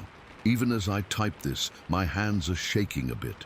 What happened that January afternoon on our family property has completely changed how I look at the woods behind our house. I've lived in rural Illinois my entire life, 67 years in the same general area, and I thought I knew everything there was to know about the local wildlife. I was wrong, so very wrong.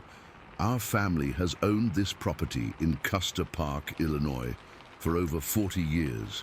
It's nothing fancy, just a modest 3-bedroom house on about 6 acres of land, with a large open yard that gradually gives way to a wooded area in the back.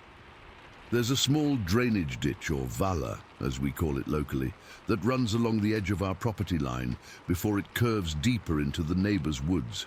It's usually dry, except during heavy rains or spring thaws, when the snowmelt runs through it. I've always loved this place. After my husband passed away 5 years ago, it became my sanctuary. I spend most days puttering around in the garden when the weather permits, watching the birds at my feeders, and enjoying visits from my children and grandchildren. My 3 grandkids especially love it here because they can run and play freely, build forts in the woods, and generally experience nature in a way they can't in their suburban neighborhood outside Chicago. It was January 18th, 2023 when it happened. I remember the date exactly because it was unusually warm for January in Illinois, almost 50 degrees. So my daughter had brought the kids over to burn off some energy outside instead of being cooped up at home. My 2 grandsons, ages 10 and 8, and my granddaughter, who had just turned 6, were ecstatic about being able to play outside without having to bundle up in their heavy winter gear. After lunch, the kids asked if they could go explore the woods at the back of the property. This wasn't unusual. They loved building stick forts and looking for animal tracks back there.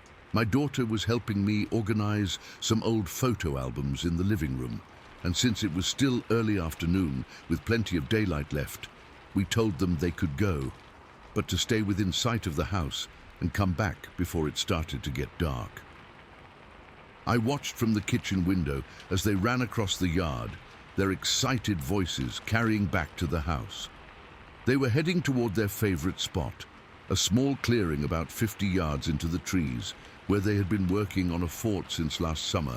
From the house, you can still see parts of that area through the trees, especially in winter when the foliage is thinner. I smiled, turned back to my tea, and thought nothing more of it. About an hour later, I was still in the kitchen, starting dinner preparations, when all 3 kids came bursting through the back door, talking over each other so fast I could barely understand what they were saying. Their faces were flushed, not just from running, but from excitement mixed with something that looked almost like fear. My oldest grandson was the first to get my attention, tugging on my arm and pointing frantically toward the back of the property. "Grandma, there's something weird in the ditch," he exclaimed, his eyes wide. "It's just standing there watching us." I'll admit, my first reaction was mild amusement. Kids their age often get worked up about seeing deer or coyotes, which aren't uncommon around here. I assumed they'd spotted some normal wildlife and their imaginations had turned it into something more exciting. "What kind of something?" I asked, wiping my hands on a dish towel. "A deer? Maybe a fox?" They all shook their heads emphatically. "It's big," my younger grandson said, his voice dropping to almost a whisper. "Really big. And it's just standing there staring at us. But when we look away and then look back, it moves a little bit closer." That caught my attention. Animals don't typically behave that way. They either run off when spotted, or in rare cases with something like a coyote, they might observe from a distance, but certainly don't play games of red light, green light. My granddaughter, who's normally the bravest of the 3 despite being the youngest, was uncharacteristically quiet, clutching her older brother's hand. That more than anything told me they had truly seen something that had disturbed them. "It's still there," my oldest grandson insisted. "We took pictures with our phones." Kids these days, and their phones. I'm constantly amazed by how my grandchildren document everything.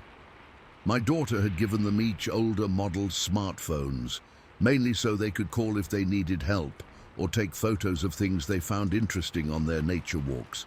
Thank goodness for that foresight.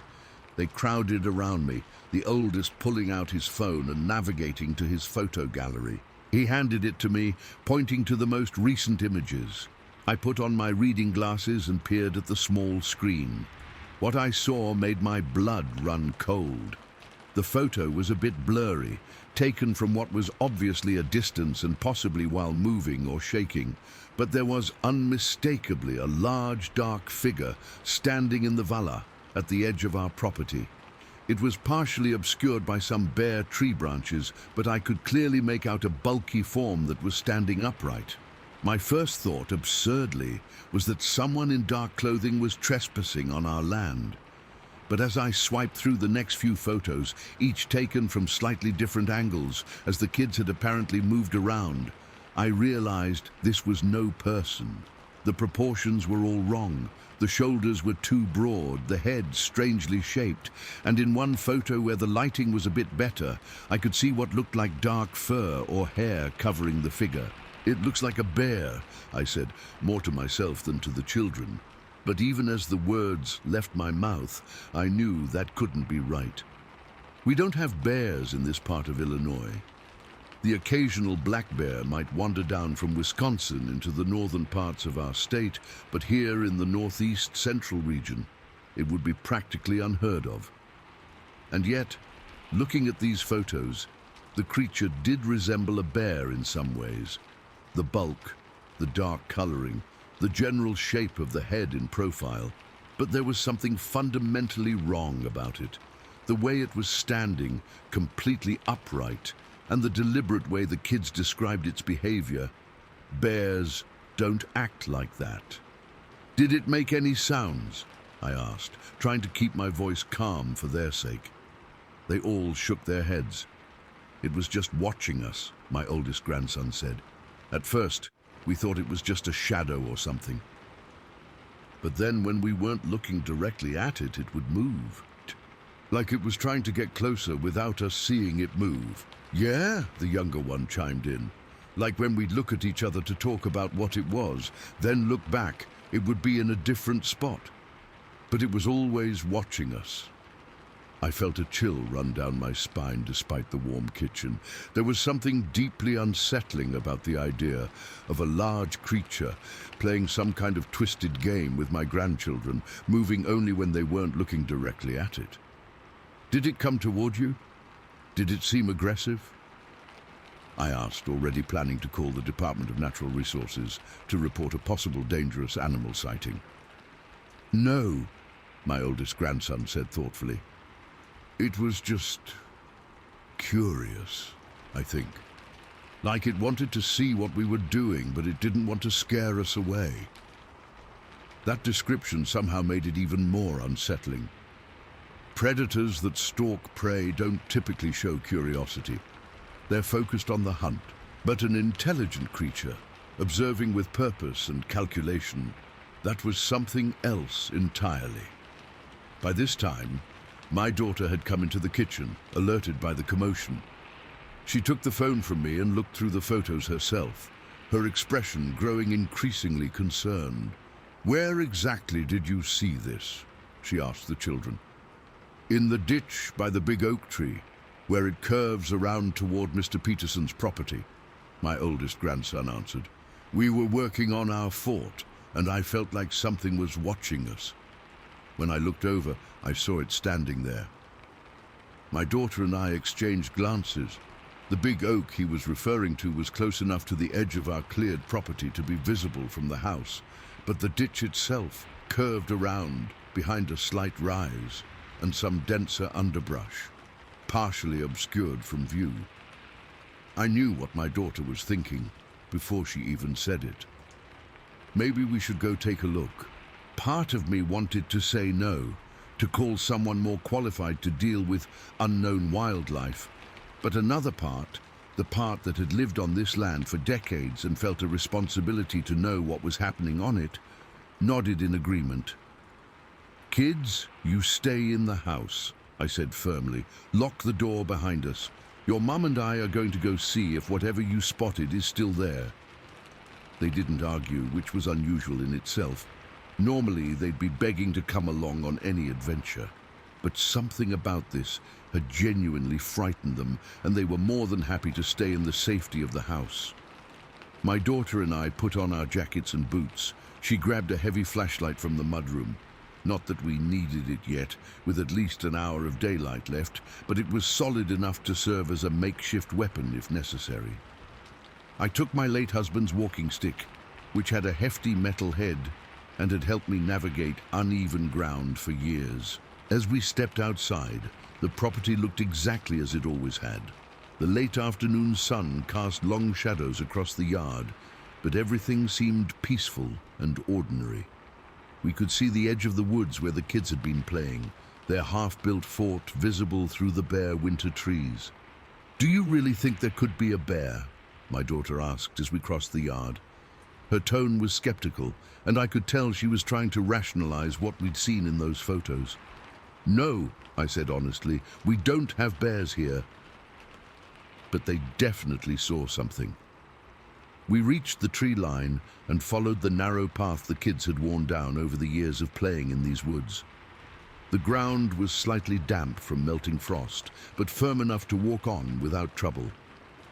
As we got closer to where the kids' fort stood, I found myself scanning the trees more carefully, suddenly aware of how many shadows and hiding places existed in even this familiar woodland. The fort itself was undisturbed, just a simple structure of stacked branches leaning against a large fallen log. We paused there, looking toward the drainage ditch about 20 yards beyond. From this vantage point, we could see the big oak tree the kids had mentioned and the beginning of the Vala, where it started its curve around to the neighboring property. "I don't see anything," my daughter said, her voice carrying in the quiet of the woods. I was about to agree when something caught my eye, a disturbance in the dead leaves and soil near the edge of the ditch. "Let's check that out," I said, pointing. We approached cautiously.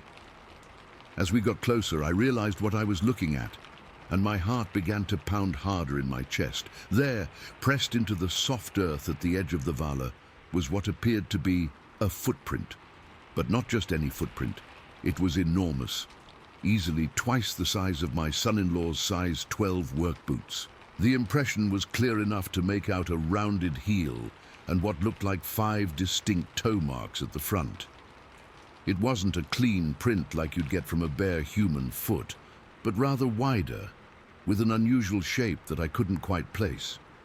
It certainly wasn't a bear print, which would have shown clear claw marks and a different configuration entirely. "What the hell made that?" my daughter whispered, crouching down to look more closely. I didn't have an answer. In all my years on this property, I'd seen tracks from deer, coyotes, raccoons, and every other creature native to this area. This resembled none of them. The only thing it remotely looked like was a human footprint, but massively larger and somehow off in its proportions. As we studied the print, I became aware of a strange sensation creeping over me. That feeling of being watched that's impossible to ignore once it takes hold. I straightened up slowly, scanning the trees around us. The woods suddenly seemed darker, the shadows deeper than they had been just moments before. "Mom!" My daughter must have felt it too, because her voice had dropped to barely above a whisper.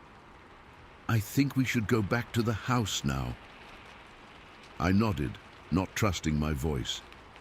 As we turned to leave, my eyes caught a flicker of movement deeper in the woods, past where the ditch curved out of sight.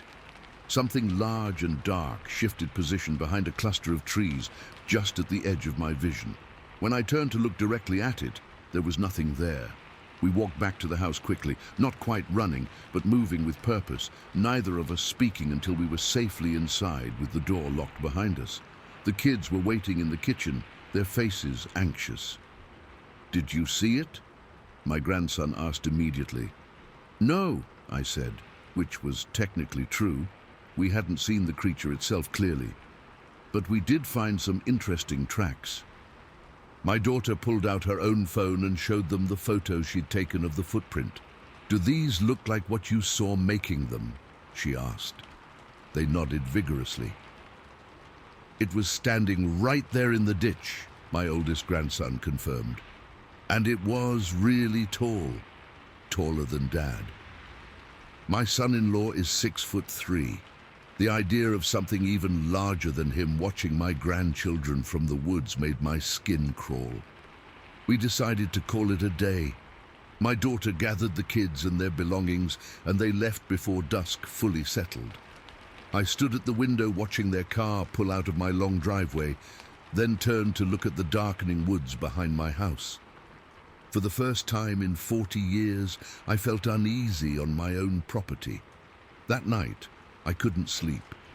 I kept going over the events of the afternoon, examining the photos the kids had taken over and over on my own phone, where my daughter had sent them. In one particularly clear shot, when I zoomed in and adjusted the brightness, I could make out what looked disturbingly like a face. Not human, not quite animal, but something in between. The eyes caught the light in a way that gave them an eerie glow. I spent hours researching local wildlife online, trying to find any rational explanation for what we had seen and the tracks we had found. Nothing native to Illinois matched. Eventually, my searches led me to websites and forums discussing Bigfoot and Sasquatch sightings, something I had always dismissed as folklore and hoaxes. But the descriptions I found there, the height, the behavior of watching humans from a distance, the distinctive tracks, matched unnervingly well with our experience. Since that day, I've been more cautious about the woods behind my house. I don't let the grandchildren play back there unsupervised anymore. I've installed motion-activated security lights facing the tree line, and I've become more attuned to the sounds of the forest. Sometimes, especially at dusk or dawn, I hear branches breaking in a pattern that doesn't match any normal wildlife movement. Heavy, deliberate steps that pause and then continue. Last week, I was working in my garden near the edge of the yard when I had that unmistakable feeling of being watched again. I looked up toward the woods and saw nothing at first. Then, as I bent back to my work and glanced up again quickly, I caught a glimpse of something tall moving back behind a tree, just like the kids had described, only moving when it thought I wasn't looking. I gathered my gardening tools and went inside immediately, my heart pounding. From the safety of my kitchen window, I scanned the tree line for several minutes. Just as I was about to turn away, convinced I had imagined it, I saw a large figure step partially out from behind a thick oak tree. It stood there for maybe 3 seconds, clearly visible in broad daylight, before stepping back into the shadows. It was exactly as the photos had shown, tall, broad-shouldered, covered in dark hair, with that same strange head shape. But seeing it with my own eyes, in full daylight, made it undeniably real in a way the photos hadn't. I haven't told anyone about this second sighting. Who would believe me?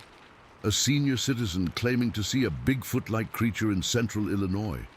I'd sound delusional. But I know what I saw. And I know it's still out there, watching my property, watching me with an intelligence that seems almost curious.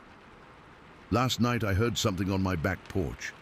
Heavy footsteps moving across the wooden boards, a soft scratching at the door. I sat frozen in my living room, all the lights off, hardly daring to breathe. After what seemed like hours, but was probably only minutes, the sounds moved away. This morning I found something placed carefully on my back porch step, a small arrangement of twigs and leaves that could not possibly have been assembled by the wind. It was deliberate, structured, almost like a tiny piece of artwork, or a message. I don't know what it wants or why it's become so bold. All I know is that something is out there in the woods behind my house.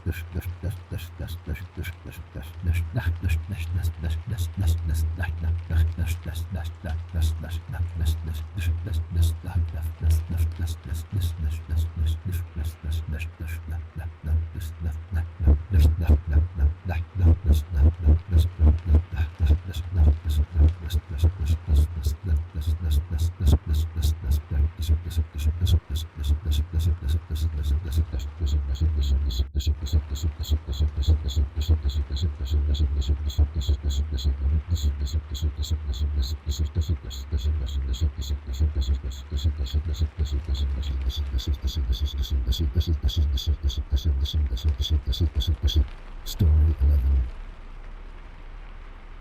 And the shadows at Wuset.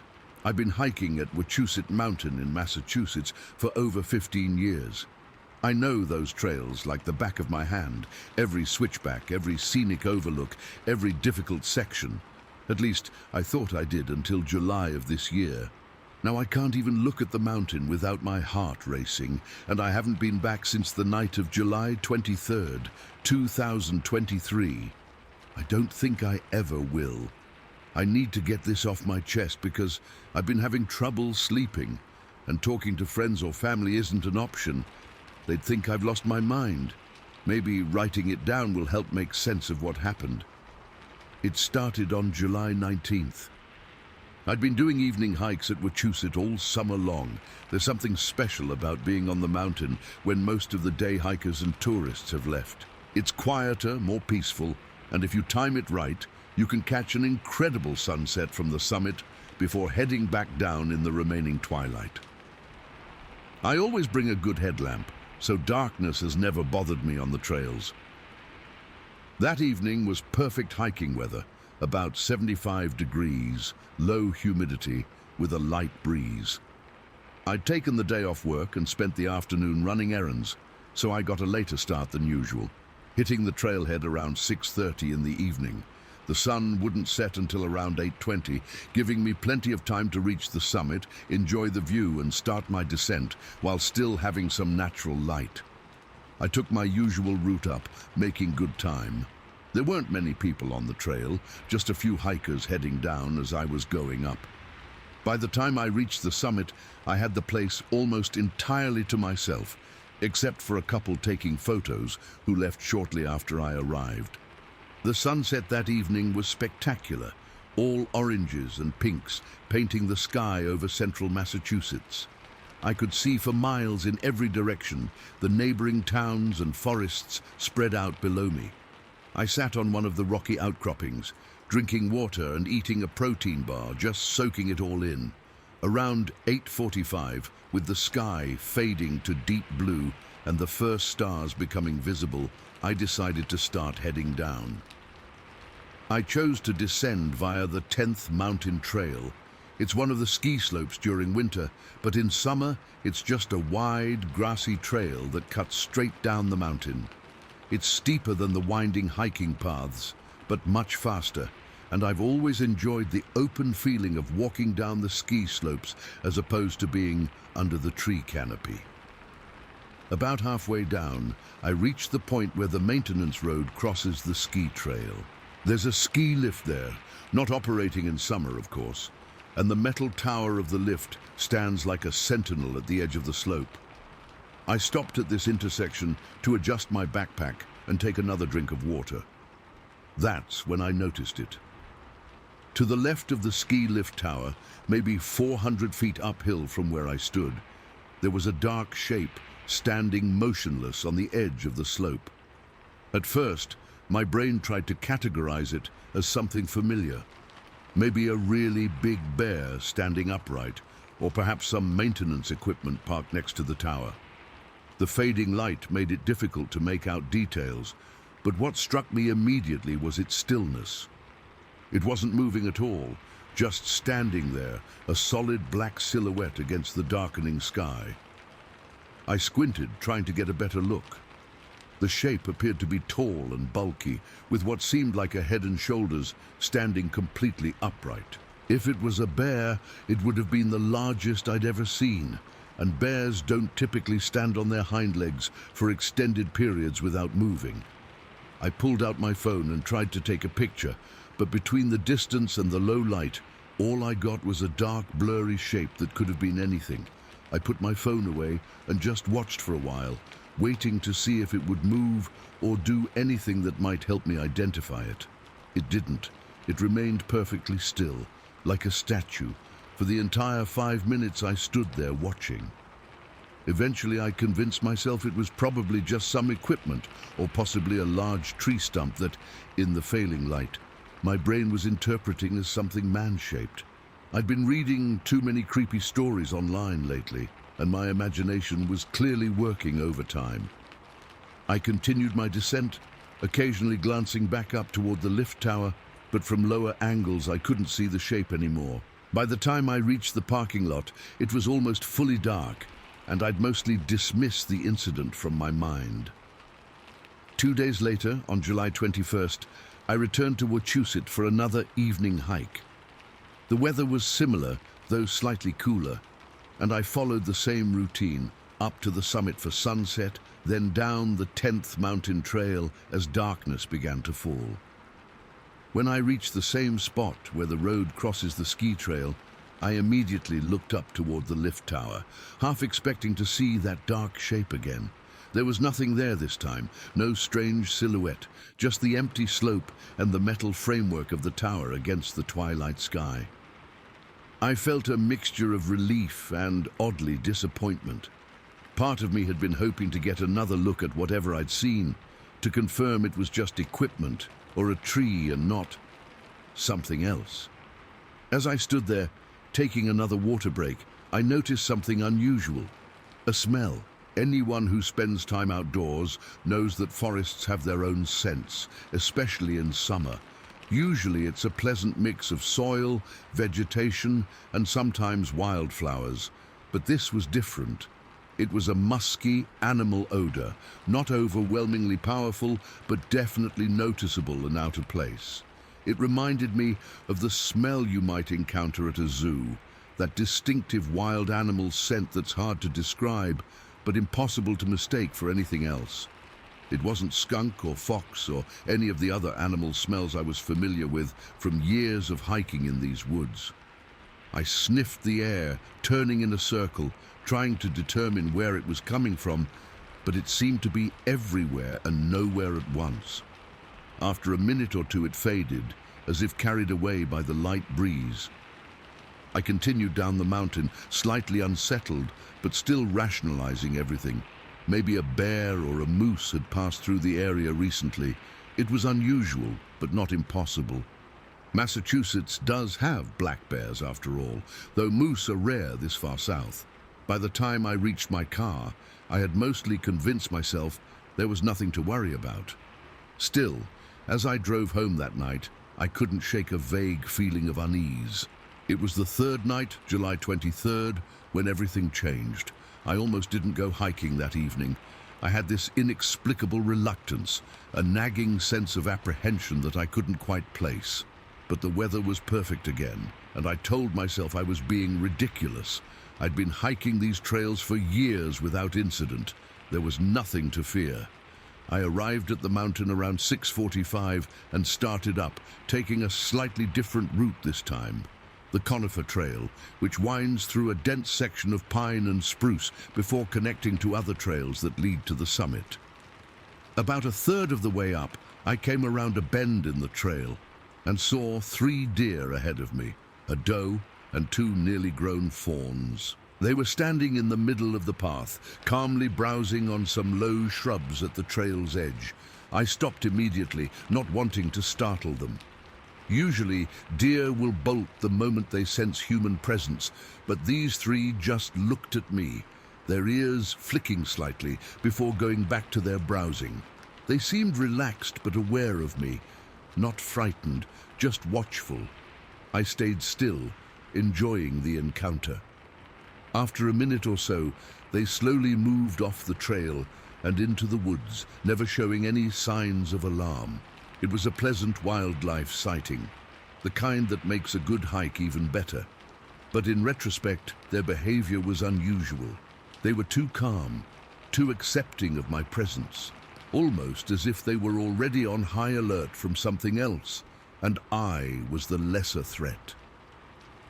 I continued to the summit without incident, watched another beautiful sunset, and began my descent around 8:30. This time, I decided to go down via the 10th mountain trail again, telling myself it was simply because it was the most direct route to the parking lot. When I reached the military crest of the slope, a point just below the steepest part where the trail levels out slightly before continuing down, something caught my eye. To my right, at the edge of the tree line that borders the ski slope, a large, dark shape moved from left to right. Just a quick shift of position before it appeared to crouch down. I froze mid-step, my heart suddenly pounding. It was similar to what I'd seen 2 nights earlier, a tall, bulky silhouette. But this time it had moved, and I'd gotten a better look at it. I could make out what seemed to be a head and shoulders, distinctly separate, not like the amorphous blob of a distant bear or piece of equipment. The shape remained motionless after that quick movement, partially hidden among the trees at the edge of the clearing. I strained my eyes trying to make out details, but the combination of distance, fading light, and the shadows of the forest made it impossible. All I could tell for certain was that something large was there, watching me from the tree line.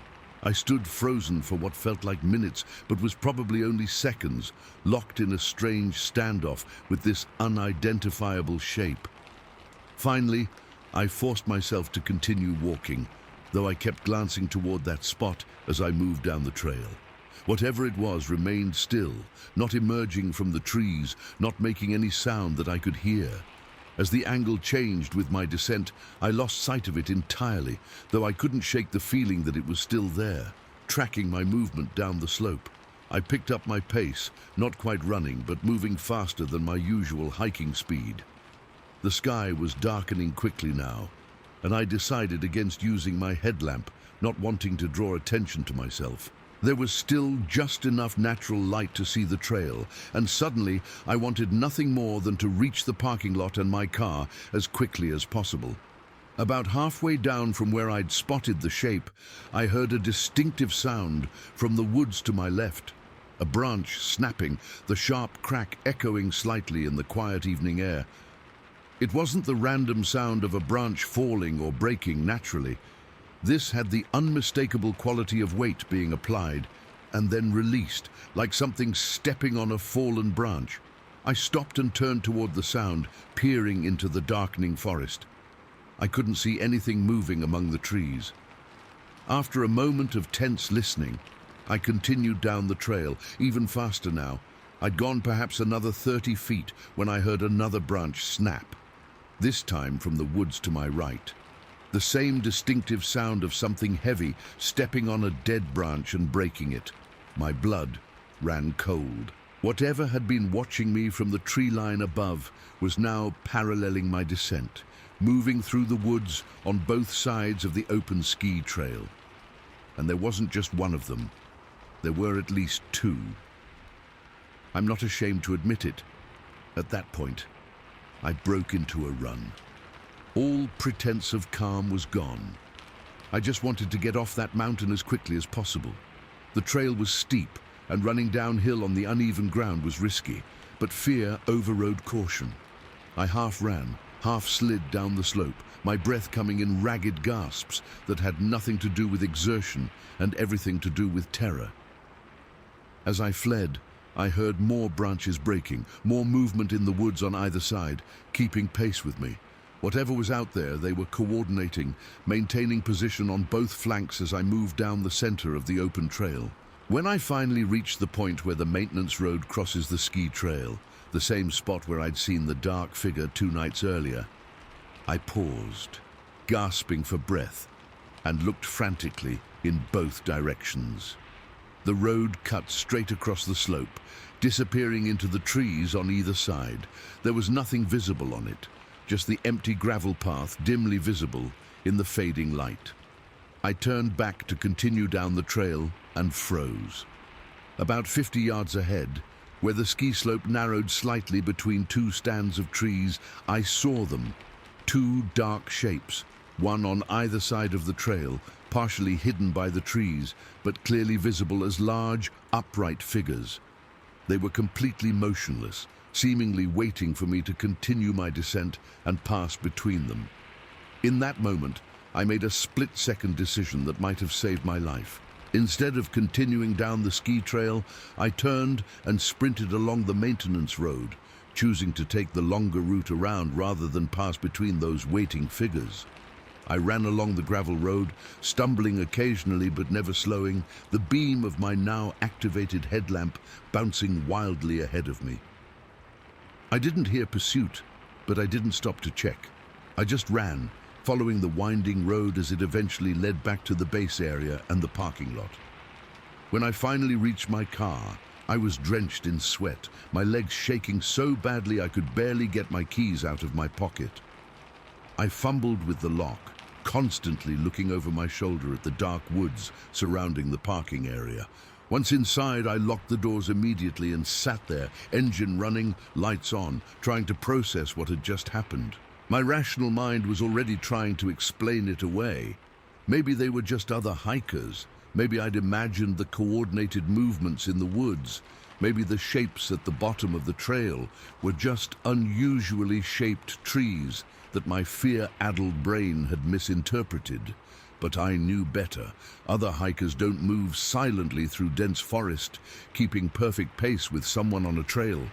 They don't position themselves strategically to intercept someone, and they certainly don't stand motionless in the shadows watching.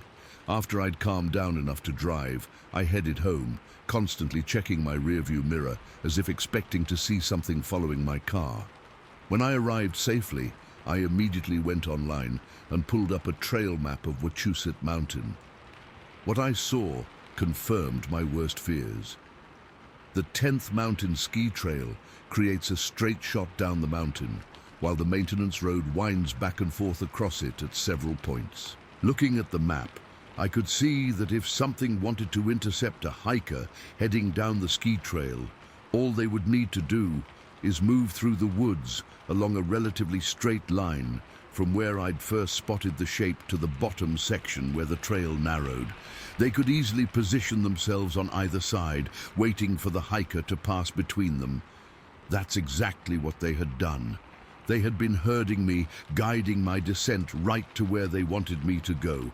If I hadn't chosen to turn onto the road, I would have walked right between them. It's been over 3 months since that night, and I haven't returned to Wuset. I've barely even gone hiking anywhere. I've told a few friends about seeing something weird on the mountain, but I've never shared the full story until now.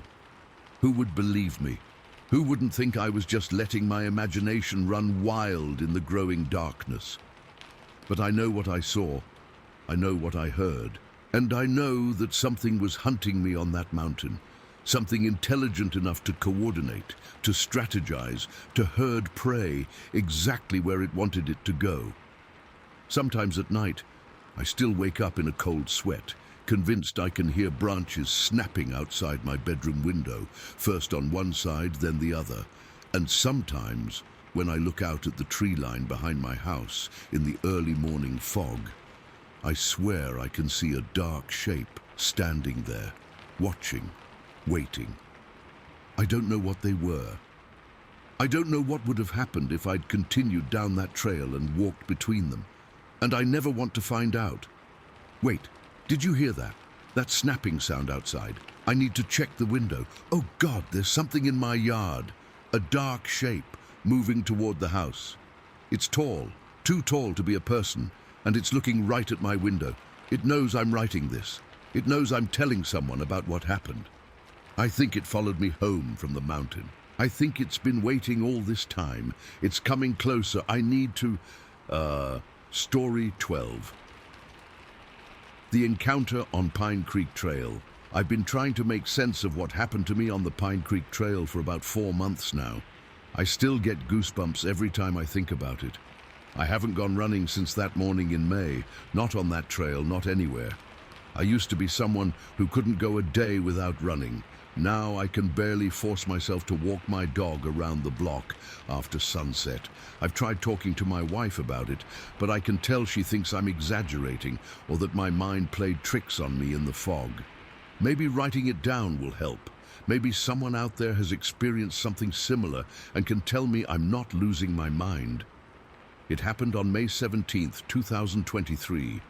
I remember the date exactly because it was the morning after my 35th birthday. I'd had a few beers celebrating the night before, so I'd set my alarm for 5:30, determined to sweat out the mild hangover with my usual morning run. I've been running the Pine Creek Trail near Waterville, Pennsylvania, for almost 3 years now. It's become my sanctuary, a beautiful, peaceful rail trail that follows an old railroad bed alongside Pine Creek. The trail is mostly flat, with gorgeous views of the water on one side and steep forested hillsides on the other.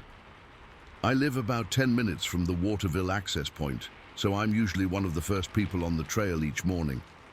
I like it that way, just me, the birds, and occasionally some deer or other wildlife. I typically do a 6-mile out and back route, which takes me about 50 minutes if I'm pushing myself, or an hour if I'm taking it easy. That morning, I arrived at the trailhead parking lot around 5:55. It was unusually foggy, one of those heavy spring mists that hangs low over the creek and spreads across the trail. Visibility was limited to maybe 60 feet at best. I could barely make out the tree line from the parking area. It was cool, probably in the mid-50s, with that damp chill that seeps into your bones.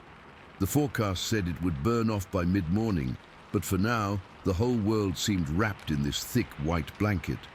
I did my usual quick stretches in the empty parking lot, put in my earbuds, but didn't start any music yet.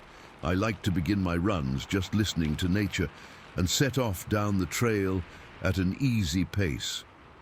The mist gave everything this ethereal, almost dreamlike quality.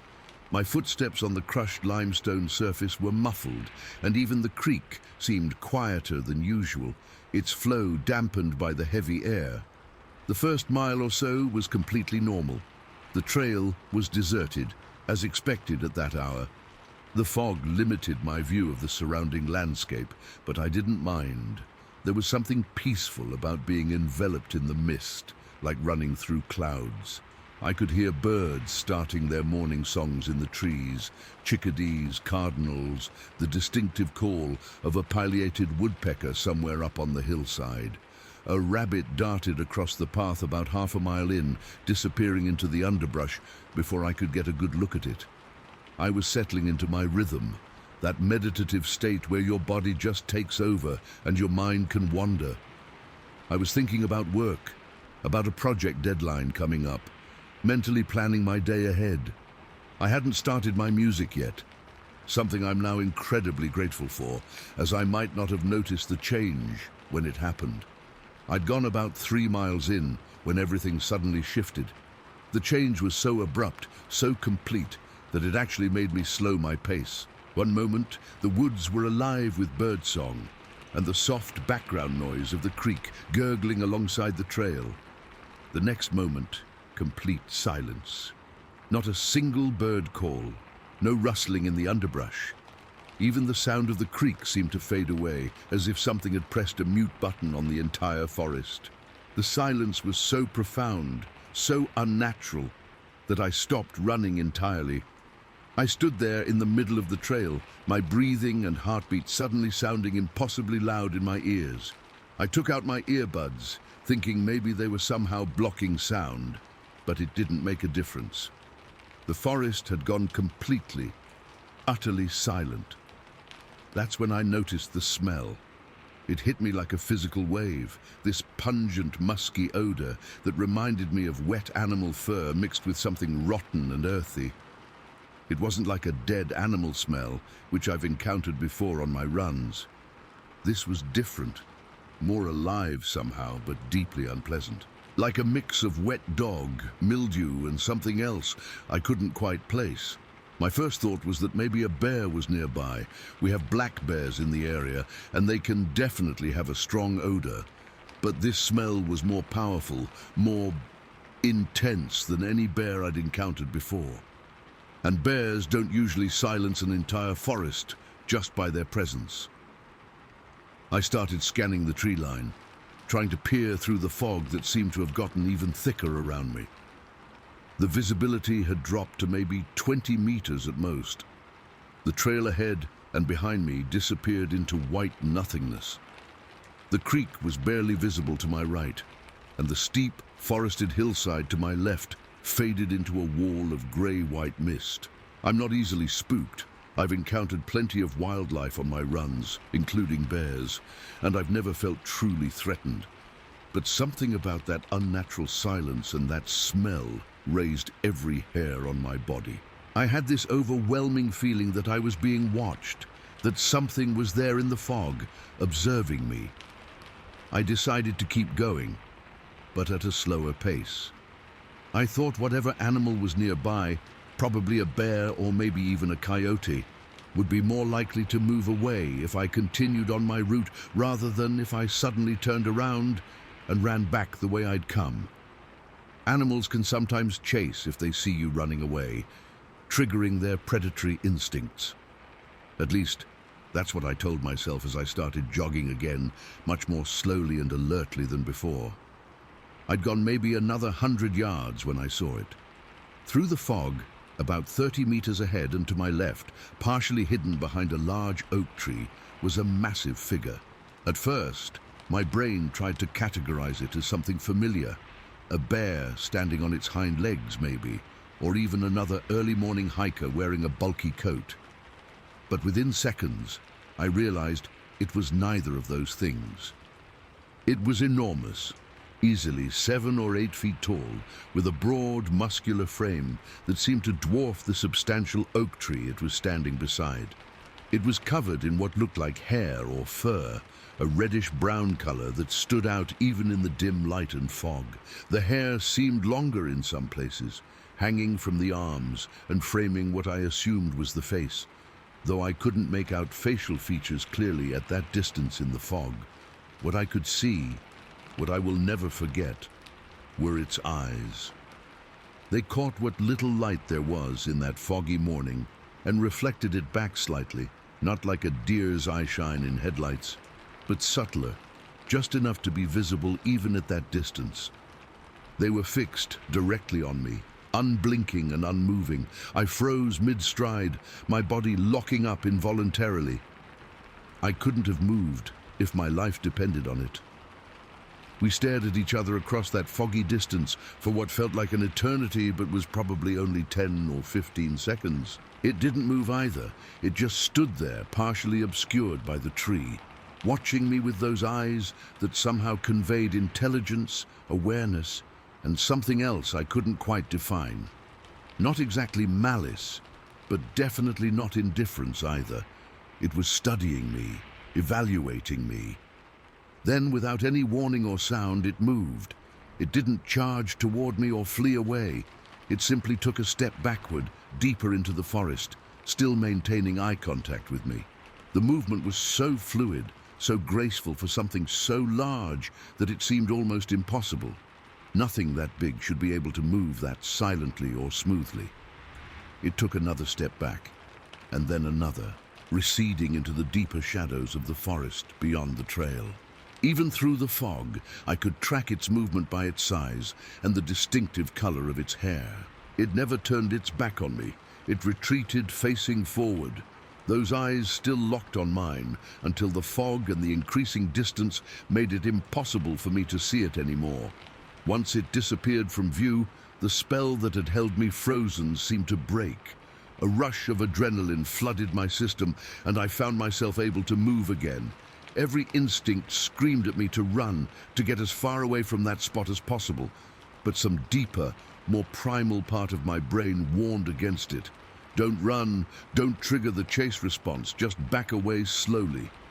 So that's what I did. I started walking backward, keeping my eyes fixed on the spot where the creature had disappeared into the forest. My heart was pounding so hard I could feel it in my throat. My mouth had gone completely dry. Every nerve in my body was firing. that fight or flight response cranked up to 11.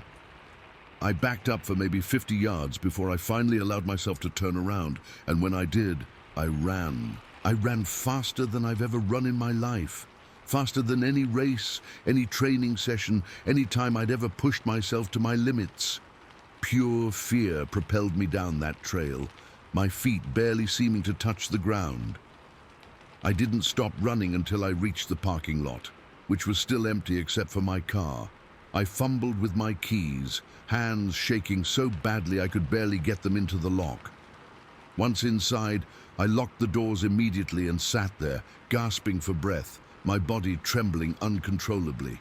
The rational part of my brain was already trying to make sense of what I'd seen. Maybe it was a bear, just a really big one. Maybe the fog and the poor light had distorted its appearance.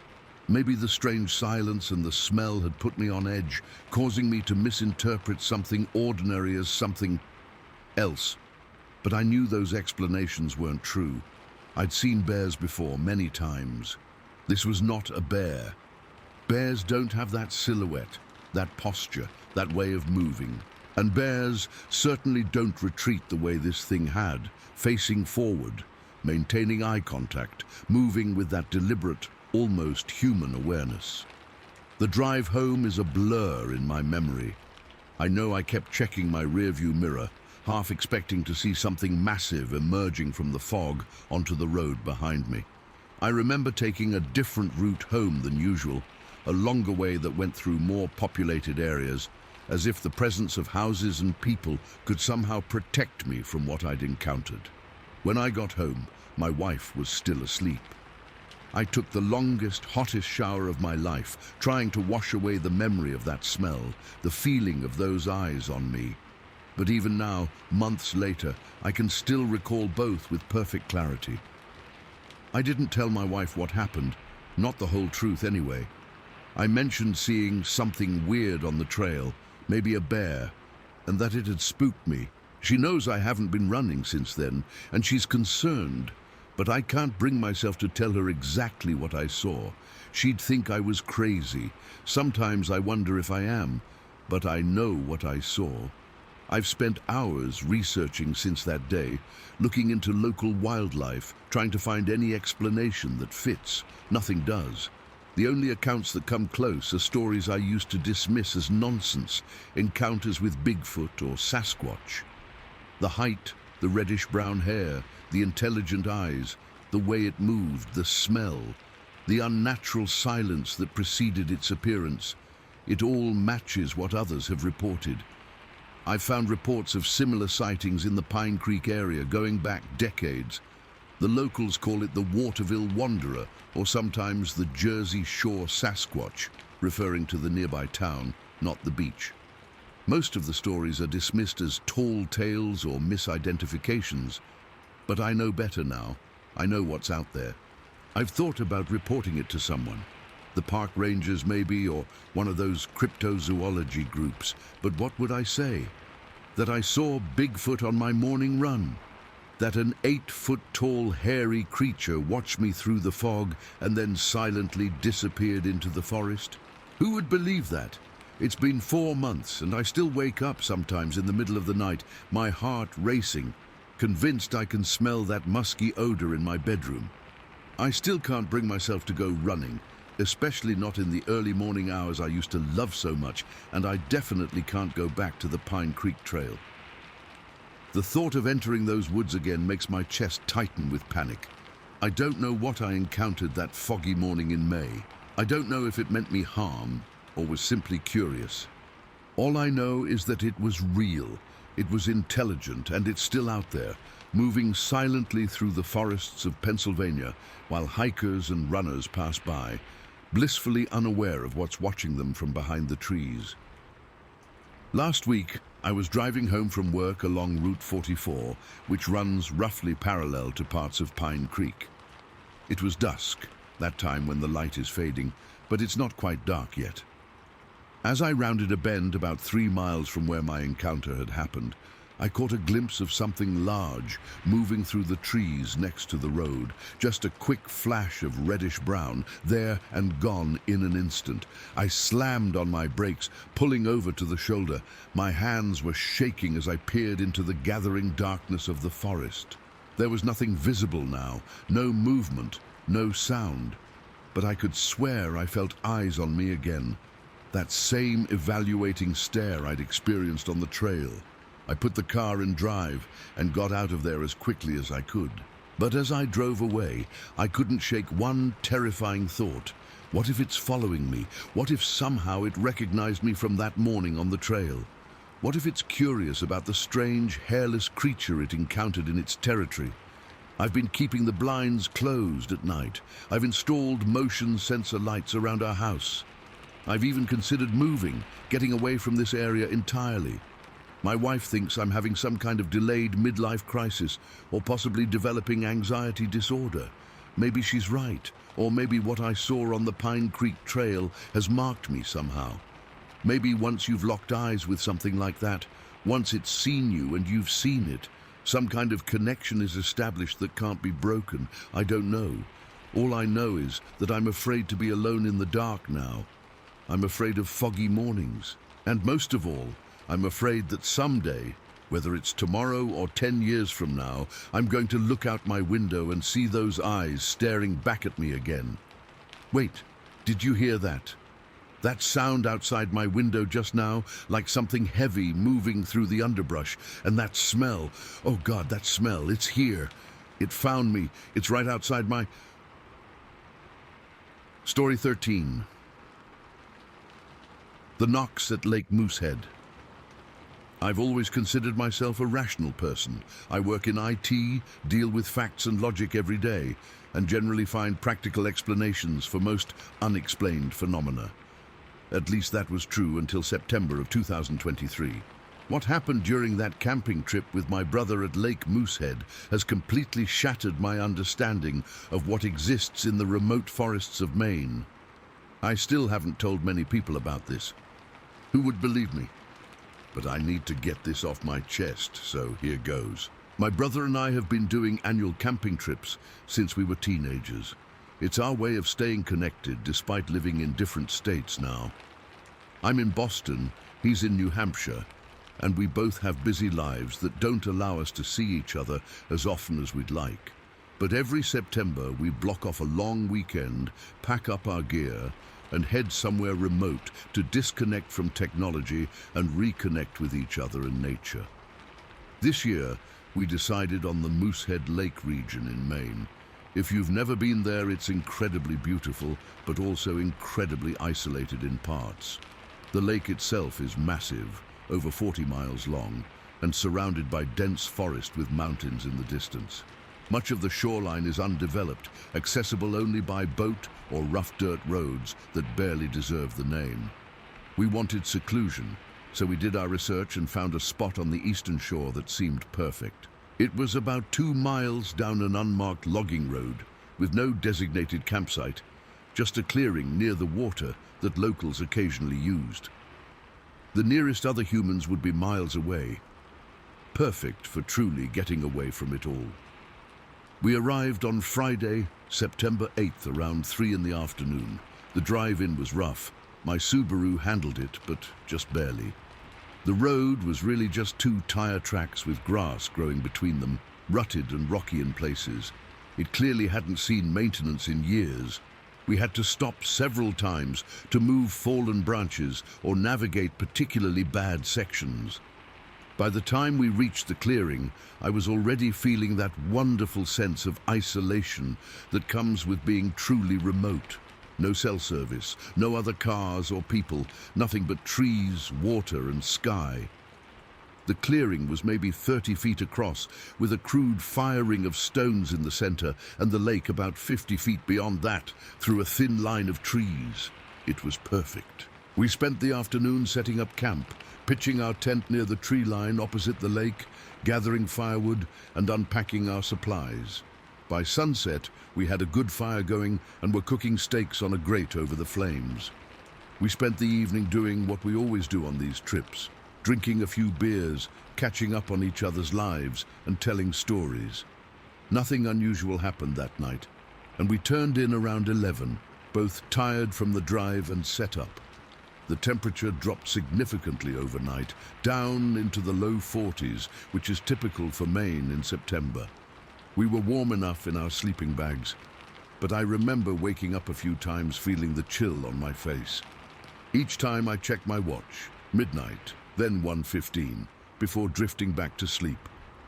The third time I woke up, it was different. My watch showed 1:58, but it wasn't the cold that had awakened me.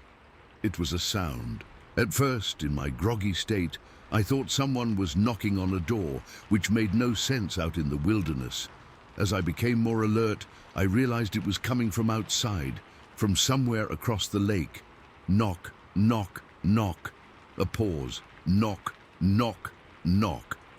It was rhythmic, deliberate. 3 knocks, then a pause of maybe 5 seconds, then 3 more. It sounded like wood on wood, but with a deep, resonant quality that carried clearly across the water in the still night air. It wasn't the random cracking of branches from an animal moving through the forest or trees creaking in the wind. This was purposeful, almost like a signal. I lay there for maybe a minute, just listening to this strange, repetitive knocking. My brother was still asleep beside me, his breathing deep and regular. I was debating whether to wake him when the knocking stopped.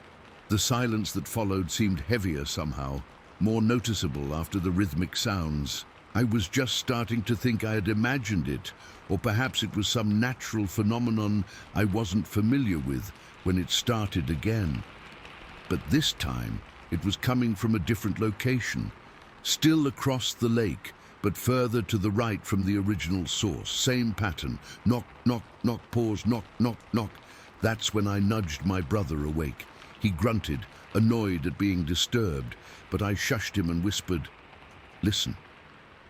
The knocking continued, and I saw the moment he fully woke up and registered what we were hearing. He sat up, suddenly alert, and looked at me with confusion. "What the hell is that?"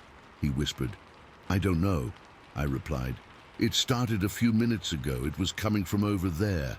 I pointed in the general direction, though it was meaningless in the dark tent. But now it's moved. As if to confirm my statement, the knocking stopped again, and when it resumed about 30 seconds later, it had shifted position once more. Now it seemed to be coming from even further around the lakeshore. Is it moving?" my brother asked. Before I could respond, a new set of knocks started, but these weren't coming from across the lake. These were behind us, in the forest on the other side of our campsite. Same pattern, same deliberate rhythm, but much closer. And the sound was different, deeper, louder, more resonant, like whatever was making it was much larger. We both froze, suddenly very aware of how isolated we were. Our car was parked about 20 feet from the tent, but all our food and supplies were in the bear bags we'd hung from a tree near the fire pit. The fire itself had died down to embers hours ago, providing almost no light or warmth. "Maybe it's other campers," my brother suggested, but his tone made it clear he didn't believe that any more than I did. On both sides of the lake, moving that quickly. I shook my head. And who goes around knocking on trees in the middle of the night? The knocking from the forest behind us continued, still in that same 3-knock pattern. It was hard to judge distance in the dark, but it sounded like it was maybe 100 yards away, just inside the tree line. "Should we go look?" my brother asked. "Are you insane?" I hissed. "No, we should not go look." Just then, the knocking stopped. The silence that followed was complete. No insects chirping, no nightbirds calling. Nothing but our own tense breathing. I've been in the woods enough to know that when the forest goes silent like that, it usually means a predator is nearby. The thought sent a chill down my spine that had nothing to do with the night air. We sat in that silence for maybe 2 minutes, straining our ears for any sound. Then we heard it, the unmistakable sound of branches breaking, Not the soft, subtle cracks of a small animal moving through undergrowth, but heavy, substantial breaks, like something very large was moving through the forest without any attempt at stealth. The sounds were coming from the same direction as the knocks had been, behind our campsite, in the dense forest. Whatever it was big, and it was moving parallel to our clearing, not directly toward us. "We need to get the fire going again," my brother whispered urgently. "Now!" I nodded, and we both scrambled for our flashlights and pulled on our boots. The thought of leaving the relative safety of the tent was terrifying, but the idea of sitting there in the dark while something large circled our campsite was worse. We unzipped the tent as quietly as possible and stepped out into the night. The temperature felt like it had dropped even further, and the air had that damp, heavy quality that often precedes dawn. My flashlight beam cut through the darkness, illuminating our campsite in a small circle of light that seemed woefully inadequate. The fire pit was about 15 feet from our tent, the embers still glowing faintly red. We had stacked extra firewood nearby, under a tarp to keep it dry. My brother headed for the wood, while I knelt by the fire pit, using a stick to stir the embers back to life. As I worked, I kept hearing those heavy breaking sounds from the forest, moving slowly around the perimeter of our clearing.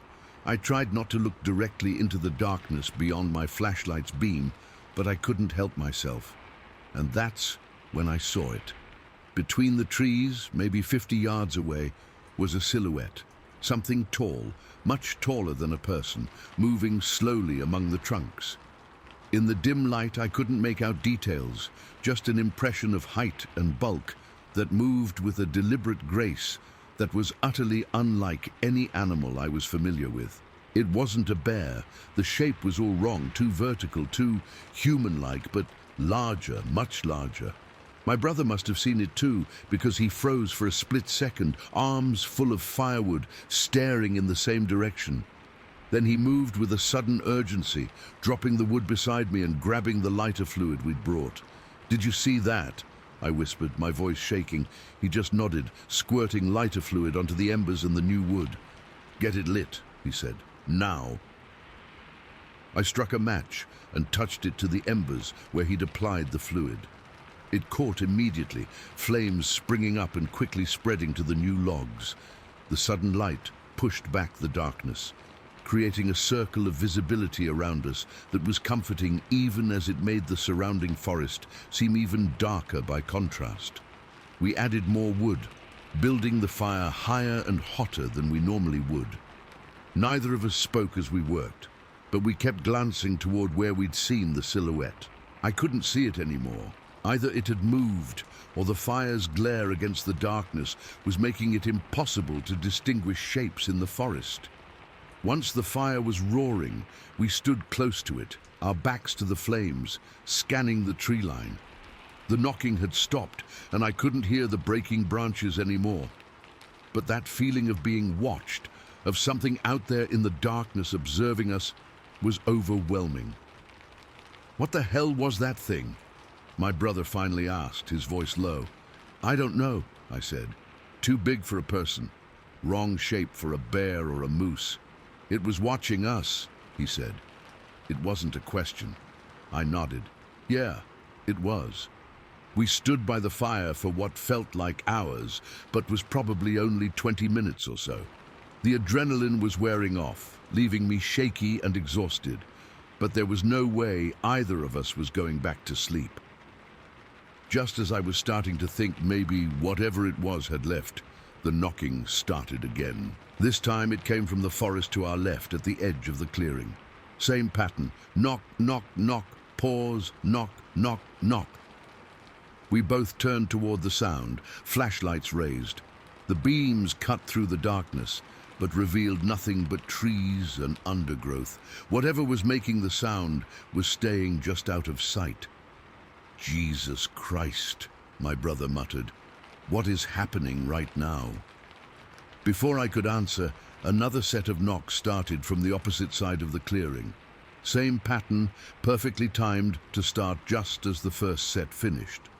It was like they were communicating with each other, sending signals back and forth across our campsite. And then a third set joined in, this one from the direction of the lake.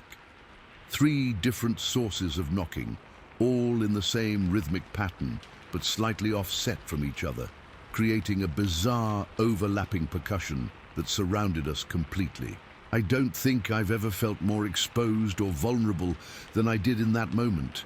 We were completely encircled by whatever these things were, with nowhere to run even if we'd wanted to. The car was right there, but the thought of trying to drive out on that rough logging road in the dark, with who knows what waiting in the forest, was terrifying. So we did the only thing we could think of. We built the fire even higher, creating the biggest, hottest blaze we safely could in the fire ring. The flames leapt 5 or 6 feet in the air, casting a much wider circle of light around us. And it seemed to work. As the fire grew, the knocking receded, moving back deeper into the forest. The pattern continued, but it was more distant now, as if whatever was making it was respecting the boundary created by the firelight. We spent the rest of the night feeding that fire, neither of us willing to let it die down even slightly. We talked in low voices, trying to make sense of what was happening. My brother suggested it might be some kind of territorial display by an animal we weren't familiar with. I pointed out that no known animal in Maine makes deliberate knocking sounds or coordinates with others of its kind to surround potential prey. The only thing I could think of, and I hesitated to even voice it because it sounded so ridiculous, was stories I'd heard about Bigfoot or Sasquatch. Wood knocking is supposedly one of their behaviors, a way they communicate with each other in the forest. But I'd always dismissed those stories as campfire tales or misidentifications of bears. Now, sitting there with those rhythmic knocks surrounding us in the Maine wilderness, those stories didn't seem so far-fetched anymore. As dawn approached, the knocking gradually stopped. First, the set from the lakeside fell silent, then the ones from either side of the clearing. By the time the sky began to lighten with the first hint of dawn, the forest was quiet again, but a normal quiet, with the early morning birds beginning to call and the rustle of small animals resuming their activities. My brother and I looked at each other across the dying fire, both exhausted, both shaken. Without discussing it, we began breaking camp as soon as it was fully light. Neither of us suggested exploring the woods to look for tracks or other evidence. We just wanted to get out of there as quickly as possible. As we were loading the last of our gear into the car, I heard a branch snap in the forest, much closer than any of the sounds had been during the night. We both froze, staring into the trees. There, partially hidden behind a large pine about 30 yards away, was that same tall silhouette I'd glimpsed in the night. In the morning light, I could make out more details. A massive frame covered in what looked like dark hair or fur, standing upright on 2 legs. It was only visible for a moment before it stepped back, disappearing deeper into the forest. But that glimpse was enough to confirm my worst fears. Whatever had been circling our camp, making those knocking sounds, was no animal I could recognize. We practically jumped into the car, and I drove back down that logging road faster than was safe, both of us constantly scanning the trees on either side. We didn't speak until we hit the main road, and even then, it was just my brother saying, "Holy shit, man. Holy shit." I've spent hours researching since that night, looking up accounts of strange encounters in the Maine woods, particularly around Moosehead Lake. I've found more than I expected. Stories of hikers hearing rhythmic knocking, of hunters feeling watched, of campers breaking camp early because of unexplained sounds in the night. The locals have their own name for whatever lives in those forests. They call it the Moosehead Knocker. Last week, I was in my apartment in Boston, over 100 miles from Moosehead Lake. It was around 2 in the morning, and I was awakened from a deep sleep by a sound that made my blood run cold. 3 distinct knocks on my bedroom window. Knock, knock, knock. My apartment is on the 4th floor. I lay there, frozen, waiting to see if it would repeat. It didn't. But as I stared at the window, I could swear I saw a large shadow move across it, momentarily blocking the streetlight from outside. I haven't slept properly since, and every night I find myself listening, waiting to hear if those knocks will come again. Because if they do, it means whatever we encountered in those Maine woods has followed me home. And I don't think a campfire will be enough to keep it away this time. Wait, did you hear that? That sound just now? Knock, knock, knock. It's starting again. It's found me. It's right outside my door. I can hear the heavy breathing, the slow, deliberate footsteps on the landing. No one else lives on this floor. There shouldn't be anyone out there at this hour. The doorknob is turning. Oh God, it's B. Story 14. The shadow on the Blue Ridge Parkway. I've been delaying writing this down for months, hoping that somehow time would make the memory fade, or at least make sense of what I saw. But it's been 3 months since that evening on the Blue Ridge Parkway, and I still wake up in cold sweats, still check my rearview mirror constantly when I'm driving, still can't shake the feeling that something followed me home from Virginia. I need to get this out, to tell someone what happened, even if no one believes me. It was October 7th, 2023, a Saturday. I'd been planning this solo road trip for months, a week driving down the Blue Ridge Parkway during peak fall foliage season. I'm 36, recently divorced, and desperately needed some time alone to clear my head and figure out what comes next in my life. The Blue Ridge Parkway seemed perfect. 469 miles of scenic road winding through the Appalachian Mountains, connecting Shenandoah National Park in Virginia to the Great Smoky Mountains in North Carolina. I'd started my journey 3 days earlier, taking my time, stopping at overlooks to take photos, hiking short trails, and staying at small motels just off the parkway each night. The fall colors were incredible, reds, oranges and golds, painting the mountainsides in a way that made even a non-spiritual person like me feel something profound. For those first few days, the trip was exactly what I needed: peaceful, beautiful, and restorative. That Saturday, I'd spent most of the day driving through the Virginia section of the parkway, making stops at various points of interest. Around 5 in the afternoon, I reached the Peaks of Otter area, one of the most scenic portions of the entire drive. The Peaks of Otter are 3 mountains, Sharp Top, Flat Top, and Harkening Hill, that surround a beautiful man-made lake. There's a lodge there, restaurants, and several hiking trails. I'd considered stopping at the lodge for dinner, but it was still early, and the day was so beautiful that I wanted to continue driving and enjoying the scenery. The sun wouldn't set until around 7, so I had plenty of daylight left.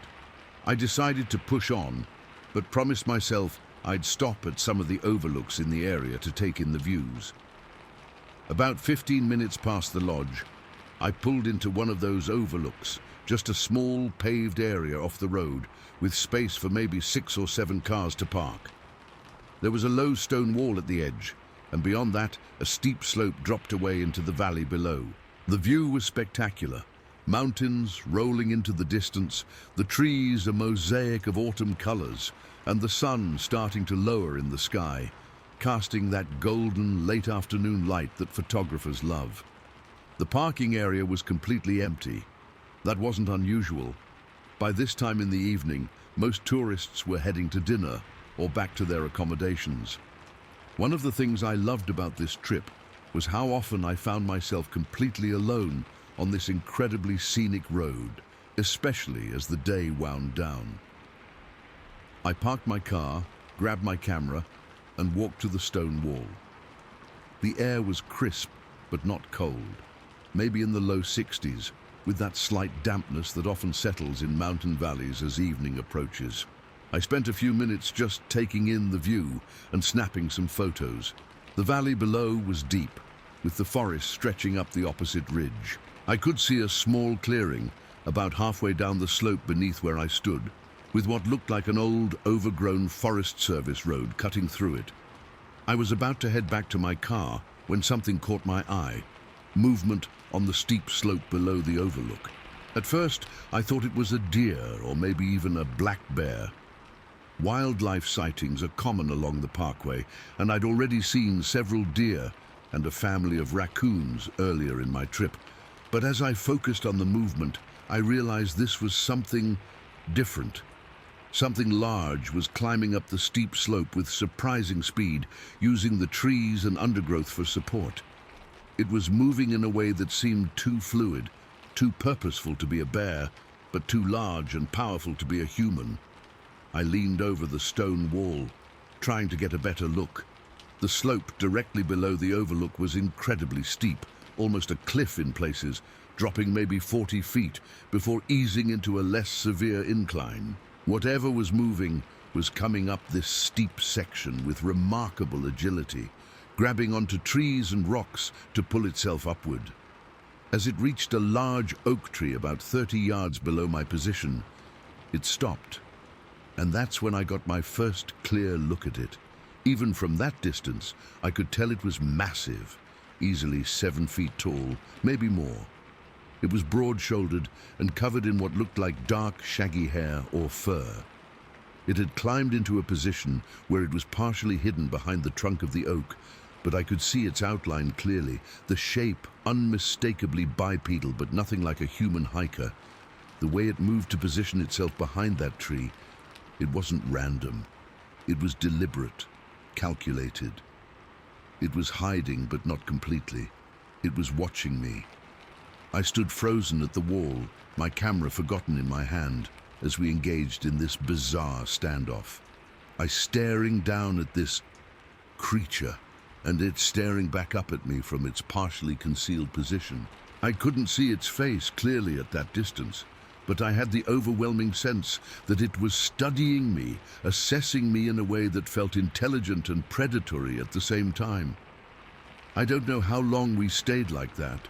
Probably only 30 seconds or so, but it felt like hours.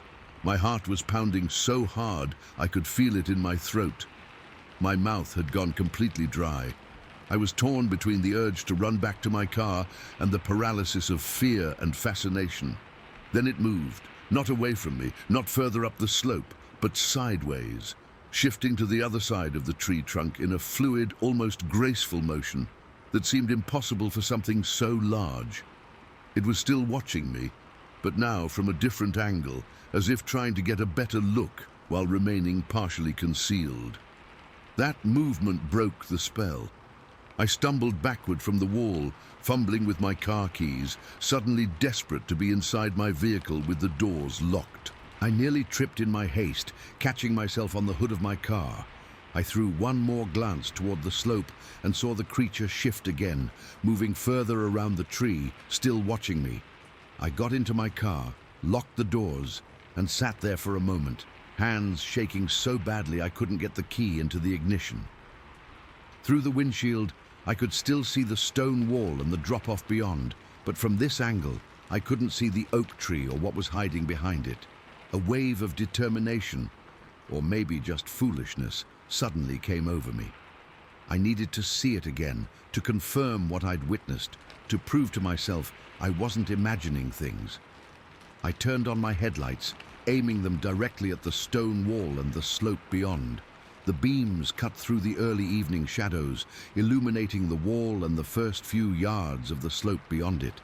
I got out of the car, staying close to the open driver's side door, ready to jump back in if necessary. I moved to where the headlights were shining brightest and peered over the wall again, searching for the oak tree and its watcher. For a moment, I couldn't locate it. The headlights only reached so far down the slope, creating deep shadows beyond their reach.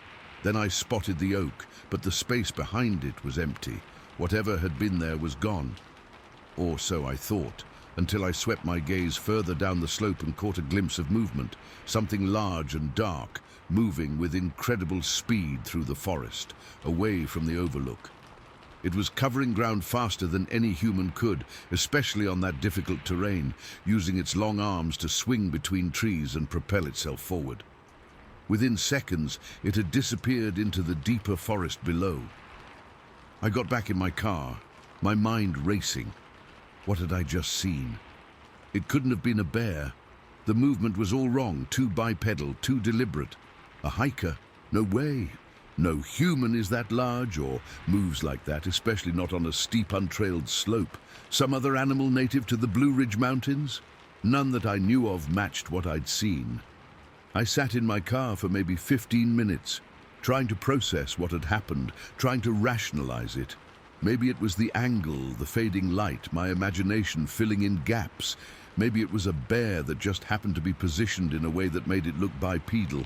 Maybe it was a particularly large and agile hiker wearing dark clothes who, for some reason, had decided to climb directly up a steep, pathless slope rather than use the actual hiking trails in the area. None of these explanations felt right, but they were better than the alternative that kept pushing its way into my thoughts, that I had just encountered something that wasn't supposed to exist, something that most people would dismiss as folklore or myth. I finally started my car and pulled back onto the parkway, driving well under the speed limit, constantly checking my rearview mirror as if expecting to see that large, dark shape somehow pursuing me on the road. I was supposed to continue on to my next planned stop, a small town about an hour further down the parkway, but I couldn't bring myself to drive on into the growing darkness. Instead, I turned around at the next opportunity and headed back toward the peaks of Otter Lodge. I got a room for the night, though they were nearly full with weekend leaf peepers. I barely slept, replaying the encounter over and over in my mind, questioning what I'd seen, wondering if I should tell someone. But who would I tell? The park rangers? They'd think I was crazy or had mistaken a bear for something more exotic.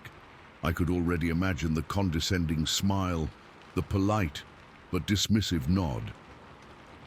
The next morning, I considered going back to that overlook in the daylight. Part of me wanted to hike down that slope, to look for evidence, footprints, broken branches, anything that would confirm what I'd seen. But a stronger part of me was terrified of what I might find. Or worse, what might find me if I ventured down into those woods alone. In the end, I continued my journey south, trying to enjoy the remainder of my trip, but constantly on edge, scanning the forests along the road, startling at any movement in the trees. I found myself avoiding overlooks unless there were other people present, and I made sure to reach my accommodations well before sunset each day. When I got home a few days later, I immediately started researching. I looked up wildlife native to the Blue Ridge Mountains, studied the movements and behaviors of black bears, even researched if any large primates had escaped from zoos in the area. Nothing fit what I'd seen. Eventually, reluctantly, I found myself searching for Bigfoot or Sasquatch sightings in Virginia, specifically around the Blue Ridge Parkway and peaks of Otter. What I found disturbed me deeply. There were dozens of reports from that exact area, going back decades. Hikers describing large, hair-covered bipedal figures, watching them from the trees. Campers hearing strange vocalizations and finding massive, unidentifiable footprints around their campsites. Drivers stopping at overlooks at dusk and seeing something large moving on the slopes below. One report in particular chilled me to the bone. In 2019, just 4 years ago, a family stopped at what sounded like the exact same overlook where I had my encounter. The father described seeing a large, dark figure climbing the steep slope below, moving with impossible agility for its size. He said it stopped and watched them for several minutes before disappearing into the forest. His description matched what I saw perfectly, right down to the way it partially hid behind a tree while observing them. I've spent the 3 months since my trip trying to convince myself there's a rational explanation for what I saw. But the more I think about it, the more I research, the more certain I become that I encountered something that science doesn't acknowledge, something that shouldn't exist according to our understanding of the natural world. I haven't told anyone about this until now. My friends would think I'm making it up, or that I mistook a bear for something more fantastic. But I know what I saw. I know how it moved, how it watched me, how it deliberately positioned itself to remain partially hidden while keeping me in its sight. What haunts me most isn't just the encounter itself, but the questions it raised. Was it simply curious about me? Was it territorial, warning me away from its domain? Or was it hunting, assessing me as potential prey? And if these creatures exist in the forests of Virginia, where else might they be living, undetected, watching us when we think we're alone in the wilderness? I haven't been hiking or camping since my trip. I can't bring myself to venture into the woods, not even the small nature preserve near my home. Every time I look at a forest now, I imagine eyes watching from behind the trees. Every unexplained sound outside my house at night sends my heart racing. Last week, I had to drive along a wooded road after dark. As my headlights swept across the tree line, I swear I saw something large step quickly behind a thick trunk just at the edge of the light's reach. Just a glimpse, there and gone so fast I might have imagined it. But the movement was familiar, that same fluid, deliberate shift I'd seen on the slope below the overlook. I accelerated, not slowing, until I reached more populated areas, streetlights replacing the darkness. When I got home, I immediately checked all the doors and windows, making sure everything was locked. I don't know if what I saw that night was real, or if my mind is now seeing things in every shadow, but I can't shake the feeling that something followed me home from the Blue Ridge Mountains, something that watches and waits, learning my patterns, my habits, something that's biding its time. Sometimes at night, I wake suddenly, certain I've heard movement outside my bedroom window. My house is one story, the window just a few feet off the ground. I lie there in the darkness, barely breathing, listening, and sometimes I swear I can hear breathing too, deep, rhythmic breaths, not quite human, just outside the glass. I keep the curtains closed now. I don't want to see what might be looking in, and I definitely don't want it to know I'm watching back. Wait, did you hear that? That sound just now outside? Like something heavy moving around the side of the house. It's been happening more frequently lately, getting closer, more bold. I need to check. I need to know if it's really there or if my mind is finally cracking under the strain of what I experienced. I'm going to look out the window. Oh God, there's something in the yard. Something big, moving toward the house. It's exactly like what I saw on the parkway, but closer now. Much closer. It's looking right at my window. It knows I'm in here. It knows I'm writing this. I think it followed me all the way from Virginia. I think it's been watching me this whole time, waiting for the right moment to, Story 15. The Visitor at the Creek. I've been an avid fly fisherman for over 20 years, but what happened last June has made me seriously reconsider my solo fishing trips to remote locations. I'm still trying to process what I saw that day near Glacier National Park. Part of me wishes I could just forget it, but the image of that creature is burned into my memory. I can still see those eyes looking directly into mine, intelligent and aware in a way that no normal animal's eyes should be. It was June 12th, 2023. I'd taken a week off work for my annual Montana fishing trip. I live in Seattle, but every summer I make the drive over to Montana to fish some of my favorite spots. This year, I was staying at a small cabin rental about 30 minutes from the western entrance to Glacier National Park. The area has some incredible fishing, pristine waters, healthy fish populations, and if you're willing to hike a bit off the beaten path, you can find streams where you might not see another human being all day. That's exactly what I was looking for on that particular Monday. I'd spent the weekend fishing some of the more accessible spots, sharing the water with other anglers and tourists. By Monday, I was craving solitude, I wanted to get away from everyone and everything, to find that perfect untouched piece of water where it's just you, the fish, and the wilderness. I'd heard about a promising creek from a local at the fly shop in West Glacier. He'd mentioned it hesitantly, clearly not wanting to give away a good spot, but I must have passed some unspoken test, because eventually he'd pulled out a map and marked a location. "It's a decent hike," he'd warned. "No real trail for the last mile or so, but the fishing's worth it." He wasn't kidding about the hike. I parked my truck at a small, unmarked pull-off on a Forest Service road, strapped on my pack with my fishing gear, and started following what was barely a game trail into the woods. The first 2 miles had some semblance of a path, probably made by other fishermen and wildlife. But for the last mile, I was essentially bushwhacking, using a GPS app on my phone to make sure I was heading in the right direction. It took me almost 2 hours to reach the creek, picking my way through dense undergrowth and navigating around fallen trees and rocky outcroppings. When I finally broke through the tree line and saw the water, I knew immediately that the effort had been worth it.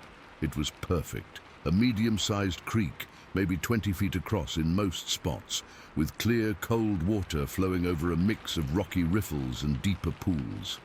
The kind of water that makes a fly fisherman's heart beat faster. I spent some time just scouting, walking upstream along the bank, looking for promising spots and signs of fish.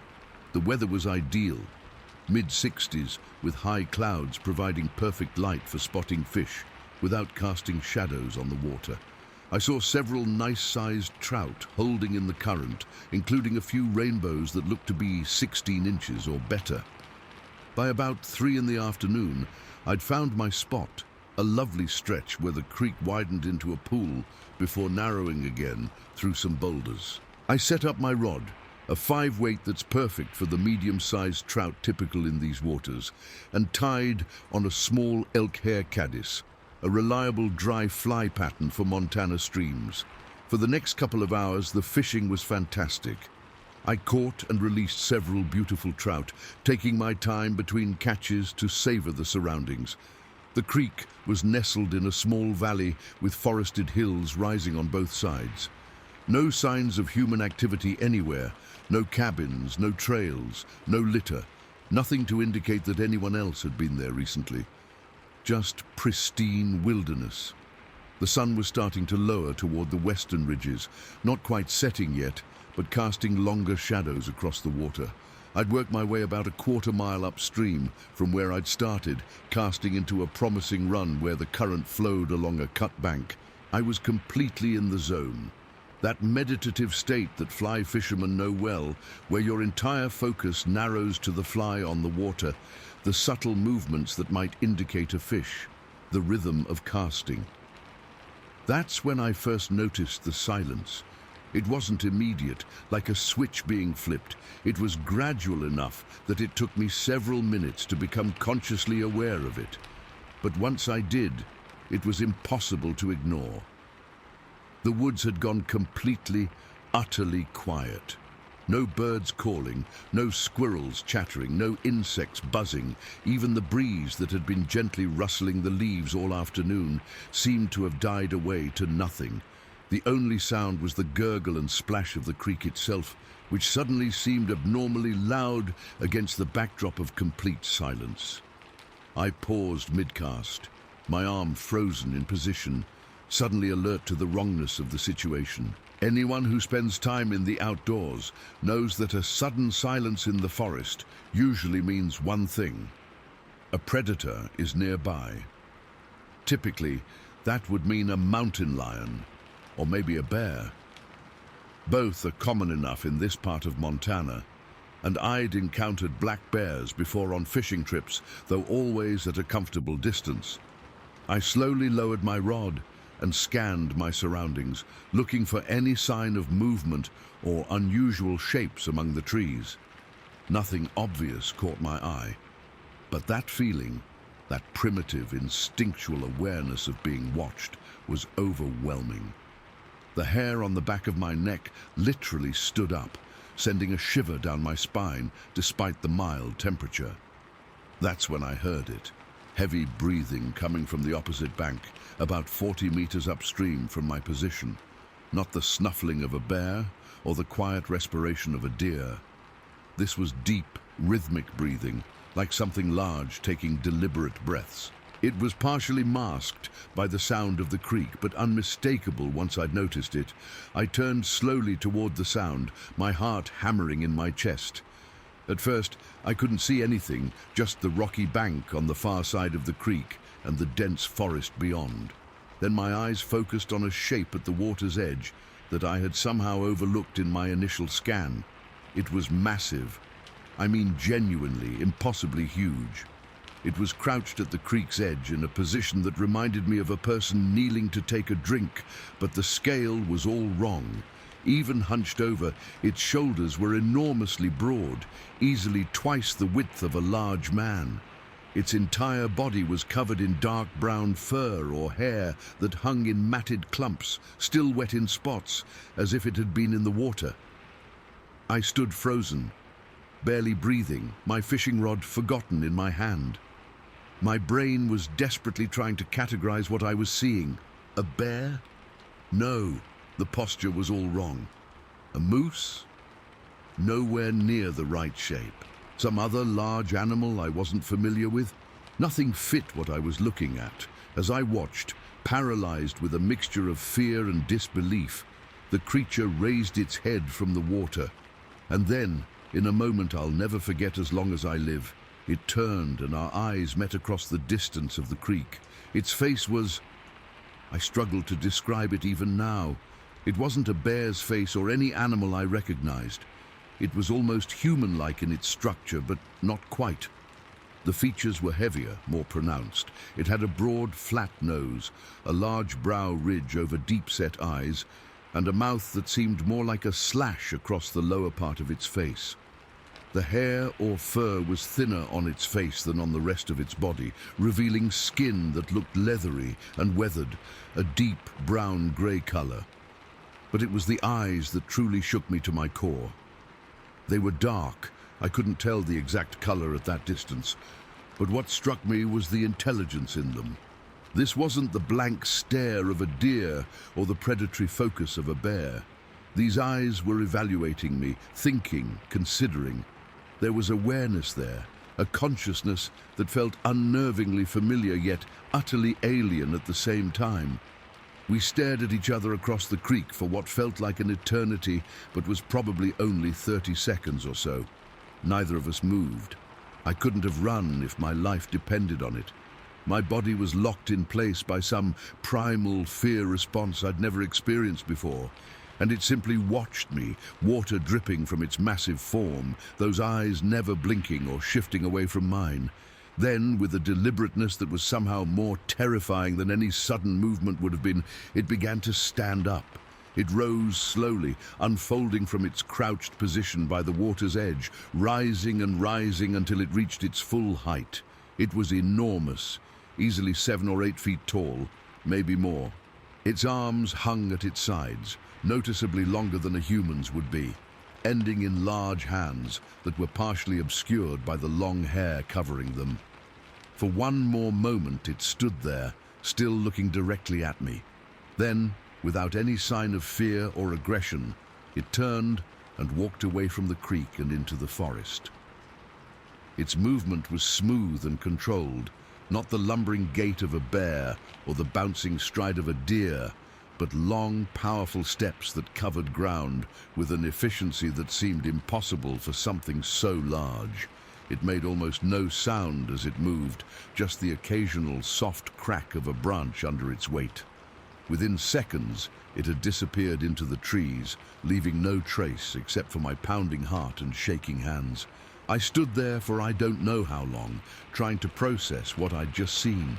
My mind was racing, cycling through possible explanations and rejecting each one.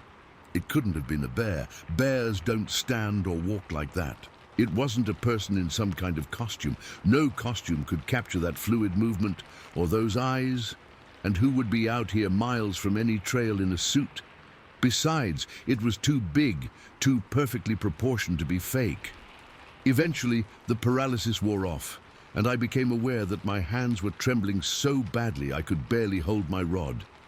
I tried to reel in my line, but my fingers wouldn't cooperate properly. I ended up just stripping in the loose line and haphazardly wrapping it around the reel, not caring about the mess I was making. All I knew was that I needed to pack up and get out of there, fast. I broke down my rod in record time, stuffed everything into my pack without any of my usual care, and started moving downstream, back toward my original access point. I was torn between wanting to run full speed and being afraid that sudden movement might attract attention. I compromised by walking as quickly as possible while constantly scanning the woods around me, my head on a swivel, adrenaline making every sense hyper-alert. The hike back to my truck is a blur in my memory. I know I moved faster than I ever have through difficult terrain, stumbling several times, scratching myself on branches and brambles that I crashed through without care. I just wanted to be back in civilization, back where the world made sense and didn't include 8-foot-tall hair-covered creatures with almost human faces. When I finally reached my truck, I threw my gear in the back and got in, locking the doors immediately. My hands were still shaking so badly that it took 3 tries to get the key in the ignition. As I drove away, much too fast for the rough forest service road, I kept checking my rearview mirror, half expecting to see something massive step out onto the road behind me. By the time I reached the main highway, my rational mind was already trying to make sense of what I'd seen. Maybe it had been a bear after all, and the strange light of late afternoon had played tricks on me.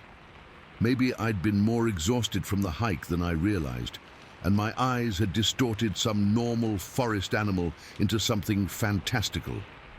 Maybe it was just a very, very large man with unusually proportioned limbs who liked to walk around the wilderness covered in fur. But I knew none of these explanations fit what I'd seen. The clarity of that moment when our eyes met wasn't something I could explain away. Whatever that creature was, it existed, and it had been as real as the creek or the trees or the fish I'd caught earlier. I cut my trip short, packing up my cabin the next morning and driving straight back to Seattle. I couldn't bear the thought of being in those woods again, not after what I'd seen. For weeks afterward, I had trouble sleeping. Every time I closed my eyes, I saw those intelligent eyes staring back at me. I would jerk awake in the middle of the night, convinced I'd heard heavy breathing outside my bedroom window. I've spent hours researching since then, looking for any explanation that makes sense. I've studied the wildlife native to Montana, read reports of unusual animal sightings, even looked into the possibility of escaped exotic pets or zoo animals. Nothing matches what I saw. Eventually, reluctantly, I found myself reading about Bigfoot or Sasquatch sightings. I've always been skeptical about that sort of thing. It seemed impossible that a large, unknown primate could exist in North America without concrete scientific proof. But the descriptions I found matched what I saw with unnerving accuracy. The height, the fur, the facial features, the intelligent eyes, the quiet way it moved through the forest. There have been hundreds of reported sightings in the Glacier National Park area over the years, many from credible witnesses. Park rangers, wildlife biologists, experienced outdoorsmen. It's been 5 months since that day at the creek, and I still haven't been fishing. My expensive fly rods sit unused in their tubes in my closet. I've made excuses to friends who've invited me on trips, claiming work is too busy or inventing family obligations. The truth is, I'm afraid, not just of seeing that creature again, but of the knowledge that it's out there, that it exists when it shouldn't, that the world is not what I thought it was. What haunts me most is the way it looked at me. That moment of mutual recognition across the creek. It knew what I was. It was aware, conscious in a way that seems impossible for an animal. And in that moment when our eyes met, I felt something I can't quite articulate. A sense that it was not just seeing me, but knowing me, evaluating me, deciding something about me. I don't know if I'll ever go back to Montana, or if I'll ever fish those remote streams again. Some part of me wants to, needs to, either to prove to myself that what I saw wasn't real, or to confirm that it was. but a larger part is terrified of what might happen if I encountered that creature again. Would it just watch me from a distance, or would it decide this time to approach? Last night I dreamed I was back at that creek. Everything was exactly as it had been. The clear water, the perfect fishing conditions, the gradual silence falling over the forest. But in the dream, when I looked up, the creature wasn't across the creek. It was right behind me. I could feel its breath on my neck, smell the wild, musky odor of its fur. I woke up gasping, sheets soaked with sweat, convinced for a moment that it was in my bedroom, standing over my bed. Sometimes I think about reporting what I saw to someone. A park ranger, a wildlife biologist, one of the research groups that tracks Bigfoot sightings. But who would believe me? I'd sound like every other crazy person claiming to have seen a mythical creature in the woods. And part of me wonders if it's better that way, if that thing should remain undiscovered, left alone in the deep wilderness where it has apparently survived without human interference for who knows how long. All I know is that I can't unsee what I saw. I can't unfeel that moment of connection, that shocking recognition that I was in the presence of something impossible. And I can't shake the feeling that someday, somewhere, I'll look up and those eyes will be watching me again. Wait, did you hear that? That sound outside just now? It sounded like heavy breathing, just like what I heard by the creek. And there's a smell coming through the open window, musky, wild, like wet fur and something else I can't describe. I need to check. I need to see if... Oh my God, there's something outside my window, something massive. I can see the outline against the streetlight. It's looking right at me, those eyes, the same eyes from the creek. It found me. It followed me all the way to Seattle. It's raising its hand to the glass. I have to